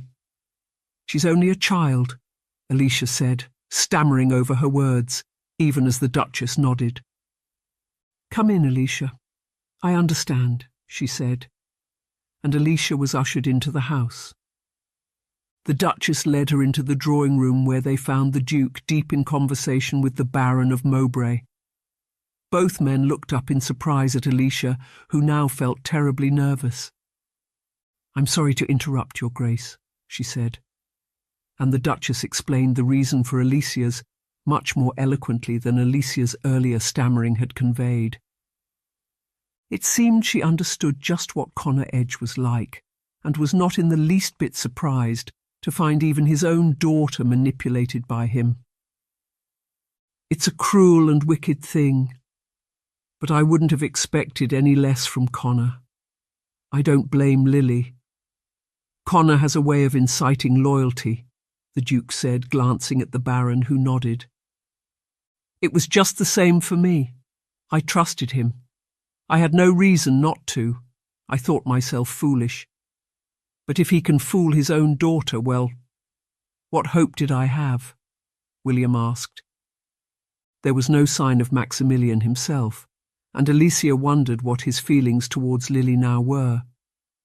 It seemed the Duke and Duchess would be understanding. They knew what Connor was like. But Maximilian surely felt the sense of betrayal more acutely, and if he chose not to forgive Lily, there would be little Alicia could do to persuade him otherwise. "You know what it is we speak of, don't you, Alicia?" the Duke said, and Alicia nodded. "I do, but I want you to know... Well, I was appalled when I discovered Lily was the author of the scandal sheets. I'd never," she said, her words trailing off at the thought of such a possibility. "And we're grateful for that," the Duke replied. But it was Maximilian Alicia needed to convince, and now she spotted him through the drawing-room window outside in the rose garden. Do you think I can talk to Lord Maximilian? I know he must feel terribly hurt, but surely there's a way to convince him of Lily's sorrow. She's just a child hurt by her father. She did a terrible thing, but might he forgive her? Alicia asked. The Duke and Duchess exchanged glances. We've seen quite a change come over Maximilian since he met Lily. He's a different man, totally different. Before the Miller Howe ball, when he told us he intended to dance with a woman he had met at the market, we were naturally dubious. But Lily changed him. He fell in love with her, but I don't know if he can forgive her, the Duchess said, shaking her head sadly. He deserves the chance to do so, though, the Duke said, and Alicia was glad to think she might have a chance, if only one, to change Maximilian's mind. I'll call him in from the rose garden. It's his refuge, the Duchess said, and excusing herself she went outside. Alicia was left with the Duke and the Baron, the two men exchanging glances as the Duchess left. We gave Connor every chance we could, the Duke said. But he proved himself unworthy in every way, the Baron concluded. Alicia knew the hurt they had endured at Connor's hands. It was the same hurt she had seen in Lily too. Connor was a betrayer, and if he could betray even his own daughter, it seemed there was little hope of his redemption. What's going to happen to him? Alicia asked. He'll be returned to prison, and may God have mercy on his soul. I once tried to see the best in him, but I can't see anything good in him now. He wanted to destroy us, not because of anything we'd done to him, but because of greed, pure and simple. But he's gone too far now. It's one thing to betray someone else's family, but quite another to betray your own, the Duke said, shaking his head. Alicia agreed, and she could only hope Maximilian would too. Chapter 25. Maximilian cursed. He had caught his thumb on a thorn and it was bleeding. He raised it to his mouth, sucking at it, looking down at the roses he was pruning with a sigh. Even beauty has its thorns, he thought to himself, glancing back towards the house from the rose garden. To his surprise, he saw his mother hurrying across the lawn, and now she called to him, looking anxious as she approached. Maximilian, you've got a visitor, she said. Maximilian narrowed his eyes, curious as to who it could be. If it was Lily, he would refuse to see her. He was too angry to be courteous, and as his mother entered the rose garden, Maximilian turned back to his pruning. I don't want to see anyone, he replied, but his mother caught his arm, an imploring look on her face. Please, Maximilian, it's not Lily, it's her friend, Alicia. She wants to talk to you. Lily's terribly upset, she said. And so she should be after what she's done, Maximilian retorted. He had no doubt she was upset, but so was he. He felt betrayed, and he had the wound to prove it. Won't you talk to her? Won't you hear what she has to say? His mother asked. Maximilian sighed. He knew she would have no peace until he agreed, but the thought of another confrontation wearied him. But what does she want to say? Hasn't everything been said? He asked. His mother put her arms around him and kissed him on the cheek. I want you to be happy, Maximilian. Didn't Lily make you happy? I know she did a terrible thing, but it was her father. You know what Connor's like, she said. Maximilian nodded. He understood just what Connor was like, and he could accept the possibility of Lily having been taken in by him. Connor was a wicked man who had tried to bring down the dukedom twice. To use his own daughter in such an attempt was surely to sink to a new level of treachery, and in that Maximilian could find sympathy with Lily's plight.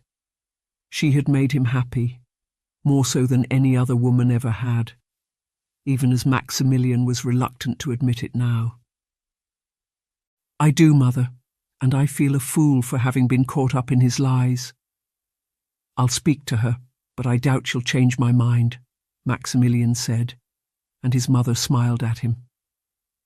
"Just speak to her, Maximilian. That's all you have to do," she replied. They made their way across the lawn and back to the house, where they found Alicia in the drawing room with the Duke and William. She looked up at Maximilian with a nervous expression on her face. "You wanted to see me," he said, adopting what he hoped was a defensive tone. But if anything, Maximilian was curious.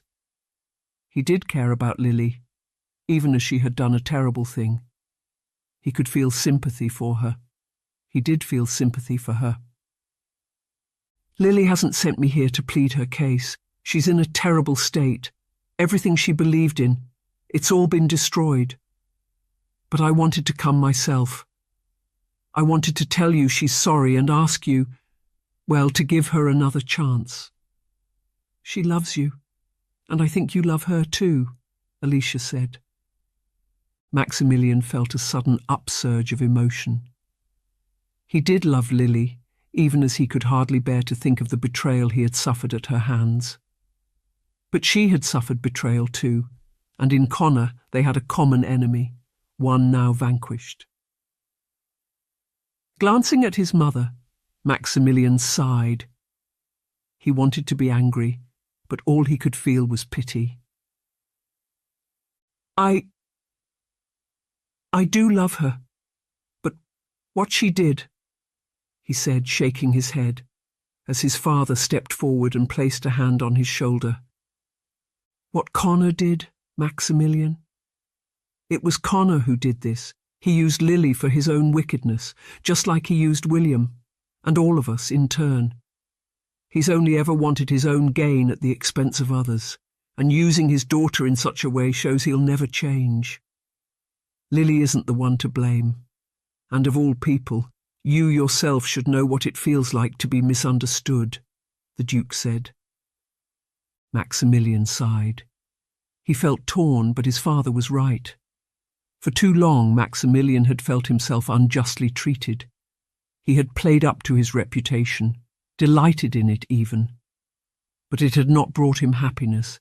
Even when he had tried to change, there had been those who had not believed he could do so. They had thought him a rake, and that was that. But Lily had believed in that change. She had seen it for herself, and for that reason, she had held back publishing her scandal paper, willing to give him a second chance, even before the revelation about her father had come to light. Yes, I do understand.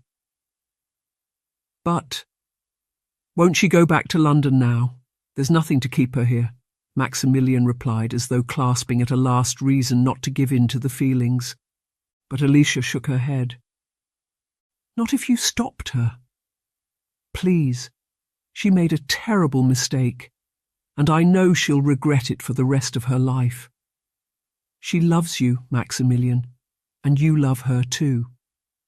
Isn't that enough to leave the past behind? You've both made mistakes. Why not make a fresh start together?" Alicia said. Maximilian had not thought about it like that. He had blamed Lily entirely, and yet the situation had been partly of his own making too. Had he not behaved in such a rakish way, there would have been no scandal to report, and Lily would have had no reason to ingratiate herself with him. Being a rake was necessary, he thought to himself. "Think about it, Maximilian. Don't throw away your chance at happiness. We give you our blessing," the Duke said, and his mother nodded. "Give Lily a chance, Maximilian. She's not to blame in all of this. She's a victim of Connor, and we all know what it feels like to be so," she said. Maximilian sighed. He would need time to think, but he was grateful to Alicia for what she had done. There was no doubting the strength of her friendship with Lily, and if the others could find it in their hearts to forgive her, perhaps he could too. "I can't promise anything," he said, and Alicia nodded. "Please, You don't have to decide yet. But don't let her leave. You could both be so happy together, she replied. Alicia left Burnley Abbey with mixed feelings. She had done her best to convince Maximilian of Lily's sorrow, even as he had not immediately followed her on an errand of mercy. There had been confusion in his eyes, and Alicia had the sense Maximilian felt torn between his head and his heart. I can only hope he makes the right decision, Alicia thought to herself. But when she arrived home, she found an uproar ensuing. I can't stay here any longer, Lily said, as Alicia hurried up the drive to where a carriage was being loaded with her possessions. But, Lily, you can't just leave. What are you going to do? Alicia exclaimed. I'm going back to London. I need to make peace with my mother. I've written to her, telling her I'm sorry, but it's not enough. She was right about my father. She tried to warn me, but I wouldn't listen. I was stubborn like him. But it's no good. I was wrong about him. I was wrong about everything, Lily replied, shaking her head sadly. To her surprise, Alicia now noticed a small bonfire kindled at the side of the house, where piles of paper were smouldering, their edges curled and burned. It was the scandal sheets, and Lily now tossed another pile into the flames. But that doesn't mean you have to leave at once.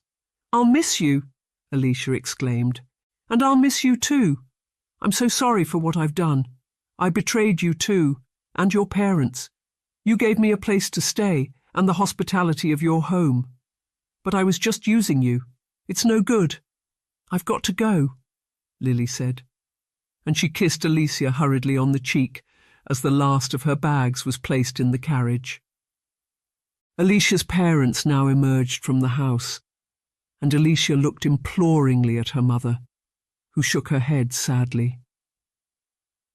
We've tried to talk her out of it, Alicia, but she won't listen, she said, and her father sighed. It doesn't have to be like this, Lily. You did nothing wrong. It's your father who should be ashamed. He should have protected you, but instead he used you for his own gain.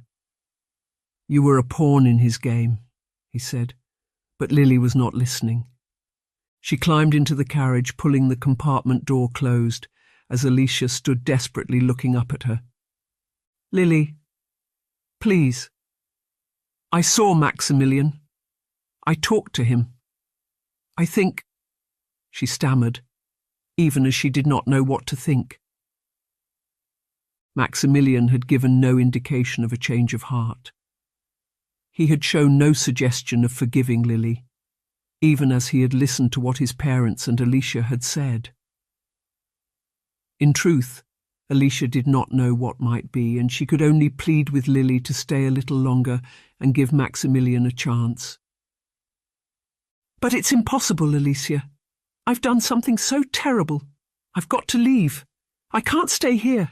Not now, Lily replied, and calling out to the carriage driver, she instructed him to drive on. Alicia stood back, and her mother put her arm around her as tears rolled down Alicia's cheeks. I tried to help her, Mother, I really did, she said. I know you did, Alicia, but I don't think she wanted you to help her. She believes she's the author of her own downfall, and now all she can do is flee. Isn't that what so many of those she wrote about did? Alicia's mother replied. Alicia watched as the carriage pulled away. Lily looked a pitiable figure, her head bowed, her face etched with sorrow. But as the carriage pulled out of the gates, a sudden, unexpected sight came into view. It was Maximilian riding at full gallop on a horse. He reined it in, the carriage driver slowing the horses as Maximilian blocked the way. Lily, I've got to talk to you, he cried, and Alicia gasped as the compartment door opened and Lily tentatively stepped out. Chapter 26. Lily had been determined to leave. There was nothing left for her in Lancashire, and back in London every certainty she had held to was gone. She felt lost and alone, even as she knew she had to be reconciled with her mother, if only to tell her how sorry she was for what had happened. Alicia had been kind, far more so than Lily deserved, but there was surely no possibility of her succeeding in convincing Maximilian to change his mind. She had burned the last of the scandal sheets, vowing to never write another word against anyone ever again. But what can he want? She asked herself, as Maximilian leaped down from the saddle and hurried to meet her. He was breathless, and now, much to her surprise, he came up to her and took hold of her hand. "Lily, I had to see you. Alicia told me you were going to leave, but please, don't do so. Not just yet," he implored her. Lily stared at him in astonishment. Did he not want her to leave? Had she not wronged irreparably? She had betrayed him in a most terrible manner, and she could only feel guilt for all she had done, and all she had intended to do in her father's name. "But—" "I don't understand. Don't you want me to leave? What I did was terrible. I betrayed you. I don't blame you for hating me," she said, but he looked at her imploringly, his hands clasped in hers. "But I realized I was wrong too. You gave me a second chance when no one else would. You saw a different side to me, Lily. I behaved like a rake. That's why you sought to expose me. Your father manipulated you. I realize that now. It's not your fault. You grew up believing him to be good and honourable, and my family to be wicked, your father's betrayers," he said. Lily sighed. It was just as he said, but that was surely no excuse. She had set out to destroy him, even as she had found herself falling in love with him. "But you don't have to forgive me. I don't deserve it," she said, but he shook his head. "You forgave me, Lily. You saw beyond my faults, and you learned the truth about my family. That means a great deal. It means everything. I trusted you with the secret about William, and you've kept that secret now. If it had been as your father told you, perhaps we'd have deserved to be exposed, but you realized the truth, and I'll be forever grateful for that," he replied.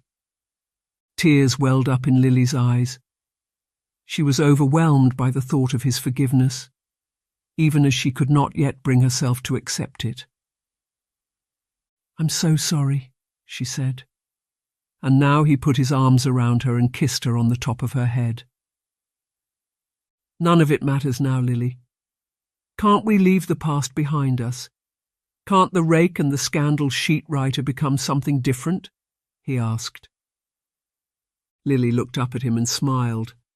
"Do you mean, can we, a real courtship?" she asked, and Maximilian nodded. "That's just what I mean. Forget the pretense. It doesn't matter now. We can be together and, well, if you'll agree to it," he said. There was no doubt in Lily's mind as to her feelings for him. She loved him, and he had proved his love for her too. It was an unexpected love, entirely so.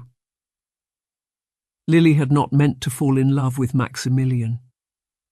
She had come to Lancashire because of misguided hatred. She had wanted to see his downfall, and yet Maximilian had proved himself an entirely different man to the one she had wanted to find.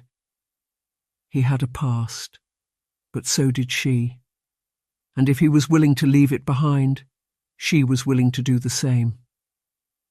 "I do agree, but only if it's truly what you want. I wouldn't blame you for being angry with me. But I'm glad, so glad you came after me," she said, glancing over her shoulder to where Alicia was standing with her parents. Whatever Alicia had said, it was her friend's words Maximilian had responded to, and she would be forever grateful to Alicia for bringing them back together. He held her tightly in his embrace, kissing her on the top of her head, her arms drawing him closer to her, holding him in the relief of what they had so nearly lost. "It was Alicia who persuaded me. She wasn't going to let you leave without us speaking. She made me realize, well, she reminded me of my past. We all have a past, Lily, but it's what happens now that matters, isn't it?" he said. Lily looked up at him and smiled. He was right. They could leave the past behind, setting out on a new course, happy in the knowledge of forgiveness, both for themselves and one another. "It is, yes, and right now. It's all I want, a future together," she said. Lily, too, wanted to put the past behind her. There would be no more scandal sheets. She would not seek other people's ruin or be the source of gossip and scandal. Having tasted it for herself, Lily knew its devastating effects, and now she wanted things behind her and looked to a different future. Her father was gone, and so too was his hold over her. "And that's what I want too. You showed me a different way, Lily, and it's the only path I want to take," he said. Lily felt the same, even as she had feared she would be forever forced to tread her own path alone. But all that was behind them now. They were forgiven and had forgiven, and all that mattered was the love they shared. Alicia and her parents now came to congratulate them, and it was a happy party who made their way to Burnley Abbey to share the good news with Maximilian's family. "How pleased I am, Lily. More than that, I'm overjoyed for you both. How happy it makes me to see two souls in love," the Duchess said, as she held Lily's hands in hers. "I want to say again how sorry I am," Lily replied, but the Duchess shook her head. "You'll learn more of the story in due course, but we all know what your father's truly like. I know it won't be easy to entirely disown him, and we wouldn't expect you to, but," she said. But Lily shook her head.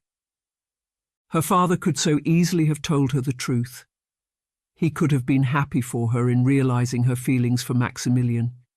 He could have wanted what was best for her instead of pursuing his single-minded desire for revenge. There had been no apology, no attempt at reconciliation, only anger and a desire for revenge. Lily could forgive him, but only if he accepted he was wrong. "It's hard, Your Grace. I don't know how I feel about him, but it's my mother I feel sorry for. I was always convinced my father was in the right. She warned me about him, but I didn't listen. I want to see her. I want to tell her I was wrong," Lily said, and the Duchess nodded. "There'll be time for that, but I want to promise you our support. We understand what Connor can be capable of. He's tricked us 3 times now, and I wonder," she said, her words trailing off. Lily feared it too. If her father could talk his way out of prison due to an apparent sickness, perhaps he could talk his way out of the dock too. A man who could manipulate his own daughter for his own gains was dangerous, and Lily feared she had not heard the last of her father, far from it. "We can only be vigilant," she said, and Maximilian's mother nodded. William and Anne congratulated them too, and the Duke made a toast to a happy future for a happy couple. At length, Lily and Maximilian stepped out onto the terrace, and arm in arm, Maximilian led her to the rose garden. "I should have known you weren't entirely a rake," Lily said, and Maximilian looked at her in surprise. "Is that so? And why would you think that?" he asked, as the perfumed scent of the roses filled the air. Lily looked around her and smiled. There were blooms in every colour, trailing and entwining. It was magical, and reaching up, she pulled one of the flowers to her nose, breathing in the sweetness of its smell.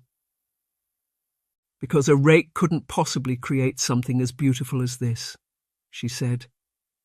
He took a small pair of scissors from his pocket and snipped the rose she was smelling at the stem. "For you?"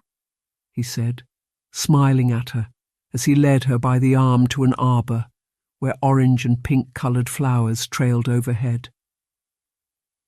"Will you show me how to grow them? How to cultivate them and trail them?" she asked. He nodded. "I will, yes. This can be your garden too. A duchess needs a garden," he said, and to her surprise he went down on one knee, taking her hand in his and gazing up at her with hopeful longing. "Maximilian, she stammered, for she had not imagined he would do such a thing so soon. "I know I'm being foolish, but I'm so in love with you, Lily. I can't hold back. We've endured so much and we've come through it together. I'm so sorry for what's happened, and I'm so sorry I upset you as I did by my stubbornness. But we're past that now, and I want you to know I'll go on loving you, and I'll love you more and more each day. Why wait? Will you marry me?" he said, and Lily gasped, even as she had no reason to hesitate in her decision. In Maximilian, Lily had found the unexpected. She had looked for a rake, but behind the facade was a man who she had so easily fallen in love with. He had put his former ways behind him, as had she, and together they had realized the love they shared and the future they desired. Turmoil and strife had beset them, but they had overcome so much and emerged all the stronger for it. There was no reason to hold back, and Lily nodded as Maximilian breathed a sigh of relief. "I'll marry you. 1,000 times I'll marry you. Yes," she exclaimed, and he rose to his feet, throwing his arms around her in an embrace. "I could give you every rose in the garden, and it wouldn't speak of how I truly feel, Lily. I was such a fool to almost lose you," he said, and their lips met in a kiss. "And I was a fool not to see the truth. We were both fools, but perhaps we can be fools for love now," she said, and he nodded. "If it means loving you, then yes," he replied. They sat beneath the rose arbour, and Lily rested her head on Maximilian's shoulder, his arm around her, the two of them surrounded by the sweet perfume of the blooms. "What will your parents say?" Lily asked, and Maximilian laughed. "They'll be overjoyed. They never thought they'd see the day when I was married. It'll be quite the surprise for them. For everyone. But I know they'll be happy. It's all they've ever wanted for me, to be happy," he said, and Lily smiled. She thought about her own mother, and a sudden pang of guilt ran through her. She had behaved terribly towards her, even as her mother had tried to warn her of the dangers her father posed. "I wonder, could we go to London? I want to tell my mother our good news, but I want to tell her I'm sorry too," she said. Maximilian turned to her and nodded. "And I want to meet her. Why don't you invite Alicia to come with us? She can act as chaperone. You'll need one now. I don't want anyone to say we're not doing things properly now. I won't be called a rake again," he said, and Lily smiled. She was glad he agreed, and glad too to think they could be a couple like any other. There would be no more rakish behaviour, no more scandal sheets, no more cause for whispers and gossip, only the love of two people stepping out on the great adventure of life. "Then it's settled. We'll go to London and you'll meet my mother. We can make arrangements for the wedding too," Lily said, realising there was a great deal to think about. She was about to be thrust into an entirely new world, a world she had written about many times, but one she had never expected to be a part of. In time, Lily would be the Duchess of Lancaster, the thought of which was quite astonishing. "Meeting your mother. I presume she's nothing like your father," Maximilian said, raising his eyebrows, and Lily blushed. "No, she's nothing like him. I only wish I'd realised why sooner," she replied. Epilogue. London, England, 1816. Lily and Maximilian did go to London. They were accompanied by Alicia and went with the blessing of both her parents and the Duke and Duchess. Everyone was thrilled at the news of the engagement, and the drawing rooms and salons of the county, once so full of vitriol against the rakish air, now sang the praises of a fairy tale romance. In London, Lily's mother welcomed her with open arms, and it was a tearful reunion for them both. Lily, Maximilian and Alicia remained in London, making preparations for the wedding. There was a great deal to do, and Lily was enjoying being a bride-to-be. "I think it's lovely, Lily. It really is," Alicia said, as Lily stepped down from a large red plush stool where the modiste had been pinning up her dress.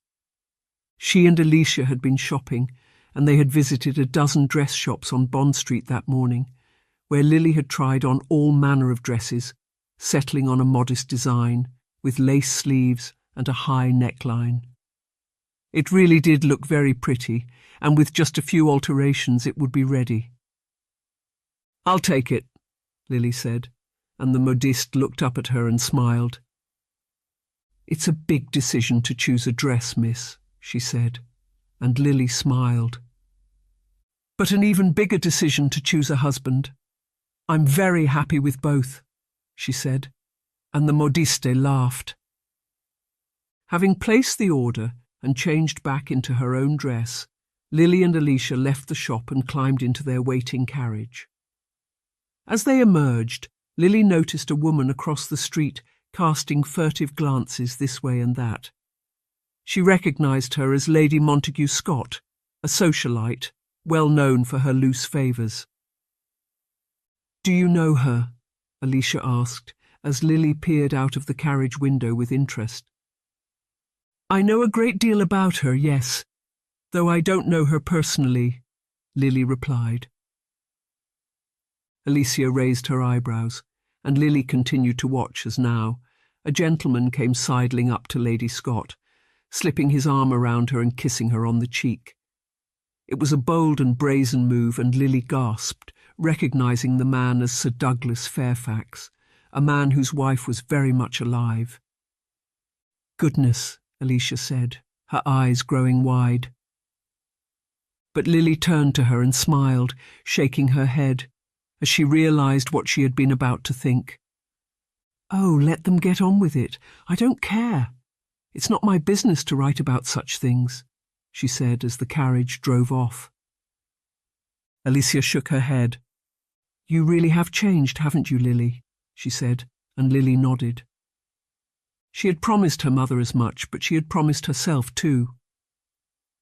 Making money out of other people's downfall had left a sour taste in her mouth, and having experienced it for herself, she was no longer interested in the thought of inflicting it on others. There were others who would do so, but it was their business and not hers, and if a scandal now presented itself, she would do just as she had done then, and remind herself it was none of her business. "It's one thing to write about scandals, but quite another to find yourself at the heart of one," she replied.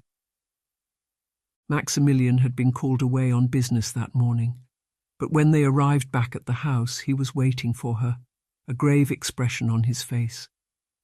Lily had been excited to tell him all about her chosen dress, but as she put her arms around him, he sighed, taking her hands in hers and looking at her anxiously. "Lily, I'm afraid I've got some bad news for you," he said, and she looked at him curiously. "What's happened?" she asked, and he led her into the drawing room where her mother and an official-looking gentleman were sitting by the hearth.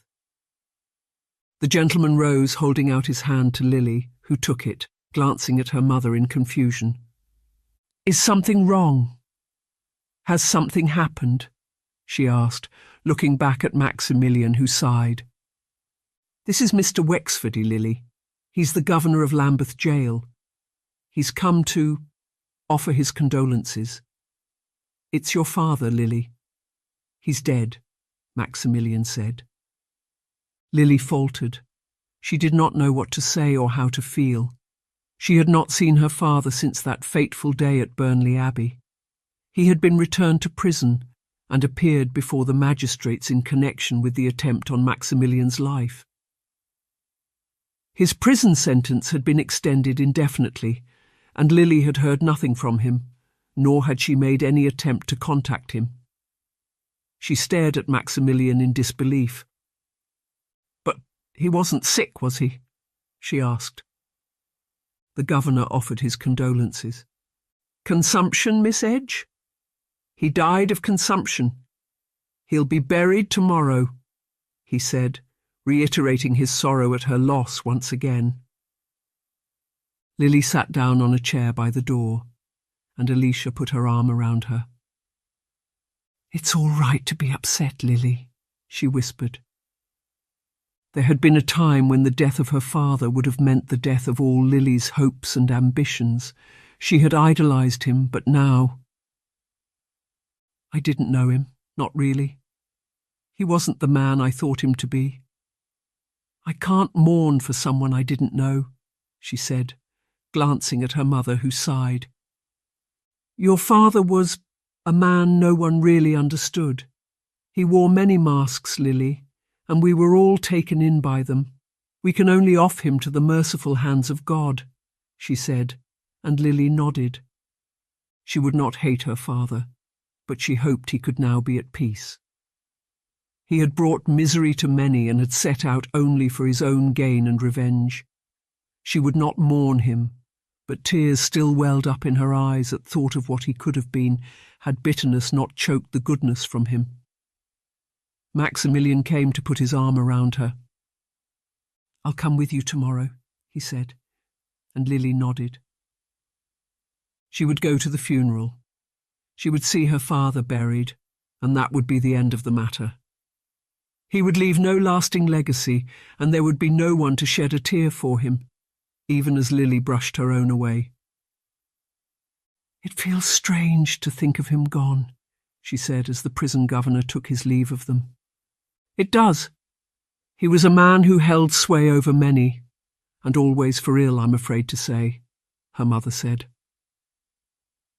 The two of them had made their peace, and Lily had told her mother how sorry she was for the things she had said, and the way she had always sided with her father.